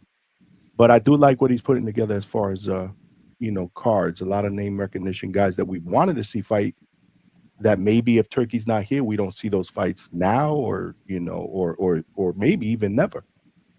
Or maybe even never. So but yeah, I get what you're saying, Alberto. Go ahead. Yeah, no, I was gonna ask, do you guys know, did boxing start in the USA or where did it originate from? Good question. I believe it was a UK. It was very popular in the UK. Vega would know the answer to this too. I believe it's most known for the UK because of the Queensberry rules, is what they were calling it. And then there are movies that have been done that it was a UK sport, or it was an England. Thank you, Secret Dance movie. Yeah, Secret Dance move. English Appreciate you, brother. He said the sport of boxing started in UK Queensberry rules. So Queensberry rules. Yeah. My guy Thank Keenan you. Lofton in the building. You see the chat always comes through, man. We got the most knowledgeable boxing fans out there. But if you were more knowledgeable, you smash that like button. If you haven't done it, that'd be really smart. You tell a friend to subscribe to the Hangout spot. That would be even better. Yeah. So it started at the UK. Are you finished, Alberto? So go ahead. No, yeah, I was just gonna mention real quick that because Reyes is kind of trying to draw an argument that there's no American talent that's emerging, but maybe it's just that boxing is growing now, because I don't remember like the Soviet style, like the Ukrainian and like the Bivol style. Like those dudes weren't really boxing back then. Like, do you guys know of any like top guys that were like competing back then? Yeah. So actually, Alberto, and again, I don't know how young you are, but that young. Eastern European bloc was basically the most dominant after let me think of the year. So let's talk heavyweights, for example. After Tyson, and then we kind of went into a Holyfield. And after Holyfield, when he retired in '96, I hope I'm saying that right. Keenan Lofton. I think it is '96 though, when he fought Klitschko. It was a Klitschko era. The Eastern Europeans started showing up, and then you started seeing fighters like, and I don't know if you remember this guy, Alberto. I know you'll remember him, Johnny. Dmitry Pirog. Remember Dmitry Pirog? Yeah. And he was a bad man, bro. And if it wasn't for that back injury, we might be talking about one of the best 160 pounders. So Europe has always been really great at boxing. And on top of that, Alberto, Japan has always really been great at boxing. It's just that when you were growing up, maybe Alberto, that was like an HBO era. It was an HBO Showtime era. And rarely did you see, they were bringing in like these fighters more as an opponent, but they weren't introducing you to the global talents. So the most classic and recent example I can give you is the Anthony Joshua versus Wilder fight should have happened. That 100% should have happened. In terms of a hardcore boxing fan, that's one of those, damn, man, we should have seen that at their peak when they were both undefeated. Part of the problem was Joshua was so popular outside of the U.S. that he didn't quite have a U.S. market yet. And Wilder was so popular inside of the U.S. that they couldn't, it was like that's an example of if Turkey was around at that time, bro, Turkey would have just did exactly what he did, which is, all right, what's going to make you shut up so you'll fight Joshua? Okay, what's going to make you shut up so you'll fight Wilder? Okay, great. We're going to do it in Riyadh. And then everybody would have gotten a chance to see it. There would have been like a middle field. So, but all the other countries, Alberto, have always been great. And even, and let me just say this too. So when we talk about Canelo-Crawford, and I've mentioned this on the Hangout spot before, it's nothing new. In 1977, we had the pound for pound best undefeated middleweight champion, guy by the name of Carlos Monzon, who arguably, if you talk to historians, will still say is probably top 3, maybe even the best middleweight ever, right? And he fought the guy who was the best 147-pound fighter in the world, undefeated, Montequilla, Jose Nápoles. They did this whole thing where Nápoles at 147, who was undisputed at the time, he moves up to 160 to fight this closed circuit super fight that everyone globally got to watch. Neither guy was American, but everybody was watching it because boxing was an American, like, televised sport. So everybody got a chance to see it. So all that's happening is what used to happen in the past, but now it's being introduced to the younger generation, especially in the American fan base. Damn, you brought up closed circuit television, bro. That makes me feel old because I remember those days clearly, bro. Clearly. We got Hugo up in here. Alberto, you finished making your point so we can let Hugo cook? Yeah. I want to hear what he has to say. Hugo, what's good? He gonna go nonstop for like 5 minutes though without breathing. Sorry, brother. 1 2 1 2 1 2. Mic check. Mic check. Sounds like you're far away. 1 2 1 2. Mic check. Mic check. Mic check. I mean, we can hear you, but go ahead. We can hear you. Yeah, man, just here, man, just a little bit upset and a sour taste in my mouth. No Diddy with the whole Canelo-Crawford undercard that it's not getting announced. And then today or yesterday, the undercard got announced with only four fights on the undercard, bro. And I'm just sad and disgusted that a fight of the century, quote unquote, matchup is gonna be that undercard with only 4 fights, and they're one of them is mid. Like, we don't want, like, ain't no one want to see Jerron Miller versus the other dude, Anderson, brother. Respectfully, get those dudes out of there, bro. Put them on the YouTube prelims, bro. We don't want to see that one, bro. Let's get that replaced with Shoo versus Elijah Pierce. Shoo wants to smoke. Elijah Pierce calling him out. Let's get put on there, brother. Let's get Mr. Turkey Alashi on the phone with Oscar De La Hoya, and let's get Virgil Ortiz versus Keith Thurman on that undercard. Let's get Arnold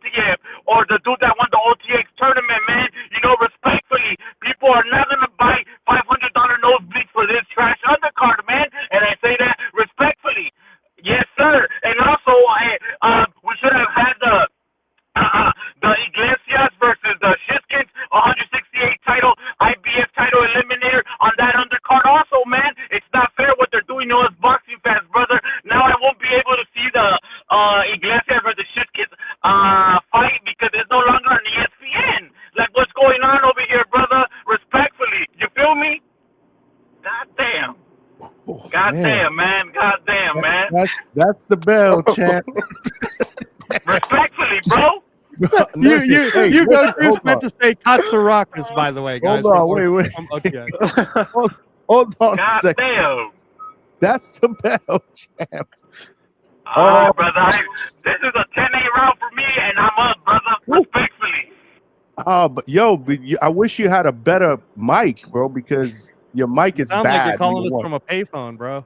Yeah, it's like No, I'm driving. That's why, bro. I'm on the Bluetooth. But did you guys hear what I had to say or no? Because I repeat it. I repeat that motherfucker. I repeat it.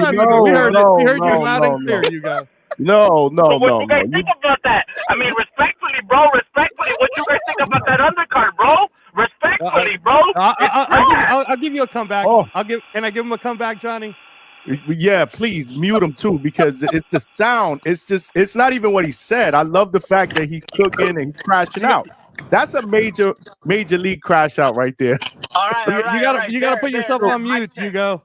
But it's your Bluetooth, bro. It's like you're coming in loud and screechy. So it's like you want to hear you, but then you're like, oh, like it's hurting my ears. Like if you put your nails on the mic check. There it goes. That's better. That's better. All right, bro. I'm gonna repeat what I said. No. You're not gonna repeat what you said because we heard what you said. No, we heard it, Hugo. We heard you. And you meant to say talk to me, brother. Come on, my boxing buddies. Talk to me, man. I'm man. You gotta let Alberto, us talk. You want to go first? I was gonna tell him to give us like a 30-second synopsis because the mic sounds way better. I couldn't really hear it like that. Oh, you really? No. I understand what he was saying. Hey, shout out to Smoking Mo Frazier, by the way. Super chat. He's saying, I think that's your 7th one now. No, Smoking Mo Frazier with the $5.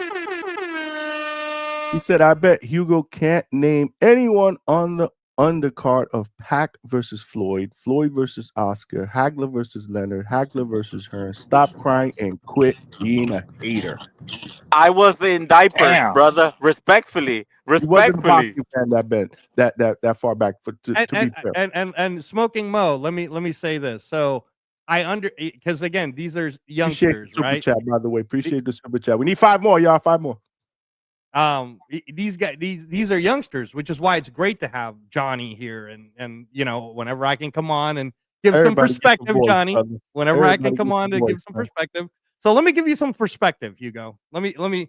First of all, nothing can be a definite until we see Ring Magazine do that.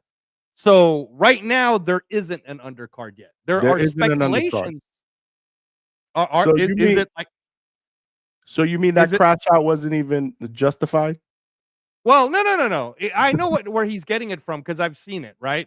So, for example, one of the rumored cards or one of the rumored undercards right now, Johnny, is it's Calum Walsh, who is pretty much promoted by Dana White under the UFC Fight Pass, which I don't know how many of you guys really even watch that for boxing, but I'm just telling you that there is boxing there. So it's Calum Walsh versus Fernando Vargas Jr., right? Like that's an opening. And I can understand, like, all right, man, I get it. Or Jared Anderson versus Big Baby Miller. We saw them in the street. They're talking to each other. But again, man, the battle of the Big Baby. We don't know. We don't know what's really going to happen. The one that Turkey has talked about is Christian Mabili versus Lester Martinez. Now, here's my pushback right off the bat. All right. Hugo, man, if you don't know who Lester Martinez is, bro, you got to watch a lot more boxing, my brother. Lester Martinez, brother, I'm sorry to butt in. I said, brother, my family's from Guatemala, brother. I'm the one pushing him up on Lester Martinez. Now, come back to that. What about if he pulls out? How many times has he pulled out in the last year? How many times has he pulled out in the last year?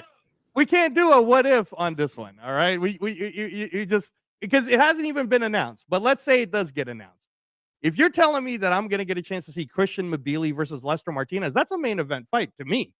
To me, that's a main event fight. And if you could sell that. That's actually a really good fight. I like that fight if they make that happen. I'm thinking that's the one out of the bunch they won't make happen.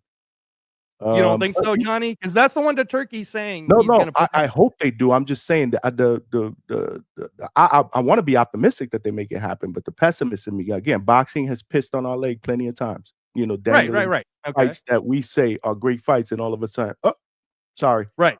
But now, secondly, the Canelo-Crawford event, Hugo, is being billed as an event. It's the first stadium fight that we can remember. Yes. Thank you, Malcolm. I was going to say Malcolm's already getting ahead of what I was going to say, but yes. By the way, that's actually bag beater. That's we know, man. Hey, Malcolm, follow me on Instagram, bro. Yeah, for sure. Make sure you guys follow my man Ray's Boxing on IG. But yeah, I mean, Hugo, he said that a long time ago. Remember all the talk about the guys that that did that sparring in New York, right? If somebody was going to overly impress, they would get a shot to fight on that card. Yep, and we don't even know which. And that was, by the way, if you haven't gotten a chance to watch that Box Raw sparring, I know it's 5 hours, but you guys should take the time to watch it because that's really good fights at sparring matches. It's good work. In that, right? So putting in that work right in front of Turkey. Yep. Yes, sir. So anyway, this event is being billed as an event in Las Vegas at Raiders Stadium, right, at Allegiant, because they're going to make it into an event. So supposedly there's supposed to be a musical star that's going to blow everyone away. That's going to be like, so if the price of admission was to go watch a concert, for example, in Vegas for whoever this star might be, and we don't even know who that is yet, that might have been worth going on top of just watching Canelo-Crawford, right? And the whole point, just like Malcolm said, is Turkey is using it to showcase boxing to the 300 million subscribers of Netflix because the event is for free, man. Now, I get what you're saying, Hugo. If this was a $100 pay-per-view, I understand. But it isn't, bro. It's free. And you, sir, do not have to pay $500 for a ticket. You don't even need to be there. You just need to go to your Netflix and go watch it for free. Just like how the NFL is doing it now, right? Mm-hmm. So this event is more of an advertising for boxing to 300 million subscribers. And Turkey is going to use this platform to try to get every single chance to pull from different countries. So how much would you like to make a bet that I bet you there'll be Japanese fighters in this that we haven't even heard about yet? At least one. We're probably going to hear about somebody from South America. If it's not Lester Martinez, if it is, right? Great. We're going to hear a Canadian fighter get it. He's going to use this as an event to advertise for boxing. So, bro, there's nothing to be upset about. It's free. Yo, and Sutter came too. DJ Bless. What up, my brother? Appreciate you rocking out. I agree. Hugo is tripping. Such a hater. You must not remember how it was before the Turk, man. No one was fighting that the best. Be grateful that we get this main card with Canelo and Bud.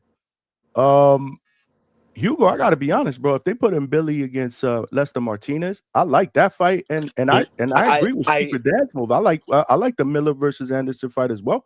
Those three fights. But what does that do for the sport? What does the Miller do for the sport? What does that do for the sport? Wouldn't it be better to get like a Shushu versus an Elijah Pierce? Shushu just fought. Shushu fought last week, bro. I think he fought like a week ago, bro. Less than a week ago, man. All right, then what about a Boots and the Kate? And the dude from OTX that won the freaking the tournament over there, the Greece dude, that does something for the sport, my brothers. That shows where Boots is at 154 with a true 154 pounder. What about a Virgil Ortiz versus a Keith Thurman? But you heard moves the needle in boxing. Turkey said he doesn't want to pay for any tune-ups, and word around town is that Boots is looking for a soft touch as his first fight at 154. I think if he would have said, yeah, let's I'll rock out with Virgil, they probably would have made that fight. Listen, at the end of the day, could they make better fights on the undercard? Yeah, absolutely. That's not going to be denied, but he made it known that this wasn't going to be a star-studded undercard, right? Just to Malcolm's point, and number one, I think he should get a pass for that because he has given us star-studded fight cards Like the one in February. Remember the whole what was it called? The Last Crescendo The last card. crescendo, and that's a banger fight. That's Top to something bottom. Yeah, but here's stadium worthy. you're being spoiled. Like maybe we don't get that all the time from Turkey, but what we do get is those fight cards, right? Sprinkled in with the Canelo Bud. And what I believe, if they put these two fights on the card, a pretty decent undercard. I like those two fights. If you're gonna tell me that those three fights are gonna be on the main card, sign me up. I'll take it. I'll take it. I mean, I'll take it, bro. Not to mention that I'm also excited about what he's giving us in November. Like, I'm not really gonna beef over it. I get what you're saying, and you want those fights because those are the fights that you personally, I think, have an invested interest in. I get that, but as a boxing fan, this is a first of all, just let it play out. That's another thing. None of this shit is official. Like, you crashing out, but we don't know. I will say the nastiest shit about this whole thing is that we are in the second week of the first week of August. This fight is less than 5 weeks away. We still don't have an official undercard announced. That's not good, especially if you want to charge all these astronomical prices, in the stadium. Okay. So the prices that you guys are talking about right now, I looked and there are, I think the lowest seat I saw was $370. So that was the cheapest, right? And it was, and I've been obviously like up in the heavens, dude. Well, hold on, time out though. Johnny, respectfully, have you ever been to Allegiant Stadium to watch a football game? No, I haven't. You okay? Yeah, you tell me. Yeah. Okay. You tell me. So respectfully, from someone who does have had a chance to go to these, the stadium is beautiful, man, and there's I can't like me and my brother even said if we can get the 400 seats for a Raider game, we would have done it just because the experience is pretty amazing to be there for football, for a football game, right? But you have to be a Raider fan or a Jets fan. But this is the first time they're going to do a boxing event in there, which is going to feel probably like how they just did WrestleMania. Remember, it's the same company that's promoting it, so they know how to put that together. I looked at some of the packages that are low level ones. Some of those seats right now, Johnny, if you go to Ticketmaster, and it comes with like a package, bro, where you get like the ticket, and you get a souvenir, and you can take pictures. It's only $1,400, man. Now I don't want to say it's only $1,400, but I just told you were on the floor level at $1,400, like at the end zone black hole, let's say, at $1,400. Respectfully, I don't think it'll come anything close to WrestleMania with an undercard like this, and I'm saying that respectfully. That's the thing that I wanted to bring up. Like, you need fights that are gonna move the needle, like the fight card in the tennis stadium, bro. That was a real good card. It had names. It had 50-50 squabbles. I know that they have a couple but names that stadium was empty. Well, I mean, that's because the Puerto Ricans and the Dominicans didn't support their own. But if you put a heavy Mexican undercard, brother, we riding out with Canelito. We riding out with all the other Marco Verdes, with the Jaime Munguias. Brother, respectfully, man. Like that's what that's with the Pitbull Cruz, with the Rios. Like that. And I know that those people can't. Well, maybe Rio could have fought right there, but man, like that's just all what I was trying to say. Like, Turkey wants to have like big events over here in the United States, big stadiums, and for him to have a good turnout like in the UK, like he needs to have big names that can move the needle. Bro, people don't show up to the undercard. Like most fans nowadays, they only start trickling in near the main event. That's just the sad reality. That's true. I'm not That's getting the true hate. on that one. I'm really not getting the hate, man. And here's the other thing too, Hugo. Yeah, Hugo, why do you hate the card? Because I just thought that it was gonna be a more heavy undercard. Like, I was expecting like a Last Crescendo, bro. I was expecting 7 fights, names, even if they're prospect or contender, but like names that I could be looking forward to sitting down and watching the whole day of boxing. Now, like, bro, like. But give us the matchups then. Give us the matchups, bro. He like, did when he crashed out. Elijah Pierce, Keith Thurman, Virgil Ortiz, Boots versus the Cats, dude. And fucking, we should have had right there the Iglesias versus Shishkins. They're fighting for 168 IBF title eliminator, man. You know? Yeah, It's name Osleys recognition. Iglesias is a bad man, Alberto. Osleys Iglesias, I've been talking about him for a while at 168. He's the Yup. dude that put the He's guy gonna in the fight September. Yeah, he's fighting against Shishkin, who's ranked number Shishkin, 3 by the IBF. The dude that lost in a controversial loss versus fucking don't tell me dude's name, Skull, the one that fought Skull, that went up and fought versus Canelo. But yeah, man, brothers, I'm sorry if you guys didn't really like my feedback, but this is just a place where I could come express my concerns, bro, about my boxing opinions, man. Thanks for hearing me out. I hope I didn't crash out. But yeah, brothers, have a good night, man. Nah, hey, thanks, you good. Hugo. You good, Hugo, bro. Listen, we appreciate the crash out. It was good. Listen, at the end of the day, bro, this is a safe place to share your opinions, give us different perspectives. We don't judge. Yeah, we might look at you like you're crazy. We might laugh at your takes. We might say you probably on crack or your microphone is garbage, like Hugo's and all this other stuff, because my ears are still ringing, bro. This is why Alberto. Alberto, I was like, Alberto ain't shit. Alberto actually wanted him to do the 5-minute rant again. Yeah, no, but Johnny, it's because I wanted to hear the guy out. I couldn't really hear him the first time because it was so I heard him. preachy. And to be fair too, like this is what's great about the Hangout spot, y'all, is that Johnny gives us a space that you can just say what you want to say. And from if we looked at it from Hugo's perspective, he's coming from the perspective of he's closer to a hardcore fan than he is a casual fan. So he's pulling out names like Elijah Pierce and Katsurakis because he actually watches OTX boxing, which is free on YouTube on a Friday night, right? He get it in. And he just started. I hope you and the thing that I feel like people get on him, but he just started watching boxing. Like I think he said the other day, right, Alberto? Like 4 years ago. 4 years ago. Yeah, I love that. 4 years ago. I love 4 that. years ago, and look at the crash out that you get 4 years later, because the fights that he wants to see or the fights that he believes are worth making on what he is deeming an historic, right? Because if you're gonna have these two, which a lot of people are saying the fight of the century, whatever, then you should have the undercard to match it. But Turkey never pulled no punches with this. Like we all knew that this wasn't going to be a star-studded. Remember, he put out that tweet asking opinions on potential fighters and fights. Remember that? Yeah. No, yeah, I mean, there was a show with the Boxing Voice about it. Yeah, Smoking Mo Frazier. Shout out to Smoking Mo. Putting out that Smoking Mo Frazier. Hold on. We got to play the wolf for Smoking Wolf. Smoking Mo Frazier.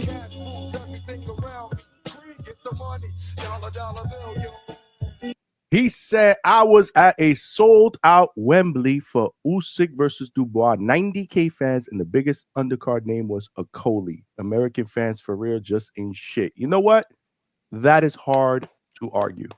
That is hard to argue. We are spoiled to the point where that's a good no, and let me add to that too, Smoking Mo Frazier, and thank you for pointing that out, because one of my friends when we first talked about Usyk Dubois, he says to me, he's an American, right? Says to me, man, the undercard for that is trash. And the first comeback I said is, do you know who these fighters are? Have you seen any of them fight? And then he said, nah, not really. And I said, how much would you like to make a bet that at least one, possibly two of these fights on the undercard is going to be extremely competitive, and you're going to come out of it where you're going to say, wow, that was a really good fight. And to your point, Smoking Mo Frazier, I'm sure you remember, you were there. The electricity of a 90,000 filled stadium is electric, man. You're going to a Taylor Swift concert. I'm using Taylor Swift as an American name just because she sells out, right? But the undercard for that, the opening of the main card is the heavyweight. I'm gonna say his name wrong, Mo Frazier. It's Dacris Dacris versus Serenko, I believe it was. That was a hell of a fight, man. It looked like it was going to be a knockout in the first 5 rounds and ended up going to decision, and it ended up being an upset. So that was exciting. And then the 2 undefeated light heavyweights, Edmondson and the Ukrainian kid, Lapin. That was a great fight, man. If you love boxing, that was a great fight. And again, these aren't major American names, but if you love the sport of boxing, it's like if you're watching soccer, you don't have to be, like a foreigner to watch soccer if you love watching World Cup or watching soccer. So same thing for boxing. It's a global sport. But I say that to say that this is going to be the first time that Turkey is again trying to advertise how great boxing is to the 300 subscribers of Netflix. So he's going to put a show that caters to the absolute casual.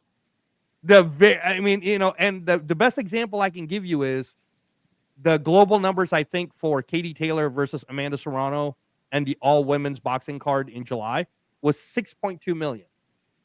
You can't possibly tell me that all 6.2 million knew exactly who those fighters were on the undercard. They might have maybe known Katie Taylor and Serrano, but that's an all-women boxing card. And I remember it wasn't that long ago. It was when Dana White even said, I'll never put women in MMA. Then what happens? Women became the most popular fighters he had, bro. For sure. So, again, that's all I'll say. But Hugo, we appreciate your energy, bro. We love the fact that you're a young, hungry fan. And there's validity to everything he said, Johnny, from his perspective. I just wish it would have been said, with a better mic. Because my ears hurt right now. But we'll work on Hugo. We're going to work on Hugo. Smoking Mo Frazier said by the time McCauley fought, the stands were full and everyone was plastered. So that's a good point. So I'm really interested to see what type of crowd shows up in Vegas for this fight. Because to your point, again, it's the first fight ever in the football stadium. So they're blessing it. The production with Netflix is going to be phenomenal. I'm not even going to, I've liked what I've seen so far. With the ones, what we saw, the Amanda one, like you just said. What was the first one we saw? Jake Paul against Tyson? Yes. Jake Paul and Tyson was the first one where I don't know if you know, they were prepared for as many viewers because everybody's Netflix was crashing out. But the production was good. I enjoyed it. It was like, yo, this is what I'm talking about. So I'm excited. I'm excited again. If those fights get made, I like it. What are you gonna say, Alberto? What do you guys think the viewership is? Because we kind of have like some parameter. We kind of have we can kind of gauge. Like Jake Paul Tyson did, I think 110 million viewers, right? And then we saw Serrano and Katie Taylor didn't really have the interest from the general public. I think MVP posted it was 6 to 8. So what do you guys think Canelo Bud does? Do you think it exceeds Paul Tyson? It's somewhere in the middle, or what are you guys thinking, like preliminary going into it? Yeah, I think that part of the reason why Turkey is probably holding some of the announcements close to his vest is because when TKO, you just have to remember that the promotional group behind this whole show is the same group that does WrestleMania, SummerSlam, and all that other stuff. It's also the same promoter that does the UFC. So if there's one thing those guys know how to do, man, is to promote live shows. They know how to put together a live show. What's that dude's name? Khan? Yes. Nick Khan. Nick Khan. Okay. Yeah. Well, so with that said, just the star power alone. Okay. And I'm talking about like when you go to a Laker game and Jack Nicholson and what all these superstars are coming. Do you know how many Hollywood superstars are going to end up on this thing? Just that in itself, right? Will be insane. And then you're going to have UK fans coming because they will figure out a way to pull UK fans. They're going to figure out a way to pull Japanese fans. They're going to figure out a way. They're going to sell these seats, man. Just like Mo Frazier is talking about that 90,000 seat in Wembley. You can't tell me that it was all 90,000 people that live in the UK. There was a ton of Ukrainians that came. There's a bunch, and they're going to figure this whole event out. Now, I say that, Alberto, because it's 300 million subscribers globally for Netflix. They're going to figure out whatever algorithm, whatever stats they need to know how do they get to these households in all these different countries so they all somehow turn it on live for a reason for this one event that's going to happen, right? And if the NFL can do that to America, do it. Does it surpass Alberto? Does it surpass the 120 million viewers? Is that what you said, Alberto? Of Jake Paul? Yeah, and Mike 120. I for me, boxing wise, all right. So, and again, man, to anyone who was on the chat earlier that said Angelo's a Jake Paul fan, come on, stop it. I did see that. I'm a fan of what he's done to bring, I guess, eyes to boxing. I mean, shit, man. The only reason why I even knew about Jake Paul is because my fucking son, Johnny, was bothering me about him, bro. Like I could care less. But having said that, Jake Paul versus Mike Tyson was such a global circus, and we have to admit that Mike Tyson it's a legacy name. So it's a legacy name versus Jake Paul, who has his younger YouTube demographic already that he already built. And I don't know the exact real numbers because when I was watching it live, it kept freezing. I'm sure that happened to you too, Johnny. It kept freezing. I was on the Boxing Voice on the live fight chat. It happened to all of us, and we were all in different places in the country. Right. You know, I was in Florida. He was in Vegas. Somebody was in Massachusetts. Whatever. And it was happening to all of us. So I say that because are those numbers all live, or were they all replayed directly right after it happened? Like, I don't know what the real numbers are. Okay. All right. Well, let's Hold say on. I'm not telling. Treese is like, yo, come on, man, just spit it out. Does it beat Jake Paul and Mike Tyson numbers? I think that because of what they've done with the NFL last year and what they're planning on doing this year already, and all the advertising with the WWE and the UFC and the global viewership, I believe they can hit at least the amount that Tyson versus Jake Paul did. But I'll say I'm gonna say that, Johnny, because I'm not trying to say that Crawford is as popular as Tyson. I'm not trying to even say that Crawford is as popular as Jake Paul, man. I'm just talking about how they're going to promote this bad boy. You know, they're going to promote the hell out of it. Because I don't know what the WrestleMania numbers are. If you guys can tell me what the WrestleMania numbers are. Reyes is like a politician. I'm sorry. Oh my God. This guy will sell you a car with no transmission, bro. And you'll buy it and you'll be happy walking out of the lot with it. Even will I get praise? Will I get praise, Johnny, when I come back to the show and I'm right? Yes, of course. But we're not like that here. We're not like that here. I mean, we can be wrong, we can be right. Listen, I'm gonna give you the short answer, Alberto. No. It doesn't. I don't foresee it beating the Jake Paul Mike Tyson viewership. It's not because the production won't be good. It's not because the main event it won't be better than the Jake Paul fight and Mike Tyson fight, but there was just a different type of aura around that fight because of the legend of Mike Tyson. And you know, it was the first fight on Netflix, so there was a lot of intrigue there. So I think a lot of people were also tuning in because they were curious to see what type of product that we're gonna get, especially somebody like me. I'm big with that whole production piece. You say they're going to promote the shit out of it, but here we are 5 weeks away, 4.5 weeks away. We still don't have an undercard. You see what I'm saying? On paper. No, I understand. So, yeah. So there's just a lot of little things, right? A lot of little nuances that I think it'll sell well at the gate. That's why I wanted, I think it'll sell well at the gate. I'm sure it'll sell well. It's in Vegas. It's in a stadium. It's going to be, epic the first time. You're going to get people that are going to come out at the stadium. I'm talking about viewers. 120 million homes is a lot. You know, Serrano and Katie, what did they do? Katie, what did they do? 6 million? 6.8 on a Friday night. Yeah, man. I don't see it surpassing it, but if again, you're man, right, if you're right, I will say you are right, and I was totally wrong. I hope it does surpass it because the more eyes on boxing, the better. I'm all about making the sport better. And so whatever puts more eyes in the sport, I'm all with it. This is the reason why I don't mind Jake Paul in boxing at all. You know, I give him credit, but I don't know. I don't think that it does it. What do you guys think in the chat, man? Anybody? Yeah, no, I'm seeing what all the chats are saying. So you guys What's have to the chat? understand. I haven't been reading the chat. What's the chat saying? Yeah, you know, like we're not talking about profit, guys. The No. question We're just talking about the viewers. question was about The TV viewership. ratings. We're just talking about the views at home. Views at home is what we were Right. talking about. The Global. I think it views does at home. less. You think it does less too?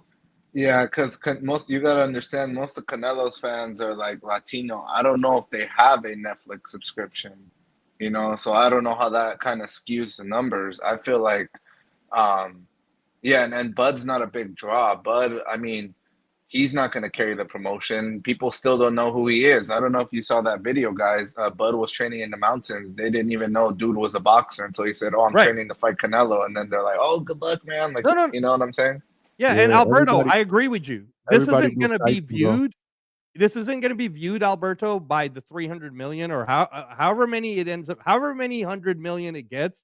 It won't be because of the fighters. So my caveat again is we don't even know what they're going to announce yet. But you're honestly, you guys on the chat right now, you don't know what's going to. All you know is Canelo-Crawford. So if you're saying to me, Angelo, do I believe that Canelo-Crawford alone can outsell Tyson Paul? The answer is no. But that's not what the question was. The question is the television viewership for this event, will it overpass? And I'm telling you right now, if Turkey ends up going and Taylor Swift's going to be here and Beyonce's going to be here and blank and blank and blank to all these Netflix little viewers, and they're going to perform, and all of a sudden it blows up. And then you will get the viewership because Canelo-Crawford will end up becoming the side dish. They won't even be the main dish. The main dish to certain fans will be, it's kind of like the girls who are watching the Chiefs fans who are just Taylor Swift fans. They all of a sudden started watching the NFL because of Travis Kelce. No, they did not. They started watching it because of Taylor Swift. So Turkey's going to pull some crazy stuff like that. Watch. But Eminem, but Reyes, my pushback is Eminem didn't move the needle. And for the Bud fight, Madrimov, Turkey said he lost like 15, 20 million. So what No, you're right. Because that was in LA, and he was experimenting on, because he put on a really good fight card. If you remember the undercards to that fight, it was a really good fight card. He was banking on American fans being as excited as, like Mo Frazier says, the UK fans, the Wembley Stadium style fans. He thought that's what was going to happen. And now that he's understood how the American fan base is more, right? He's starting to understand, like, no. And that's also why, by the way, he's paying $10 million to TKO every year, because he's paying them to promote it. So imagine, Alberto, you think he's going to pay $10 million to Nick Khan and Dana White as a fee to them on top of him paying for everything else for them to fail, bro? Like, dude, he's saying to them right now, you guys packed WrestleMania. You guys packed the UFC Sphere. You better pack this whole place, is what they're telling him. And I'm telling you, man, there's going to be some announcements that's going to shock everyone. So I don't want anyone in this chat to say to me, see, the only reason why they surpassed it is because Taylor Swift did a little concert. I don't want to hear it. I answered your question. They're not gonna be there. I don't see Taylor Swift or Beyonce being there, because most boxing fans, we don't want to see those types of performances. I feel like that's not the right market to get into. You got to. I think Turkey has been given feedback that most hardcore boxing fans don't really care for the concerts. We want to get to the fights. He hasn't really done. I mean, when was the last time we saw a concert? I think it was at that card, right? The Eminem. No. He did, I just told you he did October. It was Busta Rhymes in Riyadh with Missy Elliott, and that was in October. For what fight? Yeah, was that was just in October, bro. That was in October. Which one was that one? What card was that? That was the one in Riyadh. Better Biev versus Bivol. The first one. It was the first Better Be of Beevil. They had the Busta Rhymes, Missy Elliott. Oh God, I'm forgetting. Sierra did a whole thing. It was awesome. It was great. Edgar Berlanga had Fat Joe too. I think they were playing Lean Back. Not to rub it in, Johnny. No. My pushback to the viewership part is like again. a toilet full of nasty ass shit. Okay. That was for you, Alberto. What I'm saying, Johnny, is he's trying to sell it, or let me take that back. TKO will be selling it to the Netflix viewership. So Netflix knows what their viewers want to see, and they're gonna figure out a way to get everybody to tune in. They will figure it out. I'm not gonna hate if you're wrong, brother. Like I said, it would be good for the sport. I don't know. We'll see. I mean, we're still like what, 4.5 weeks away. But it would be nice to get a damn undercard on paper so that we could talk about it and break it down, and we could let people call in and crash out. I mean, that's always good, right? A good crash out, once a show, 5 hours. And thank you. Oh, by the way, Alberto, now that you're on the panel, I just want to thank you because I saw your message early jinxing me for a 6-hour show. I saw that. I think that was like the second message in the chat. It's like, oh, Johnny, 6 hours today. I'm like, I sent a 6-hour banger today. Yeah, that's what you said. I'm like, damn, but today I woke up with bad allergies. I don't know if you guys noticed, but my voice has been shot. Like, I was like, damn, tonight is not one of those shows that I want to do 6 hours. And look, here we are pushing 4.5 hours. We cooking. We got over 70 something people on X. We got another 70, almost 70 people on YouTube. We still don't have 100 likes. That's kind of nasty work, if you ask me. It's free, guys. y'all.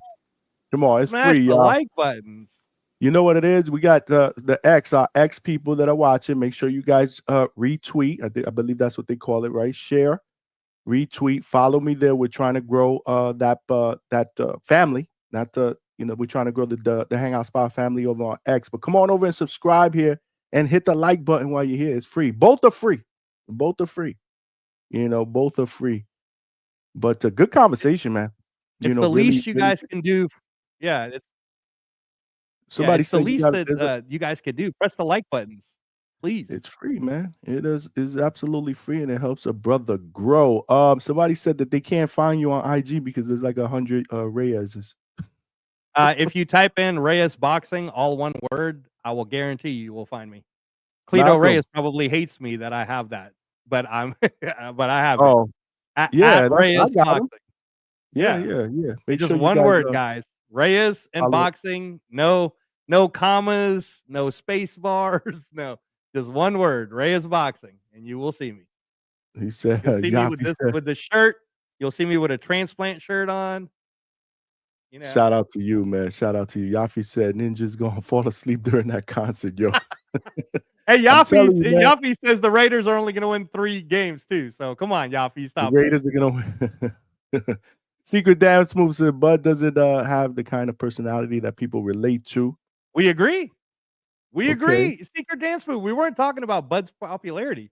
We agree with everything you're saying. Bud is not. Yeah, but we were talking about event and the fact that the event has not even been announced yet. What are the fans going to get? Once you find that out, then we can come back to the Hangout spot, which you guys will probably all be like, oh, I don't know, man. Reyes might be right on this one. Wait, I have a question for you guys. So you guys are saying like basically Netflix is putting their full backing onto this. They want to make this a major success of a show, but how do we know that Netflix is invested into this show? Because do we know if Netflix is paying a licensing fee to stream the fight, or is it kind of like PBC with Prime? They're not, Prime's not putting up any money towards their events. They're just like streaming it on the platform. I think they're actually paying Prime a fee to have their shows on there.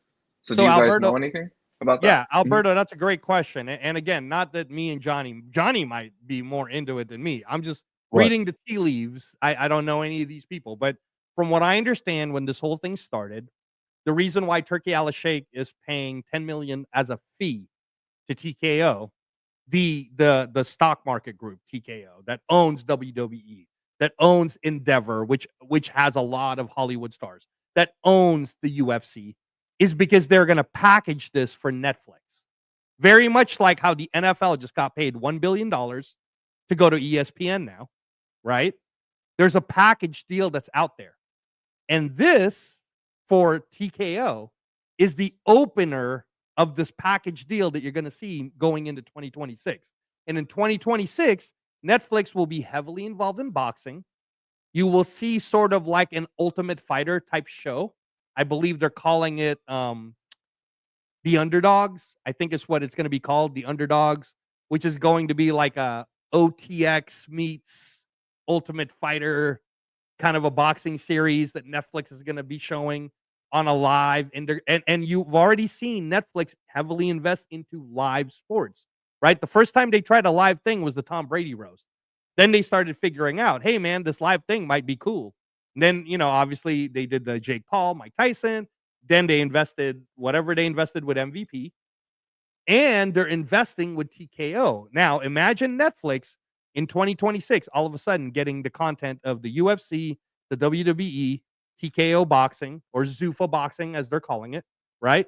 And the Endeavor clients, your Charlize Therons and whoever the other superstars that Endeavor owns. Netflix is getting the whole package. So, brother, Alberto, they're all in, man. Netflix, and this is why I'm excited for American boxing. Because finally, people aren't going to be like, whoa, boxing's not free. Yeah, it is. If you have Netflix, it's free. They're showing it every week now. They have Underdog. They have this. They have that.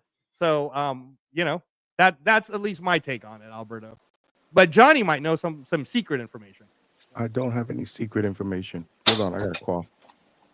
Sorry. Yeah, Secret Dance Move said if it does 50 million live viewers, I'll be shocked. That's kind of like what I thought of off the top. This is why I commented and I said I agree. I think 50 million is a realistic target. I don't know if it goes over 100. But hey, listen, like I said, Reyes, you know me. I don't pretend to want to be the smartest guy in the room because I'm not. This is about opinions, whatever, and it's fun. If you're right, I will tell you are right, and I will eat crow. But I just don't see it. What are you doing? Washing dishes in the background, Alberto?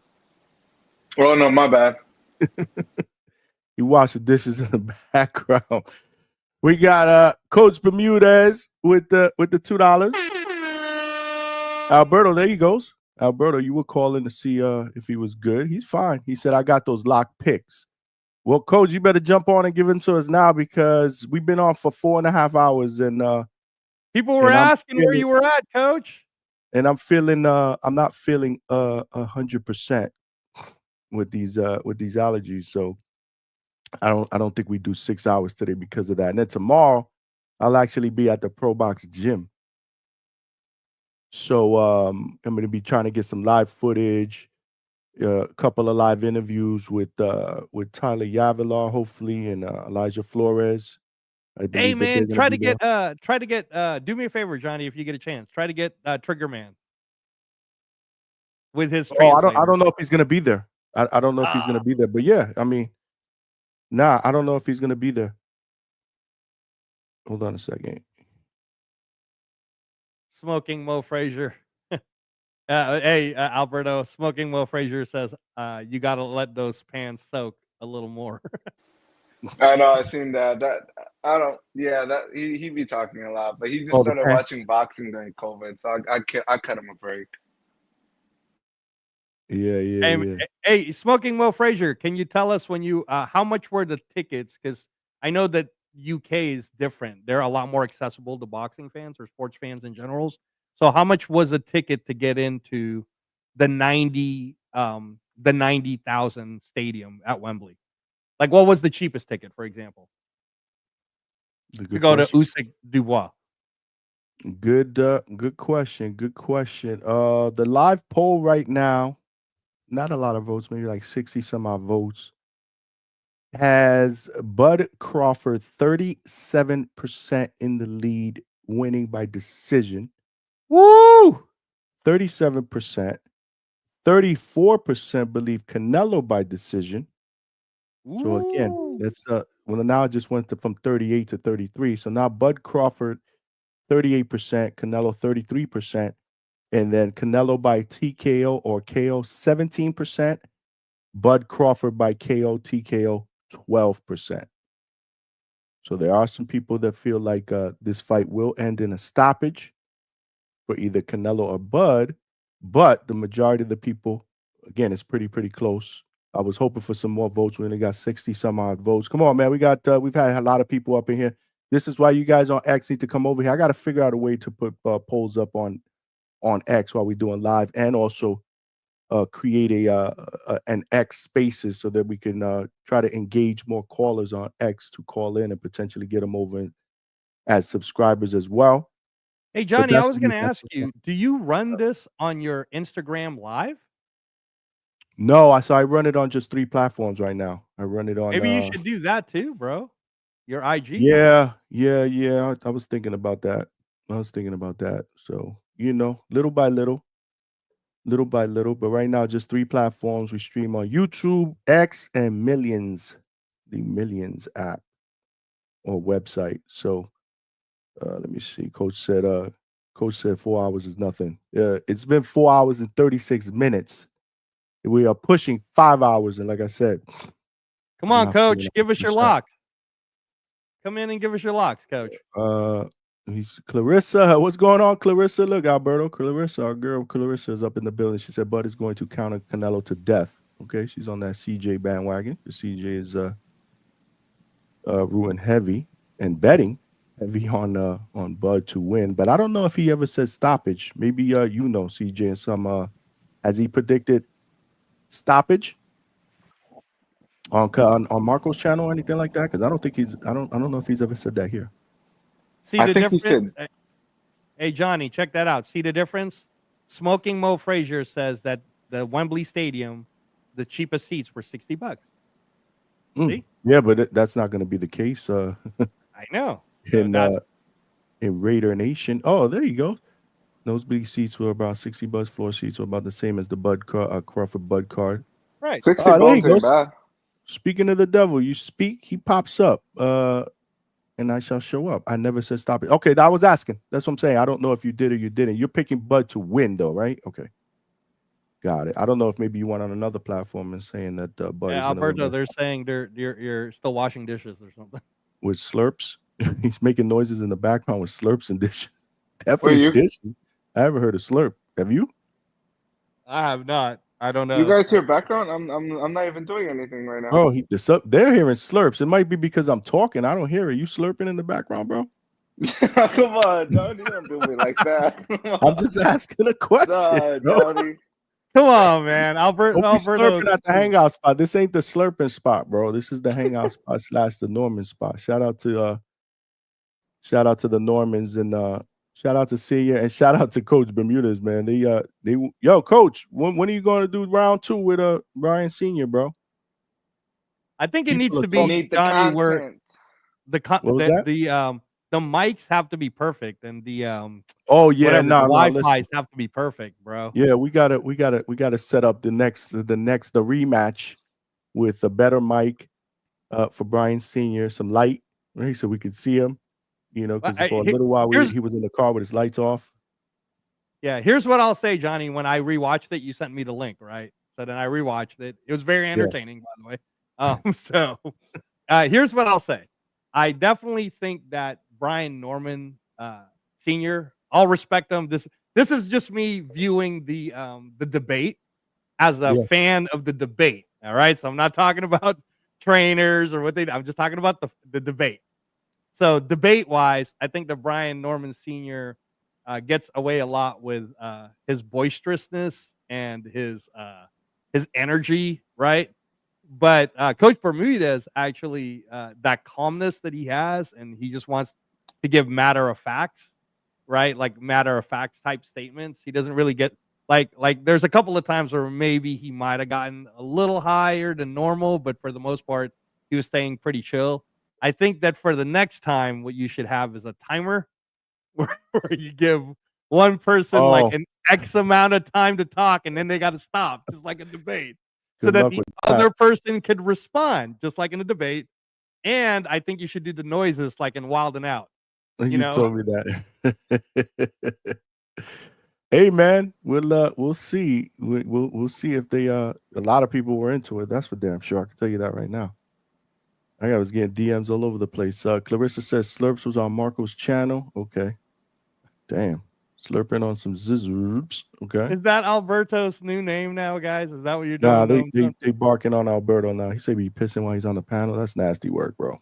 Nah, come on, Mark, Johnny. they're I putting didn't say that. false allegations Smoking on Mo me. said that you doing a number one while you Clarissa said, is this true? Is this true, Alberto? If Bud wins, me and Alberto are supposed to cam up? I don't know. I haven't really been on the other channel like that. To be honest. Whoa. I mean, they said that this is true. To do me a favor, if you ever decide to cam up, can you do it here first? So I can Yeah, say I got you, Johnny. We'll get the content going. I gotta rock with the home team, man. It's better for boxing if Canelo knocks out Bud. Okay. And he said that's a fact. He said if Bud wins, you got to cam up, bro. So did you guys make some kind of side bet that maybe you forgot? I know. I bet Eon he has some chili on Bud, but I didn't know it was with her. I didn't know she was coming up. Did you bet? Did you bet? Hey, with CJ? Shout out to Coach Bermudez. Come on, Coach, just pop in. Coach Bermudez with the $2 said it won't be fair for him if we had a timer. And bro, he's somewhere listening. He gonna come in here and demand that you get in here. He came back, but I know Coach was dealing with some shit with his fighter. But the chat wanted you back, Coach. They wanted to see round 2 between you guys. Real quick, Johnny, to Mo and Clarissa. Hey, y'all gotta support Johnny, man. Like, no hate to Marco, but Johnny putting in that work, man. Don't just come over here when his stream's over. Show some love over here. I gotta rock with the home team, Johnny. No hate to Marco. Appreciate you, man. Marco, cool people, man. Yeah, Coach Johnny, Bermudez. Johnny, you were on with Marco for a while, bro. When you went on a show, you were on. Oh there yeah, for that day, right? Yeah.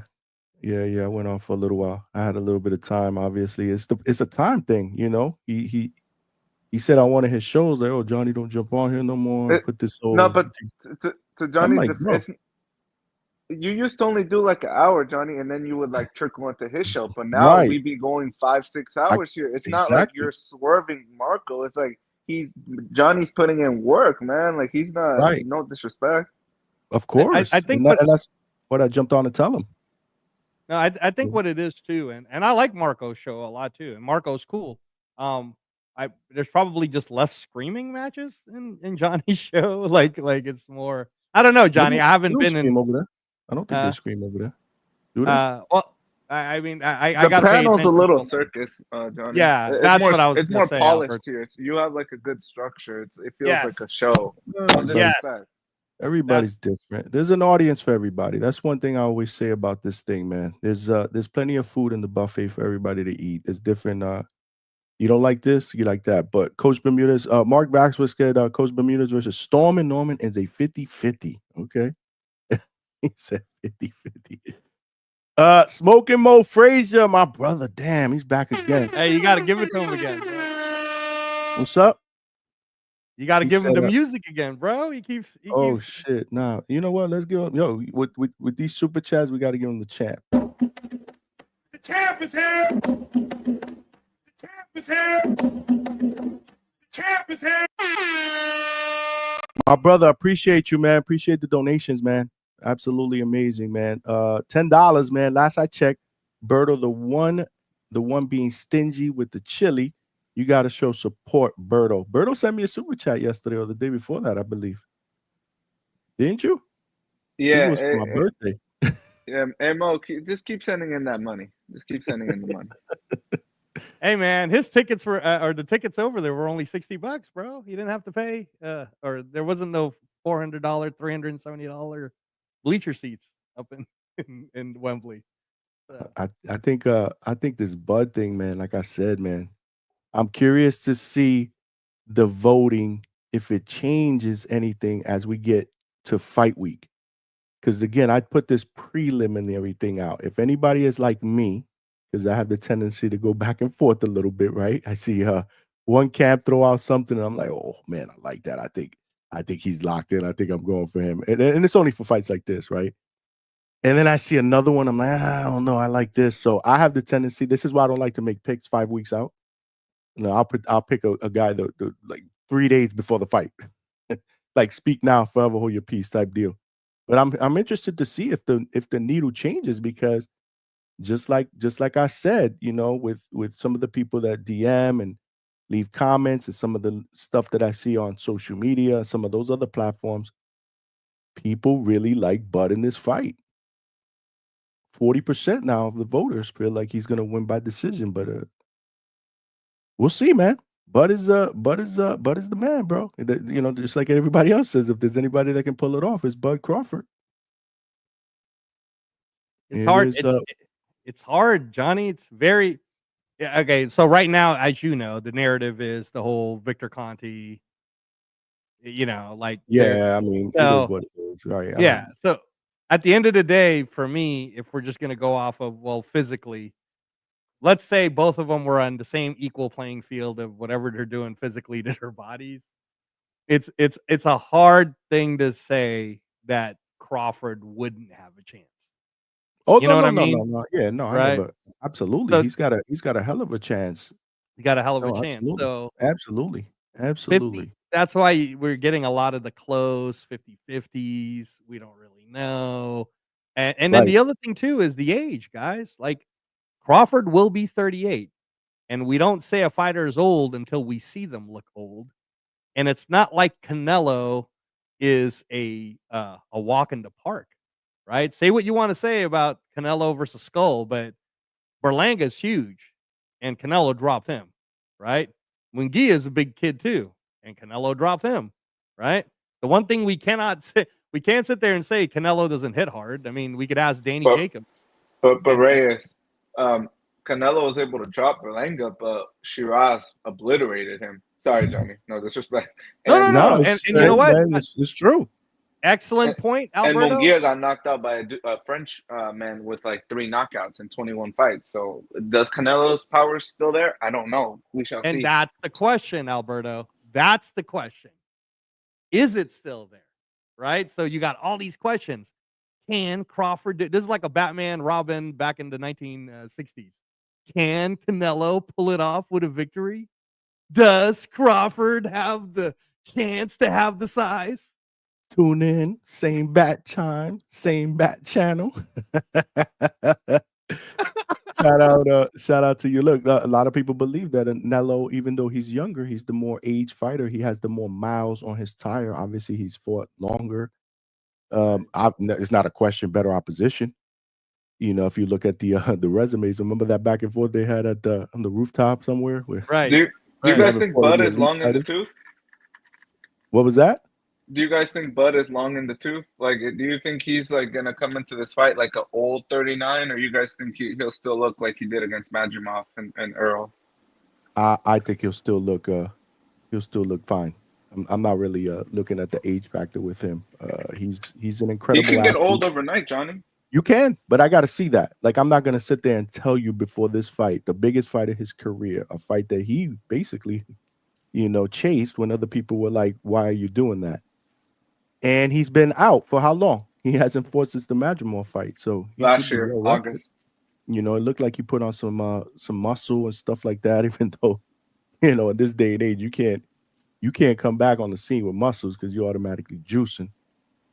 This is just the world that we live in. Let's keep it a buck. But CJ is back with the 5. CJ's my dude. CJ never comes back on the panel no more. Like, I don't know what I did to him. He never wants to come back on the panel. That's what's up. But you always welcome, CJ. You know that. He said, I'm collecting a rack with the bag emoji and dropping a diss track after Crawford wins. Didn't know that you had that skill set, bro. Wow. You rap too, because he does jujitsu. Wow. He does all this stuff. He speaks Spanish, bro. If you could rap too, I'd be really, really. Not that I'm not impressed already, but I'd be like an extra notch impressed. But he said, Amberto, you got to honor the bet you made with Yai Yen. What was the bet you made again? Yeah, what was the bet? I think they're talking about the cam up and stuff like that. Yeah. Is Yai Yen Japanese? No, actually, it's far from it. Okay, right? I don't know. What is Alberto? You're a little bit more Yeah, I think he's light skinned, like maybe like a quarter black, 3/4 white. I think he Oh, said. okay. The name Yeah, was throwing me off because good yen guy. is the Good guy. Japanese currency. And We don't see him in here. Maybe he don't like my stuff. We used to see him in the beginning, but we don't He see don't him. rock with us, Johnny. He don't rock with us. It's all right. I mean, It's, with you, yeah. it's an acquired Hey, taste, man. Some people like me, some people don't. Hey, Yafi, I have seen him. The last fight I remember, Jose Salas was he beat the Filipino kid on the undercard of Spence versus Crawford. He beat Aston Palasete on that. I missed his last fight though. I think it was in Mexico. He fought earlier this year, but that's a good young talent right there. Chapulin, Jose, Chapulin Salas. There you go, Alberto. Smoking Mo said fighters age overnight, but could very well look old. Okay. Yeah. I mean, it's happened before. I just, I don't know if it's gonna happen. That's what I was before trying to this tell you fight. earlier, Johnny. We're gonna Better see it though. BF could look old. We're What's gonna the see last it. example we saw in boxing of that happening? Like a fighter Somebody just looking looking old. old overnight. Shit, I gotta Mhm. think about that. That's a great Like he question. was, yeah, like he was killing it, and then his next fight he looked like shit. Shit, that's a good question. I'm trying Yeah, to I'd think have if to we think saw about one that this one, year. buddy.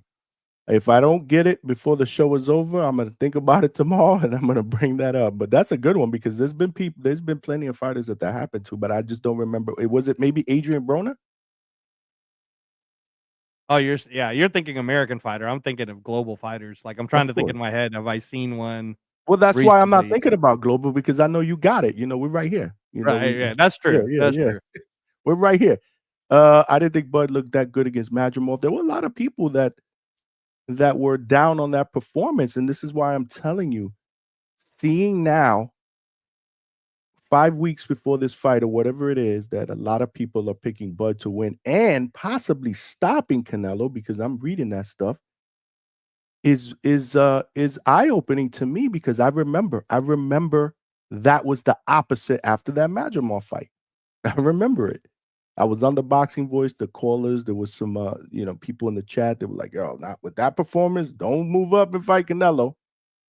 And now here we are. You fast forward, and I'm sure Canelo had obviously Canelo's last performance had a lot to do with that as well, right? Because he didn't actually knock anybody's socks off against William Skull. But yeah, I mean, this is boxing. It's what have you done for me lately? Clarissa said, I think Bud has been studying and training for Canelo for over a year. I agree with that. What were we gonna say, Alberto? I was just gonna say, how much like credence or how much are you guys putting into the fact that people are saying, Bud was spotted with a new, I think she was white, but well, it doesn't. He was spotted with a new woman. He left his mother of his child that he has like 8 kids with, and it's kind of like he's having baby mama trouble. Like he posted some cryptic message on his IG story today, kind of saying, "Damned if I do, damned if I don't." And do you guys think Bud's in the right headspace going into like the biggest fight of his life? And do you think it plays into, maybe his training or maybe how focused he can like lock into the fight? Good question. Again, you know what they say, right? Mental. You got to be in a good mental space. I don't know exactly what's going on, but it looks like there's some baby mama drama there. Bud has I been think busy. Alberto, you have to think about the fact that Canelo has a long-term deal with Turkey because 80 million for the skull fight. Then I think he might clear 100 million for this one. And then he's got 2 more. And then Turkey was already talking about also extending his contract longer so that he can make the Benavidez Canelo fight happen before Canelo retires. So, I mean, like, think about it this way, bro. Like, in terms of, Yafi, I think earlier asked, why aren't we seeing any Canelo footage? Probably because his ass is training like crazy right now up there in Reno or wherever it is in northern Nevada that he's doing. And Truckee. because and I guess in all honesty, if Canelo already is your biggest star in boxing, like globally, because you could put him into UK, you can put it anywhere, and everybody knows who Canelo is, pretty much, right?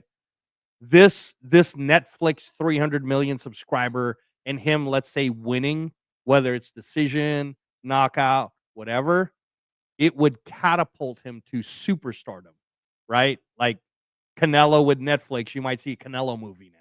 right? Like, you know what I'm saying? It would launch him. So Canelo's probably like super training hard. And I'm not saying this to make Crawford believers think that Crawford will lose because of this. But Crawford's doing a lot of promotions. Crawford's doing a lot of advertising. You're always hearing Crawford. Now Crawford Vada. So maybe that's all strategic because, you know, you never want to admit that you could lose. But let's really play it out, Johnny. What's the worst case scenario for Crawford if he loses? Nothing. No, because he would have did- gotten paid a lot. Yeah. He would have gotten a ton of exposure. People around the world would now know him even more so. And he might come out of it as a good guy losing, right? And now he's 38. So who knows? Like, does he still want to really box or does he want to get into promotion? Because he's the promoter for Lester Martinez and some of these other younger guys, isn't he? So, you know, he might just be like, So maybe that's why he's more exposed, Alberto, is that somewhere deep in his heart, bro, he kind of knows he's playing with house money. Worst case scenario is if he doesn't get hurt, but he loses a decision, then what's so bad about that? He keeps building up the whole I'm chasing legacy. I'm chasing legacy. I'm going for greatness. He's way too competitive for that, bro. Like, yeah. Bud is just a different type of competitor. What up, Trees? I was gonna let you cook right now. Look, I all I want to say is, man, Bud, whoa, we gotta act like Keith Thurman don't exist around this motherfucker. Because if Keith Thurman and Bud Crawford telling me they gonna lock horns at 160 or something like that, my nigga, I'm into that. I don't know what the hell y'all got talking. I don't know what you're talking about. Bud still got options around here. If Bud tell me he want to fight one of the Charlo twins, I'm here for that shit. If Bud tell me he decide, fuck it, I'm sticking around at 168. I just beat the shit out of Canelo. Fuck it, Berlanga. Fuck it, Brent. I hear you need a tune-up. I need a tune-up, motherfucker. Berlanga, come, dust yourself off. Get you a little fight, nigga. I'm about to beat the shit out of you too. Fuck it. If Bud tell me and Billy, fuck it, I'm international. I'm a world champion. Fuck it, I want to go to Canada and put hands and hooves on you. Fuck it. I'm in, man. You got me. Fuck Bud got options, man. If Bud is fighting, I'm watching, man. Listen, man.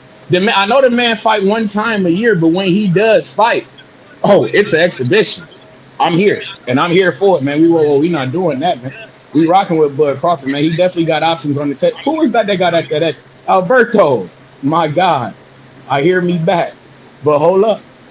Like I say, man, if Bud Crawford decide he got up, whoa, is that Coach? Hold up, Coach. What's going on, Coach? I gotta ask Coach, man. I was in person for that Kenny Sims and Oscar Duarte, Coach. I don't know if you watched it. If you did watch it, what'd you think of Oscar Duarte and Kenny Sims, man? In person, I thought Kenny Sims did enough, man. I don't know, man. I had guys who telling me, no, Duarte did enough, man. And I must say, Duarte being live in the venue, motherfucker, you punching Duarte. That shit, hey Johnny, you can hear the thuds off the shots that motherfucker was throwing. He punching Johnny. That shit is down. I'm like, holy shit. I ain't surprised.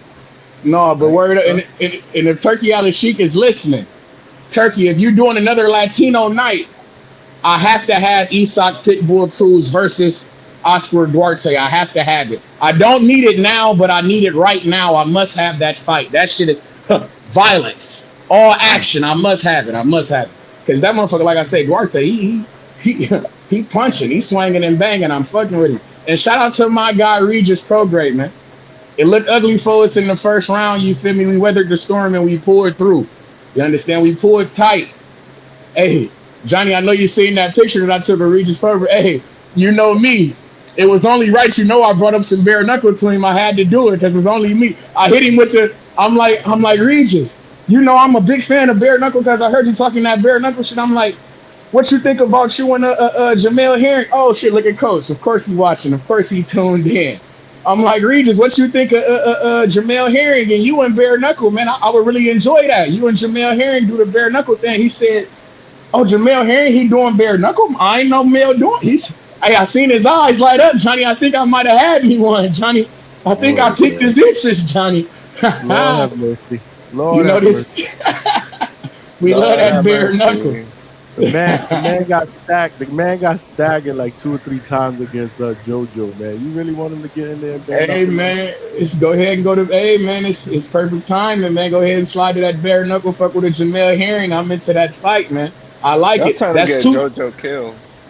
No, not JoJo. I'm talking about Regis. Shit, if Regis when they slide to the bare knuckle too, we got to fight over there for him too. Shit, just hey man, combat consultant. We watch it all, man. We do bare knuckle, man. We watch it all, man. Say, hey man, coach, man, you got to tell. I know coach ain't training no bare knuckle fighters, but one day we gonna get us a bare knuckle fighter in the gym, and we going to the top. We going to the precipice. You understand? Are you a bare knuckle fighter? I will say that I have thrown a couple bare knuckle hands, coach. I've competed in the match, coach. They even do amateur bare knuckle. It's like it's boxing with like 6-ounce gloves. You see me? We done did things of this nature too, cause we like to throw hands, man. That's why I'm just waiting on Border Wars to go bare knuckle, then I'm gonna make my debut. You understand? But yeah, man.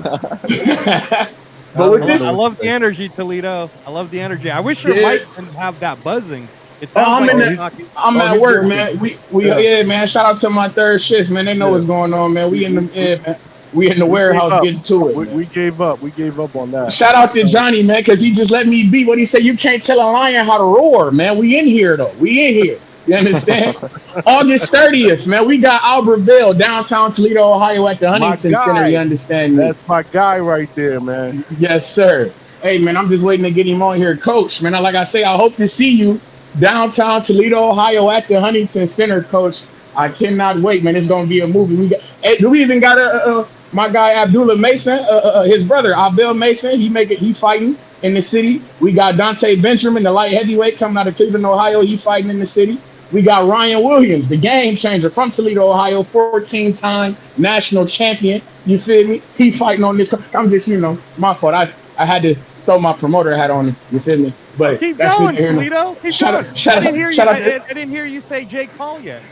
Whoa. No, if we had Jake Paul in the city, whoa. We waiting on him to go back to Cleveland. You understand? But Turkey Al-Sheikh, if you're listening, because I know you got your eyes on everything, we want that Albert Bell and Edwin De Los Santos fight. You understand me? That guy, my fighter is top 10 in the WBO. That guy, top 10 in the WBO. I need that fight. I have to have it. Turkey. But, that's neither here nor there, man. What I have to say, man, is coach, man, if Kenny Sims, man, he decide he want to transition up to 147, man, what you think about him and Polanco, man? I like Kenny Sims, man. I like Kenny Sims. I thought he did enough to win the fight, coach. What you got for me? Well, actually, that's actually one of the people that I always wanted to stay away from with Polanco early on.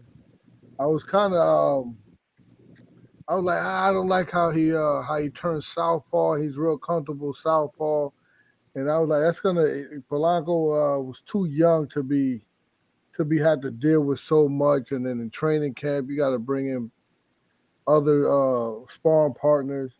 So I was like, nah, I ain't trying to fuck with Sims.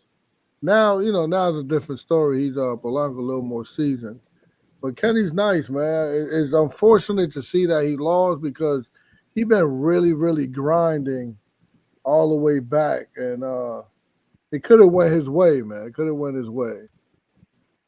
Yeah, man. In there in person, like I say, being in person live, I thought Kenny did enough, man. I thought he did enough.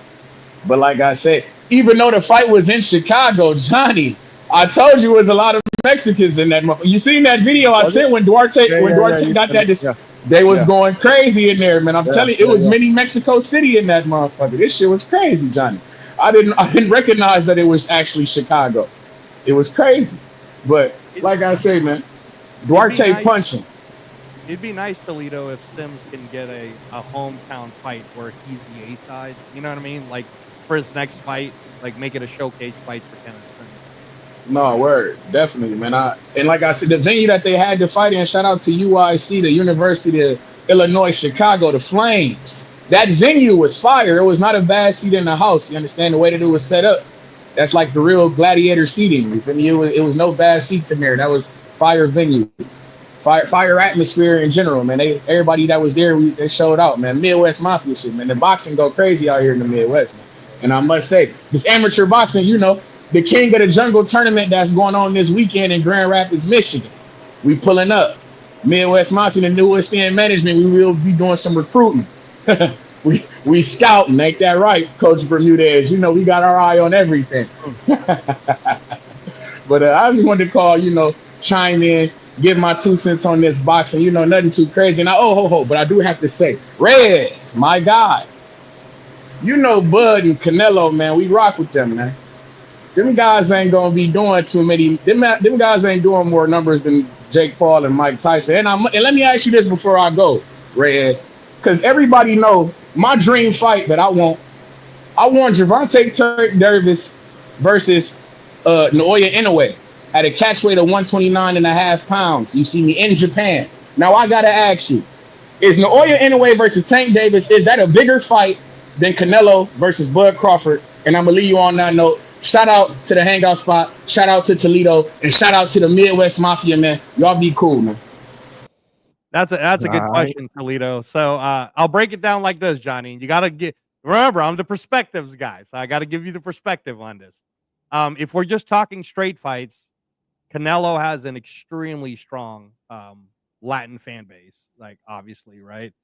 But Naoya Inoue, bro, sells out Japan, Southeast Asia. So if you put Tank and you ask them to go to Southeast Asia, they'd probably have to find like a 100,000 stadium, like a Wembley type, right? Because the biggest one is Tokyo Dome, and I think it can only get up to. They're talking about Nakatani Inoue is going to be 65,000 at the Tokyo Dome, which will be the largest. So in terms of a fight perspective, unfortunately, Bud Crawford is not as, I guess. Oh man, he's really not like Tank. Tank has a fan base of people that just absolutely love him from when he was even younger, right? Growing up, we've been telling you that though. That's why I've been telling you I don't. No, I know, Johnny. Yeah. So, but again, my point to Toledo is, we were talking about the event. We were not talking. Everybody was saying. I wasn't trying to say to anyone that Canelo versus Crawford as a name is bigger than Jake Paul versus Tyson. You guys asked the Netflix event that's happening on September 13th to the 300 million subscribers. Will it get as much or more? And my answer was yes, because we don't even know what the event's going to be yet. We know what you meant, but we still don't agree with you. That's all. But you could be right. I don't know. Joshua M with the $2 said, Rez, what the hell are you talking about, bro? And that was on your whole Bud Crawford take where you were talking about Bud. That came in when you were talking about Bud. So I apologize, Joshua M. Thank you for the donation. I didn't read it before, but that was what that whole thing was about. Thank you, Joshua. Thank you, bro. That's what I do to the Hangout spot. I give perspective. That's all I'm doing. Give perspective. People like them. People don't. That's the way it goes, bro. But at the end of the day, we all love boxing. We all love talking about boxing. Speaking of talking about boxing, we got my man, Coach Bermudez in the building. What's going on, Coach? See, I was just about to log off. You always come on when I'm about to log off. Like you have a log off meter or something, bro. Like it's just like an alarm. Oh, time to go on because Johnny's about to come off. I just saw. I didn't know that was gonna go down like that either. With the man, I kind of didn't feel cool about letting that happen. That was kind of corny, right? That was. I didn't know it was. I know how you. I would feel the same way you feel. Yeah, because again, we interviewing the kid. I know he did call out Scooby to you. I get it. I thought you were coming to promote. I didn't know you had Scooby in there. Yeah, I thought it was just like, you know what? Maybe you wanted to ask a question, or you maybe want to say where you train out of, who's your manager? Maybe we can make that happen. I thought you were gonna do your calm, cool, collected. When I saw Scooby, I'm like, oh Lord have mercy. It was funny. I just felt bad for him. I kind of felt bad for him too, because he's a young kid and he's there. I don't want no kid to be in that position. He's there by himself, like sitting. Yeah. Look like we're jumping him. Yeah. Look like you set him up and we're jumping him. Exactly. It looked bad on me, but I sent him a text, and I didn't mean for that to go down like that. It won't go down like that. I didn't even know that. So we're here, we're film studying, and he's talking, and Scoob was like, "Hey, you gotta jump on. Let me say what's up to him." And Scoob actually showed me a text, a DM where they went back and forth. Oh, so they had words before in the past. Yeah, they had so he had tagged Scoob and something, and Scoob was like, let's fight, whatever, let's do it. Yeah, I got you. And then but I mean, it's a stupid fight anyways. The kid is 7-0. I mean, yeah, I would hope they wouldn't want to take a fight like that, especially just looking at his record, to go from what he's fighting and what he went the distance with to jump in at school. I understand that, he's supposed to feel the way he feels, right? He's nice. He is a decent boxer. He can box, bro. He can box. Yeah, I'm hip to who he is. And but there's experience levels, and why would you want to risk it?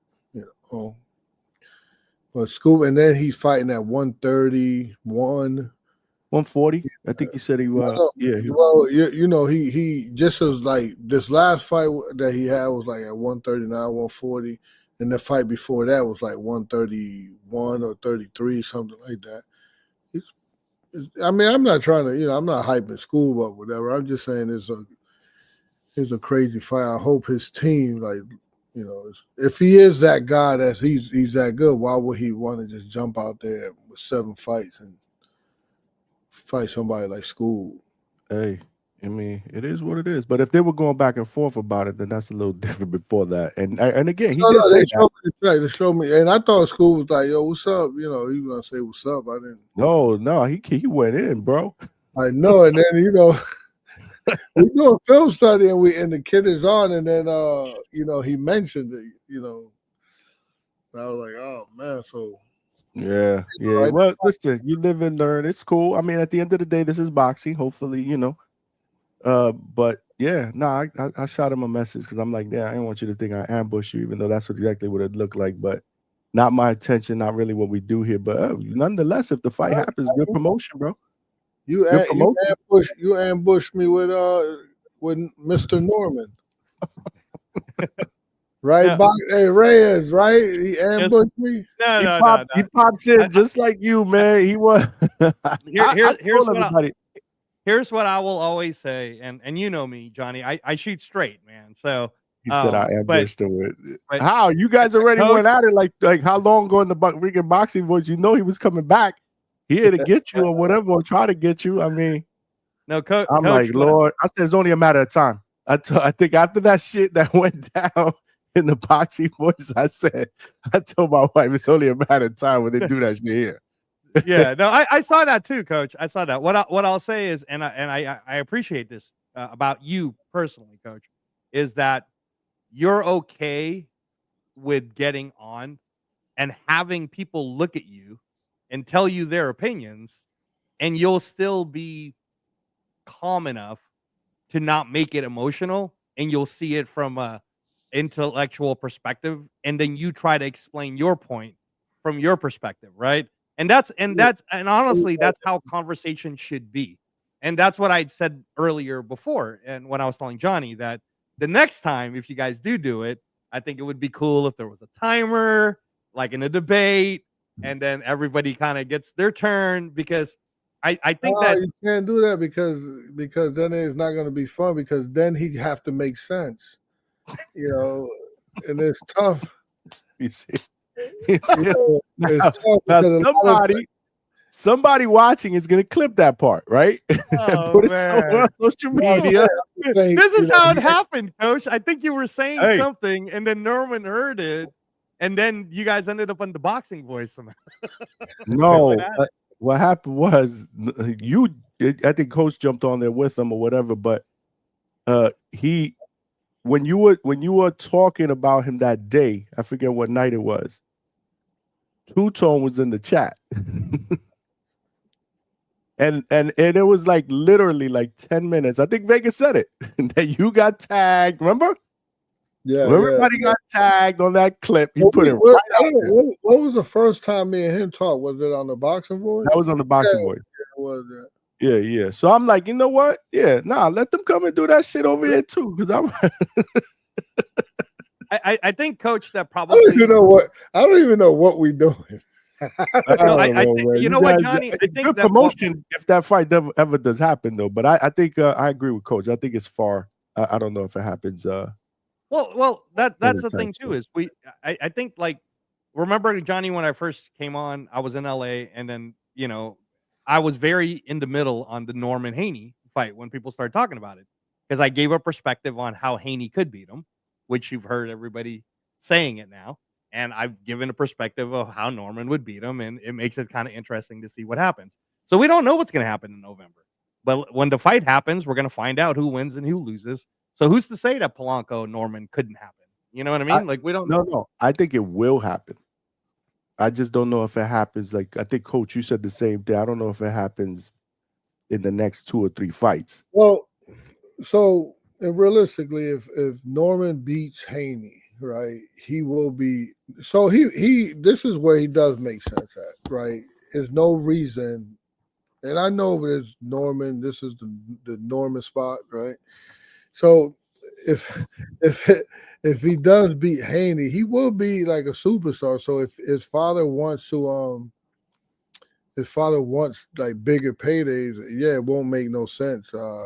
Polanco is high risk, low reward. He's a Dominican kid that he's not going to generate what. Can you imagine if he beats Haney and then he like get a Pacquiao fight and he's gonna be a superstar. So he's looking.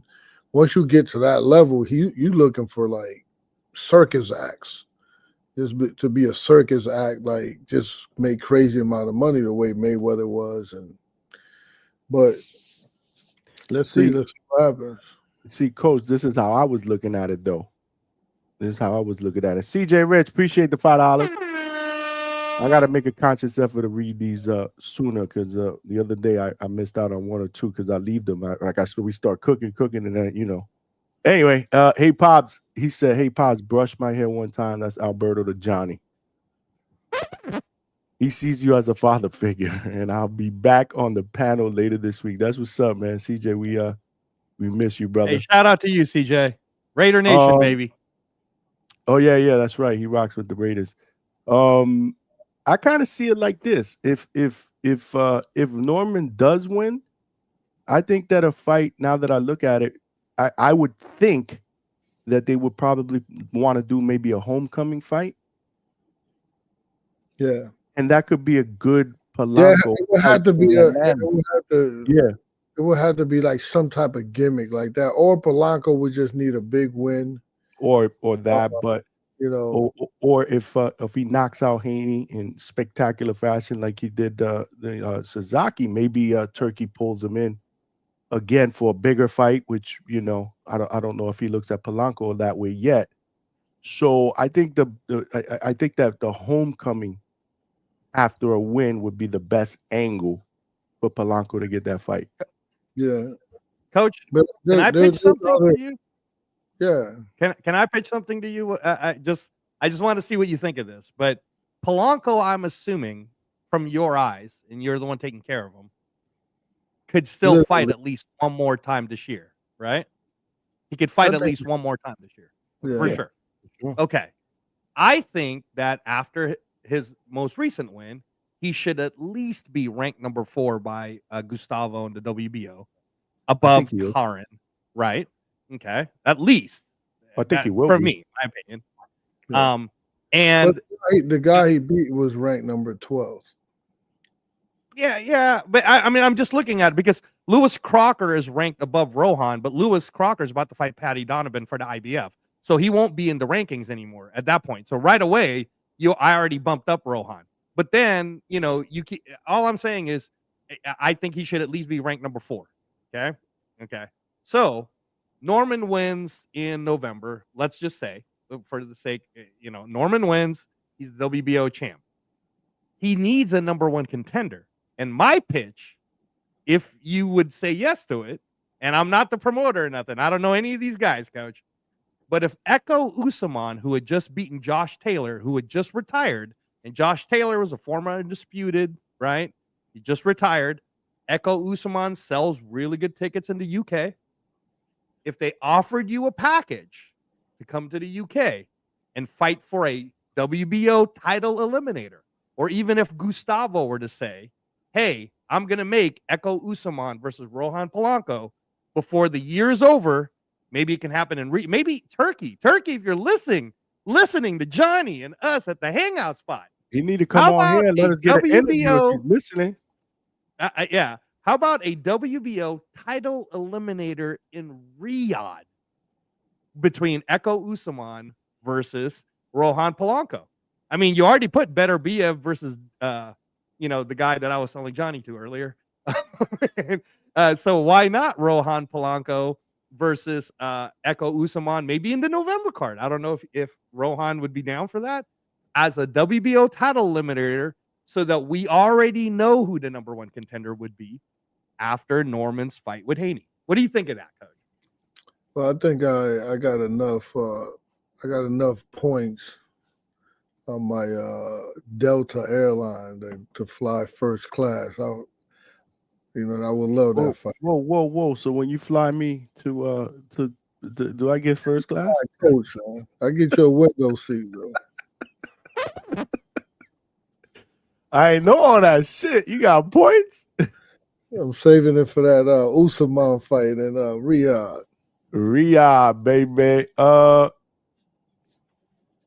but Polanco don't say no. I was just gonna say that's not even.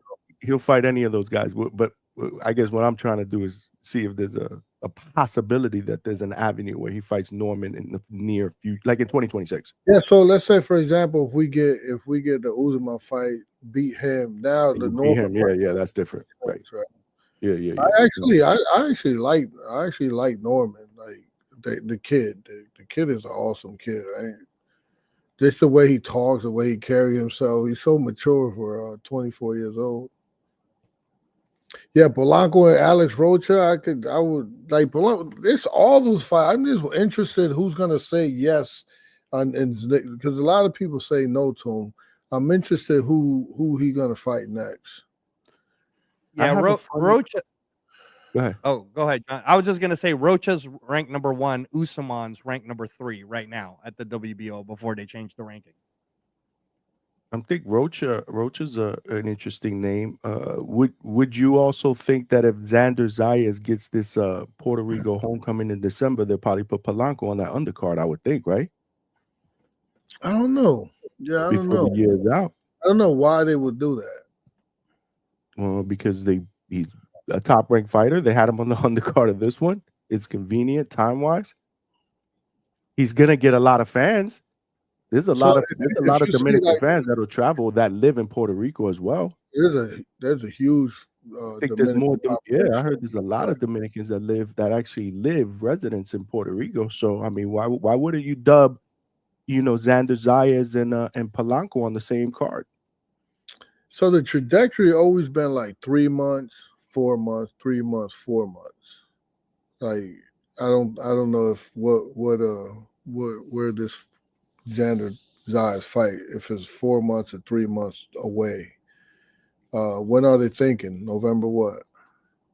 No, I haven't heard of anything specific. I'm just hearing like the rumblings, or they'd like to get Xander a title, his first title defense in PR, probably towards the ending part of the year in December. I have other fighters. I'm a real. Right? But this is the Polanco spot too, right? This is becoming the Polanco spot too. I mean, give me a little bit on the chat to know that, like, I'm a real coach. I have more than one fighter. I don't just have one. Right? I'm not my son's cheerleader. So there goes the clicks. Somebody just clipped that one. Nah, you got good fighters, bro. Great fighters. I mean, Yo-Yo Hernandez is dope, and but I said that. I brought up Scooby. I brought up Bloomfeld. I brought up Bloomfeld.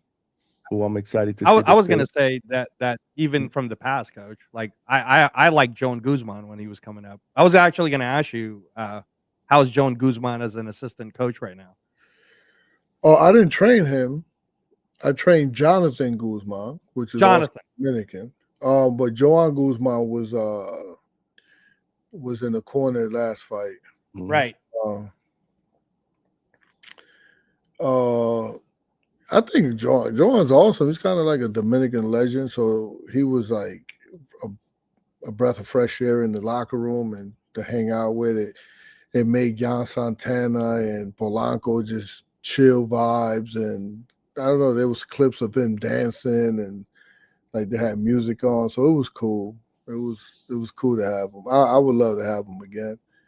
He knows how to work the corner. Polanco's difficult in the corner. You have to know what you're dealing with to be able to know how to work with him. He don't like to sit down. He just wants to he gets so focused. He's still young. This is part of being immature too. He just wants to fight. He wants to fight. I don't know if you've seen the fight. He going over there. He's like looking at, I know it's sometimes it could be disheartening when you huffing and puffing. You see this guy over there just wants to fight you, and it's like round after round, But he's still immature in the way where he need to relax. Yeah, man, for sure. Smash that like button, y'all. Smash that like button. We're almost at 100 likes. We're almost at 100. Come on. Hey, Johnny, did you hit your 10 goal? That 10 target? Yeah, I hit that just recently. Awesome. Yeah. Appreciate everybody for the donations. Awesome. Likes are free, just like Alberto's saying. Likes are free, guys. So we hopefully I just want my boy. He deserves to be world champion, even if we go the WBC route. I think we just had not me, but we as a team, I think the manager of Polanco just had a conversation with somebody from the WBC ratings, and they said, we love Polanco. And I think right now, I don't know, I think he's 12 or something like that in the WBC. Yes, sir. He's number 11. He's the WBC number 11. Yeah, so I think they're going to move him up to 7 or something like that. So that's another route, a WBC route. And yeah, no doubt. Attorney Bailey, my guy, said both coaches are real coaches, in my opinion. Fighters make the coach known. A team effort, like Bomac, not known on national scene until Crawford. A team effort, showing y'all love. Also, the highest Polanco has been on the top ranked card was 4th. He's not even been a co-main or main event. I'm not wondering what that. No, he hasn't been the main event. He's been under the main event. That's the one that I needed to read first. Secret dance moves. That's the one I needed to read first. My bad. He said you all making plans for Polanco and top rank. Still don't have a network in place as of now. That is a good point. That's a good point. But I think that top rank has CAA as their agents, and Creative Arts, they're a pretty powerful group. So I think they'll be fine. I think they're gonna get a channel, man. I mean, Polanco will be fighting in the CW if need be. But I heard something like that. That's crazy how there's nothing unless Coach knows something. He's not trying to give us breaking news. No, I think what I heard that they're gonna have more dates. I think they had 10 or something messing with ESPN. I think they're looking to double that. So they're gonna have more dates because they also signed a few people. So they're signing people and they don't have no platform. I'm pretty sure something is in the works. Oh yeah. But I asked one of them. I asked one of the main guys that worked there, and he gave me the illest spin move. Okay. So I said, listen, man, I know you know what's going on. He's like, oh yeah. I'm I don't know, but what I'm hearing is it might be Netflix or HBO Max or TNT, or I'm like looking at him like, you ain't say what the fuck you just said. You ain't say nothing. He said what we are. You know what though, Coach? Can I say this? No, Coach. Can I say this though? So TNT TBS just did a trade with ESPN, so they're not going to have the inside the NBA anymore, but they got a bunch of college, right? And TNT TBS also shows all of their stuff because they're connected to HBO Max. And HBO, who left boxing, the HBO Max group is a very different group. So I could totally see Max, HBO Max, on top of TNT TBS be a conglomerate together and own Top Rank. And remember that Top Rank, and again, here I go again, Johnny, with the insurance sales, but Top Rank right now has some of the best young talent, not only up and coming like Rohan Polanco, but champions. We're about to see Abdullah Mason possibly become a champion at 21 years old. Currently, the youngest world champion right now, Brian Norman, he's 24. There's so much for Top Rank in terms of a future moving forward that if you're a network, you would want to buy them, number one. And here's the second part that people always forget is so important. Content is all these networks care about. They care about the content.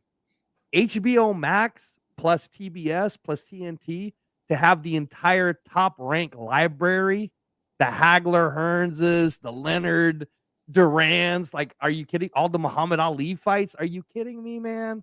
CAA secret dance move. Listen to me. Top Rank's going to be just fine, and all their fighters are going to be fighting real soon at some network. You sold me, bro. I mean, people love the.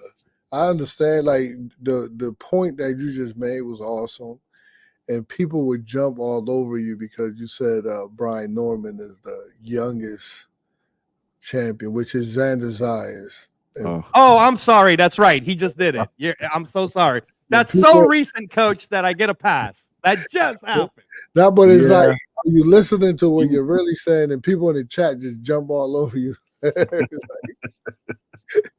Yo, guys, that just happened. I'm sorry. I completely forgot that was a week ago. Fresh. It's still fresh in Reyes' mind, but shame on you, man. Shame on you. Xander Zayas is now the youngest. Yes, 22 years old. That's correct. I'm sorry. We got he is the youngest. Do you see Zayas growing, even though he's 22 years old? Do you see him growing within his fighting style? Like, do you see him getting better from what he is now? Like, how much better? I do, Coach. But he has to be open to learning because he has. So the good thing is he started it so young that he has the pro experience now in that sense. And obviously winning a world championship, and you would know this better than anyone, Coach, when you win a world title, all of a sudden you change, right? You like everything gets supersized in you because you're now the world champion. So, and Top Rank is so good at protecting the champs. I don't think they're going to all of a sudden do something crazy and throw them in there with Bakram or something nuts like that, right? Top Rank's going to do what Top Rank does. But in my opinion, I think that what they will do, because they own both fighters, is I don't think you'll see Xander really fight any of the big names at 54, and you're going to see him get a world title at 160. I think that Janabek's going to move up to 68, and I think you'll probably see Xander fight for a WBO 160 before you see him fight any of these other names like Boots or whoever. Because if I was Top Rank and I had a 22-year-old like this, I'd be like, why would I do that when I can make him more world popular by saying he's a 2-division world champion? Let the kid grow into his body and get that grown man strength. Now you're talking about a 24, 25-year-old who's a 2-division world champion. He's, Canelo starting to get old. You got a Puerto Rican star. You know what I'm saying, Coach? Like, Yeah, definitely. That would have been a question that I would have probably asked you, Coach, because it's hard. It's really, really hard for me to say that at 22 years old, you don't feel that he can improve. He's only 22 years old. So I think that he can improve, but the part that he needs to improve in is the part that I question. And that to me is that ability to take it into the next gear, like hit that second gear when you have somebody that you are outboxing, that you have somebody that you could potentially stop? Does he have that killer mentality? He may not have the killer Puerto Rican left hook.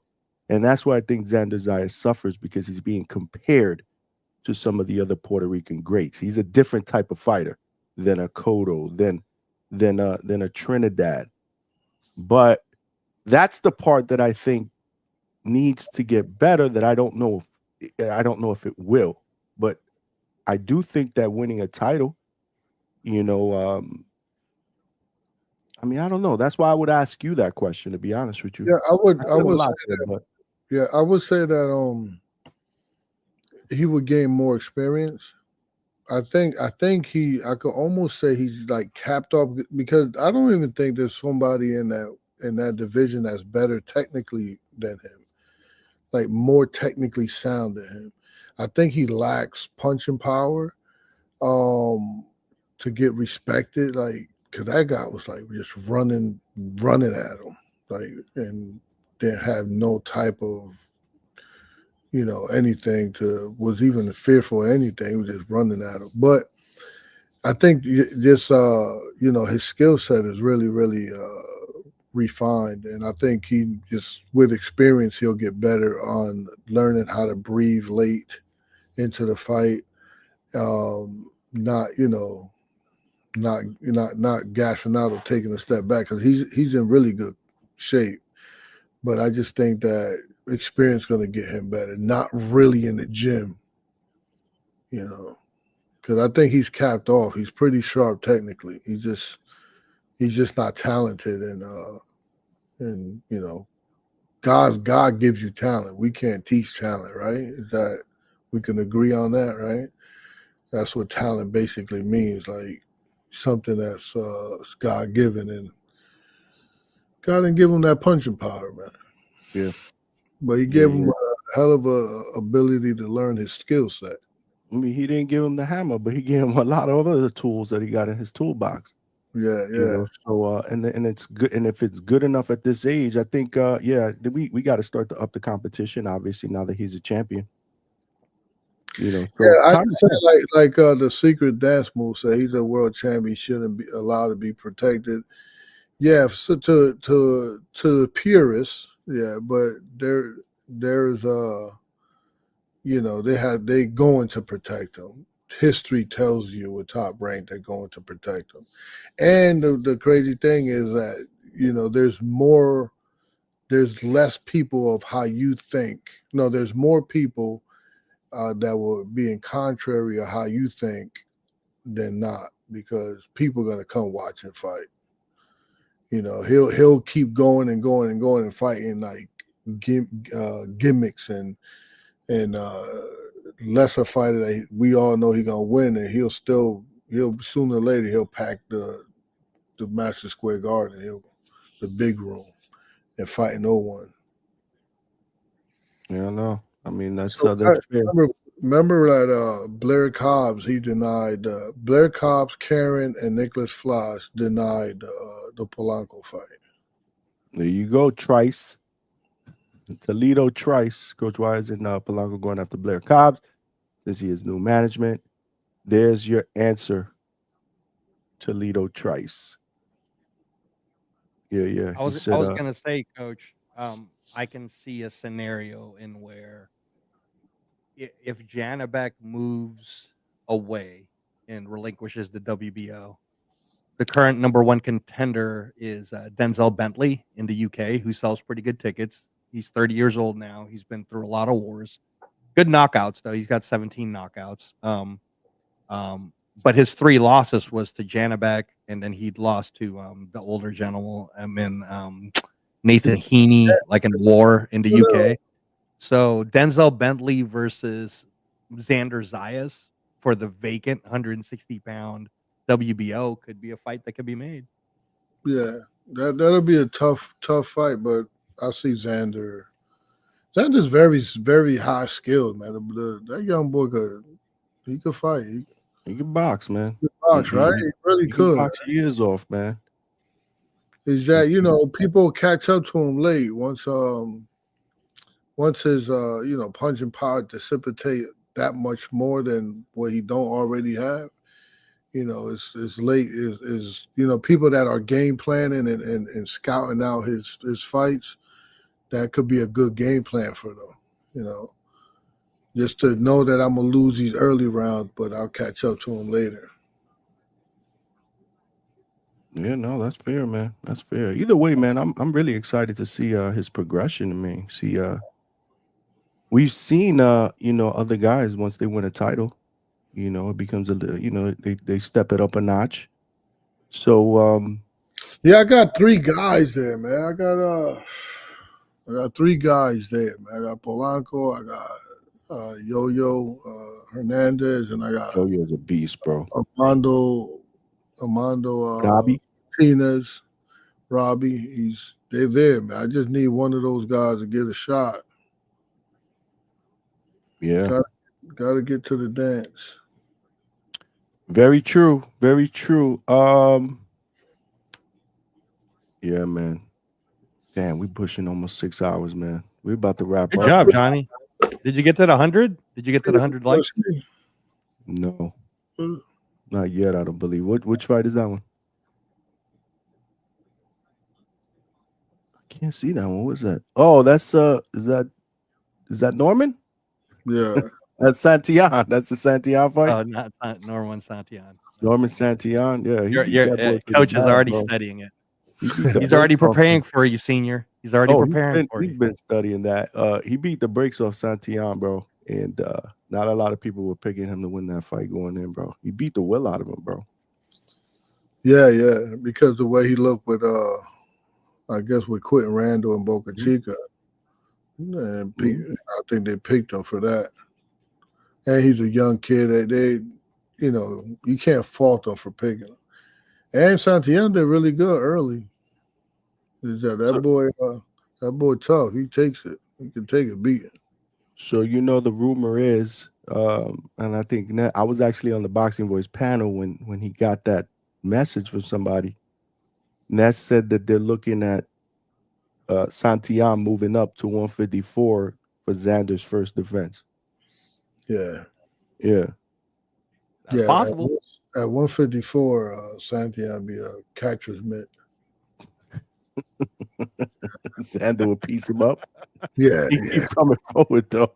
Xander will piece you up, man. He got them hands, bro. He got them hands, man. I just wish he had somewhat of that Puerto Rican left hook, man. Can I ask you, Coach, since you were there with them, were you worried that Xander was so skeletal to get down to 54?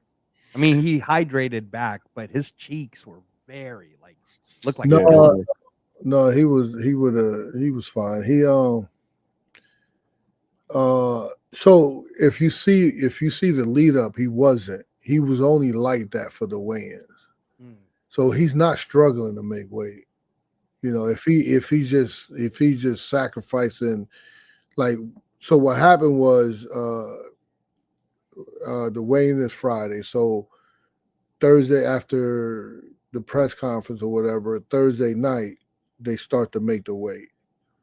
They make the weight Friday. So it's not like a struggle. Like a struggle would have been like days on end. And so he got 1 day to make it, one whole night to make it. You know, so that's not bad. He's not struggling. He just went through the process of drying out. Okay. Because I was gonna say what they could also do for Xander's first defense is the whole thing with Riyadh is you have to be invited to come to Riyadh, but the prices jump way up. So if Rohan were to fight in Riyadh, all of a sudden he gets like way more money than what he would normally in the States, right? That was Shakur's problem because he didn't fight in Riyadh, so he thought he was getting a pay cut when there's a premium to fight in Saudi. I could see Josh Kelly versus Xander Zayas for his first defense. Yeah. Josh Kelly's number 3. Yeah. That'd be a very good technical match, and that would look good in Riyadh in December, in where Naoya Inoue will be the main event anyways. It'll be mostly Top Rank. You could end up having Top Rank versus Matchroom. You know, everybody beats Matchroom, don't they? Yeah, man. Easy pickings over there, bro. We talked about that fight. We actually talked about that fight. Like when I think it was the next day after the whole Xander deal, we were talking about potential next opponents. And Josh Kelly was a name that was heavily mentioned. But then they started linking him to Boots, and then I don't know what happened with that. So yeah, so that's the word. Santillan moving up to 154.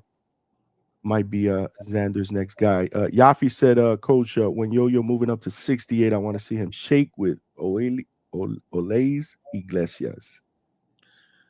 Oh, Iglesias nice. Mm-hmm. Especially in I think Iglesias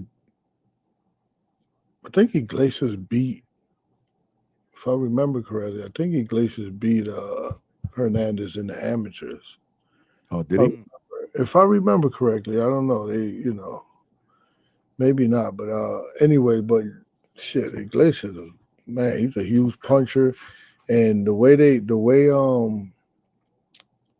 Eye the Tiger moves you, they move you in that casino with that little ass ring, and fucking whoever goes up there is not beating anybody from Eye the Tiger, because they put you in the little ass ring and all their fighters come forward. Yo, he said, Tone Deaf said Yo-Yo gets taken out by a bigger boxer puncher. Yeah. I mean, I don't know. It's tough to say, but everything's, it happens, right? We done seen Buster Douglas knock out Mike Tyson. Very, very true, man. Xander is Xander the kind of boxer that Turkey is interested in, though? I'm sure he just like when people make comments, like give a structure, like give something. You're gonna have to say why you believe that. Yeah. I mean, you're saying what's gonna happen, right? But put some merit or put some depth into it. I mean, we got how Coach rolls. Yeah, I mean, because I could, if you say if you say Blair Flair knocks out Polanco, like, okay, that's your opinion. I mean, what I'm gonna argue your opinion? You know what I mean? I mean, there's some opinions are crazy, like Brian, like Mr. Norman saying that Polanco lost his last fight. That's like, but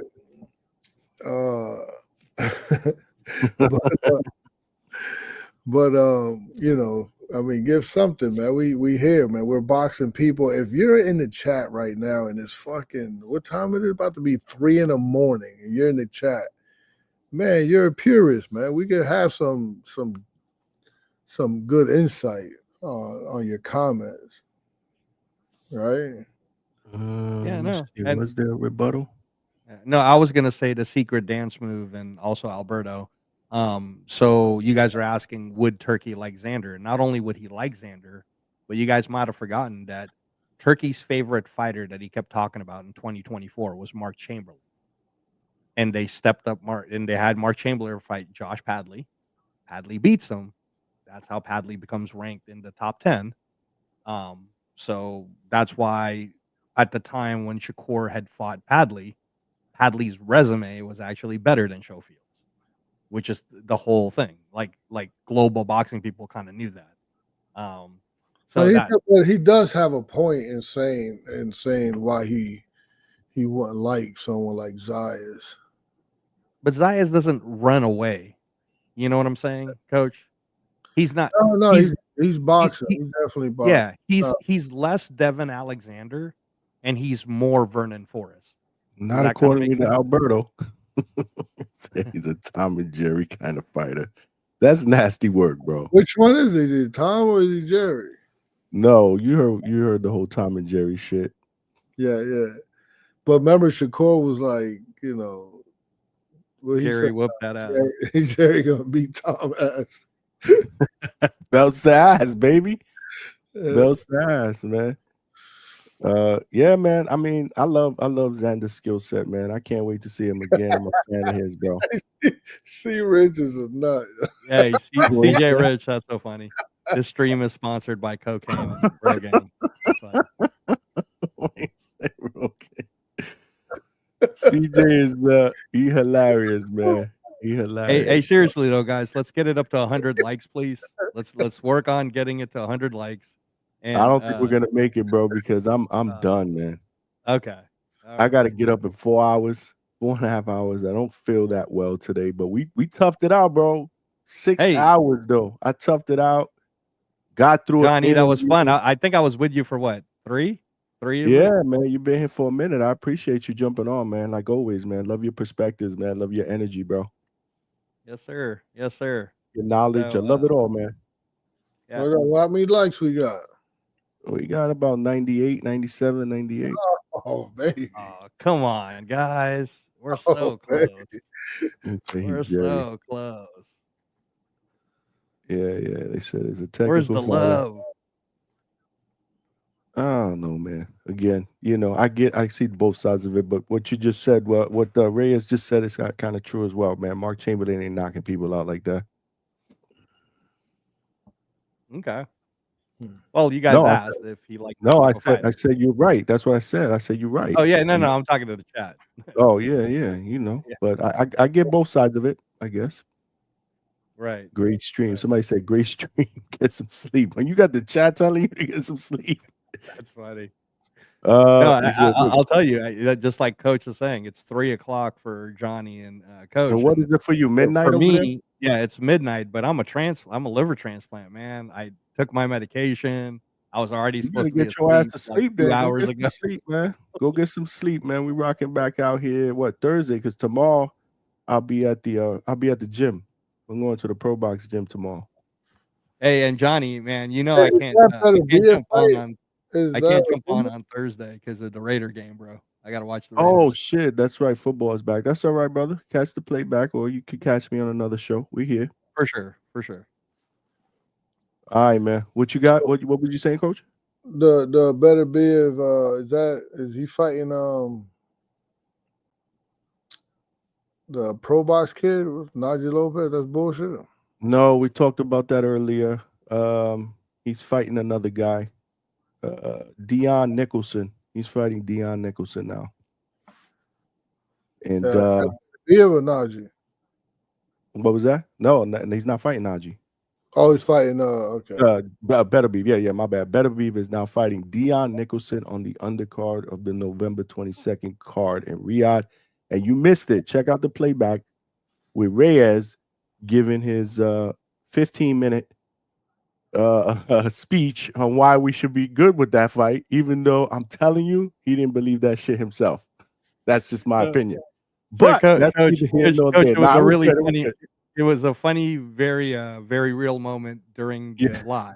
Hey, where he freestyled that shit too. Somebody in the chat says, "Hey, Better Be versus Dion Nicholson is on," and then Johnny's like, "I don't know if that's true," and I'm shaking my head. I'm like, "That's not true. No way." Right. And then I go leave to go do a double check, and sure enough, 14 minutes in, they did this big announcement. So then I went back on live, and I was like, "Yep, it's true." And Johnny knows, like, I wasn't that happy when I said it. Right. So then everybody was like talking, "Oh, this fight's ass," blah blah blah. And then what I do in the show, Coach, is I give perspective. So Johnny challenged me, and he goes, "Go ahead, Reyes, sell me on this fight." Bro, I sold everybody. I wasn't buying though, Coach. I wasn't buying what he was selling, but it was a good pitch, bro. I ain't gonna lie. He freestyled the shit and everything, bro. That was dope. Like, I would have thought that he had time to prepare that bullshit that he said. But hey, maybe we get surprised. But no, I was gonna go down there and I was gonna, find out what's going on with Najee. But we'll figure it out. We'll go there tomorrow. So I'm gonna be there tomorrow. So I don't think I'm doing a live tomorrow, unless I come back semi early. And or maybe I could, if the Wi-Fi is good, maybe I'll try to do something from the gym, from my phone. Actually, no, I'll probably take my laptop. So we'll see how it goes. But I don't know if the Wi-Fi is gonna be good enough to be able to run a stream. That's the only bad part. Yeah, well, we're gonna see if Blast is there, but I think he's working with Canelo. He's working with Canelo in this camp. Boy, Joely out there too. And he is out there too, right? Yeah. Yeah, he's out there. I think Blast is out there. We're giving Canelo that work for Crawford. So I don't think I'm gonna see Blast nice, out there. right? He's pretty nice. Blast? Yeah, no, I thought that was a really good choice, man. Really good sparring choice by Canelo getting that kid Blast, bro. He's legit. He's definitely legit. I'm a fan of his. Hey, Coach, before we leave, and I don't know if you can divulge this information, but for a magnitude of the fight that Canelo and Crawford are doing, how much do you think their sparring partners are making? Oh, I know what they're making. I don't want to. Okay. He All can't right. say that, bro. Is it a good number though? Would you say definitely, very good? Yeah, number? of course. Yeah, you start pulling sparring partners for Canelo, for Tank, for Haney. And not only that Canelo looks out, but he also look out like just miscellaneous things. Yeah, he probably flies them out there, put them in the room, shit like that. Like the equipment, he gets a lot of those guys on the card. Yeah. Canelo's cool. He's there's no complaint with him. That's good to know, Coach. That's good to know because I know Crawford is using Stevie Nelson and probably Lester Martinez, and I don't know who else he's got to prepare him for Canelo. But it's good to know that Canelo's taking care of his people. That's awesome. Lester and Billy's going down, right? That's wow. Right? I didn't know that. That Really? I don't know. Yeah. No, that I Oh, don't know. I thought it was known. Lester and Billy. Oh yeah. They're the co-main event. Yeah. They're the co-main event. Yeah. That's what they're talking about. Yeah, I like that. What you thought I said? They're going for sparring. I don't know. Yeah, we thought you said Billy was sparring Crawford. Yeah, I'm like, I don't know anything about that. Yeah. And then I remember, I'm like, what the hell Coach talking about? I'm glad we cleared that out, right? Yeah, what man. you think about that fight, winner? And Billy Lester. I like that fight a lot. Hugo came on here, Coach. You know Hugo. And crashed out, bro. He crashed out. On that fight or just on the whole undercard. He shit on the whole thing. And it was he had a shitty mic or a shitty Bluetooth, so it was loud and screechy, and it was like 5 minutes of not even breathing. I think he broke the last record. Yeah, he was pretty angry about the undercard. Check out the playback. He was angry over that one. The Nicholson and no, I'm sorry, the Nicholson and Battle Beavers November. Whatever's potentially going to be put on the two babies, Jared Miller versus Jared Anderson. He was angry about everybody. Yeah, shit on Turkey. He was so mad, Coach, that you would have thought that he bought $1,000 ticket to go to that. Meanwhile, he getting that shit for free on Netflix. So, but it was a fun and loud crash out, man. But yo, I got my 100 likes though. We did it, baby. 101 right now. We did the super chat goal. We had a great show, great interview. Coach came on with Scooby, and we promoting a fight there that maybe happens, maybe it doesn't. We had a little bit of everything, man. We got real value, man. We got real. Nah, today's show had a lot of substance, bro. If you're gonna do a show for 6 hours, make sure the shit got substance, bro. The shit is legit, and that's how we're doing it. We got 3 o'clock in the morning. Like, man, come on, man. Make it make sense, man. Shout out to man. Shout out to everybody in the chat. Shout out to everybody who participated. Man, we had what was it, Mo Frazier? He kept giving super chats. We were like, wow, it was good. It was a great show, man. Great show. So let me drop this jewel on people because that's man. I close the show.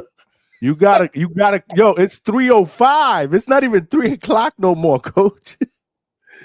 If you're gonna drop locks, do it Thursday, bro. No. I was just gonna drop this jewel because I said we have value over here. Okay, we got value. Value is not based on what you own or what you have. And I'm gonna drop this jewel on y'all. Real value is based on what you can do without. Talk to me now. Listen to me. Real value is what? What did I just say, Johnny? What you can do without. Yeah, exactly. About what you can or what you can accumulate, or how functional are you without nothing? Okay. Right? Right. That's real value. Right? When you could function off of nothing. If you could do that, then you're valuable. How deep can you go? I need these questions or these comments. Don't be hating. There's a people on here, they just here hating. If you're gonna hate, like, have some substance with your hate. Because hate is beautiful too, right? We need hate in this world too. There's a time, there's a place for hate, absolutely. And you know what they say? If you ain't got no haters, you ain't popping. Yeah. But you can't. You would want to, because it's your own perception. But if you see love, you can see it. You can't really identify it, right? You can't like physically see it. But I'm pretty sure that when you was hanging out with your wife on your birthday, the pictures that you had on Instagram, it's not physically out, but you can see it. And I think this is a hangout spot, man. It's about, we all love boxing. Hell yeah. Talking about it, you know what I mean? We have a fucking common grounds, and I think I'll be fucking with Brian Norman, but that shit don't really mean nothing to me. I wish him the best, right? Wish his son the best, wish Bill Haney the best. If we never fight him, cool, you know what I mean? But everybody here at 3 a.m, god damn, we got some type of bond, and like what you say here, like we're family here, right? No, this family, brother. Yeah, people that subscribe ain't subscribers, man. Y'all family here, man. We cooking. We got people up in YouTube. We just started streaming on X. We got close to 100 people. Hey, my man, Tone Death is hey, yo, Tone Death don't stop. Tone Death is taking us down with that one, man. He see you mean have substance with your trolling. Yes, I think so. Exactly. I have substance with my trolling. I don't just be trolling. There's something behind it. There's a future fight where my guy could make a lot of money, and he used to go to the gym barefooted because he couldn't afford shoes. Tone Death. He couldn't afford all his bills and everything used to get paid with $50 a month. Right? The man come from humble beginning, worked his ass off, became an Olympian. He's out here, left his family. He's living in the gym. Man, he deserves to get lucky, right? So this game is also, Ray, as you should know, if you go back in history, you see that people that make it in boxing, there's a little luck in there. Oh, absolutely. No, Yeah. I talk to my brother about that all the time. That combat sports and Hollywood is very similar, in the sense that you could have all these amazing actors or performers, and you need that luck to give you a chance. Right time, right place. Yeah. Absolutely, man. Absolutely. But it'll happen, Coach. If you will positive energy, it'll come back to you. So Indeed. keep staying positive. Indeed. All right, my guys. This was a perfect 6 hours. Good job, Johnny. Ray, good job, Johnny. You know how we do it up here, man. Hey, Appreciate y'all rocking out. Tone Deaf with your hating ass. We love you too, man. Word. Everybody get love. Toledo tries. Listen, have love for people that's not from Toledo, right? And people that don't fight bare knuckle. Hey, Jaffe, I still need you to hate on me because I think I'm winning you over. I think there you go. I think is that how you say Jaffe? Jaffe. Yeah. I think you're gonna be my friend now. You're winning. I'm winning you over little by little. Before, it used to be Tone Deaf. Before, he was Tone Deaf energy. Word. Hey guys, if you want to see all of those different fights again, and you want me to send it to you, all those replays, Caleb Simpson, the whole bit, just follow me on IG. Ray is Boxing on Instagram. Yeah. Follow my man. He doing it up. Appreciate you, Ray. Follow me on wherever. All right, y'all. Later. Later, man. All right, bro. You got it, man. There you guys have it, man. Great panel again today. Great show, man. If you are just tuning in, which I doubt, because I think you guys have been rocking out with me for the last few hours, and I just want to thank everybody from the bottom of my heart for rocking out, participating in the chat, sending super chats. Any donation counts because we are putting in the work here. We did another 6-hour show. Thank you, Alberto, for putting that out there and jinxing me. Had been really feeling well today because I had my allergies and shit like that. But you know, we got to work. We got to push through it. The show must go on. The show must go on. Hey, man, appreciate you, man. There ain't no me without you guys. You guys are family. Appreciate y'all rocking out. I mean, look at all these people we got on X. I mean, great show. Great show.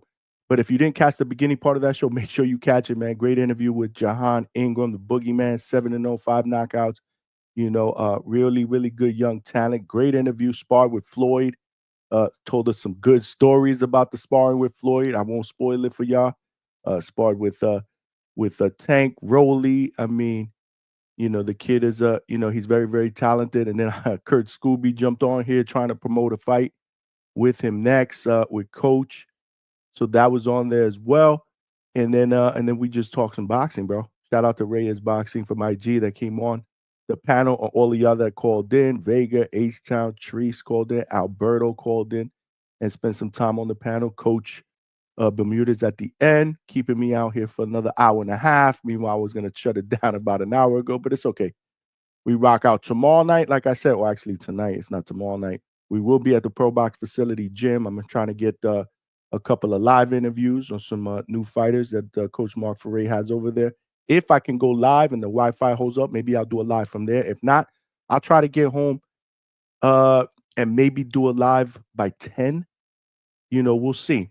You know, we'll see if I can do that. But usually when I get to the gym about 7 o'clock, I'm usually there a few hours. So we'll play it by cue. Just make sure y'all follow me on IG, and I'll put a thumbnail out real quick if we end up doing that, and we'll make do. If not, we'll be back Thursday. Same bat time, same bat channel here, 9 p.m. at the Hangout spot. And we'll do another 6-hour show if that's what Alberto puts out there on Thursday, man. So I just want to say I appreciate all of y'all. We're going to sign out. Shout out to all of y'all in the chat. Shout out to Treese. The third shift appreciates you, Johnny, and I appreciate you even more. Shout out to you, Reyes Boxing. Great show. You were a great part of it. Appreciate that. Yo, Smoking Mo Frazier, appreciate you, man.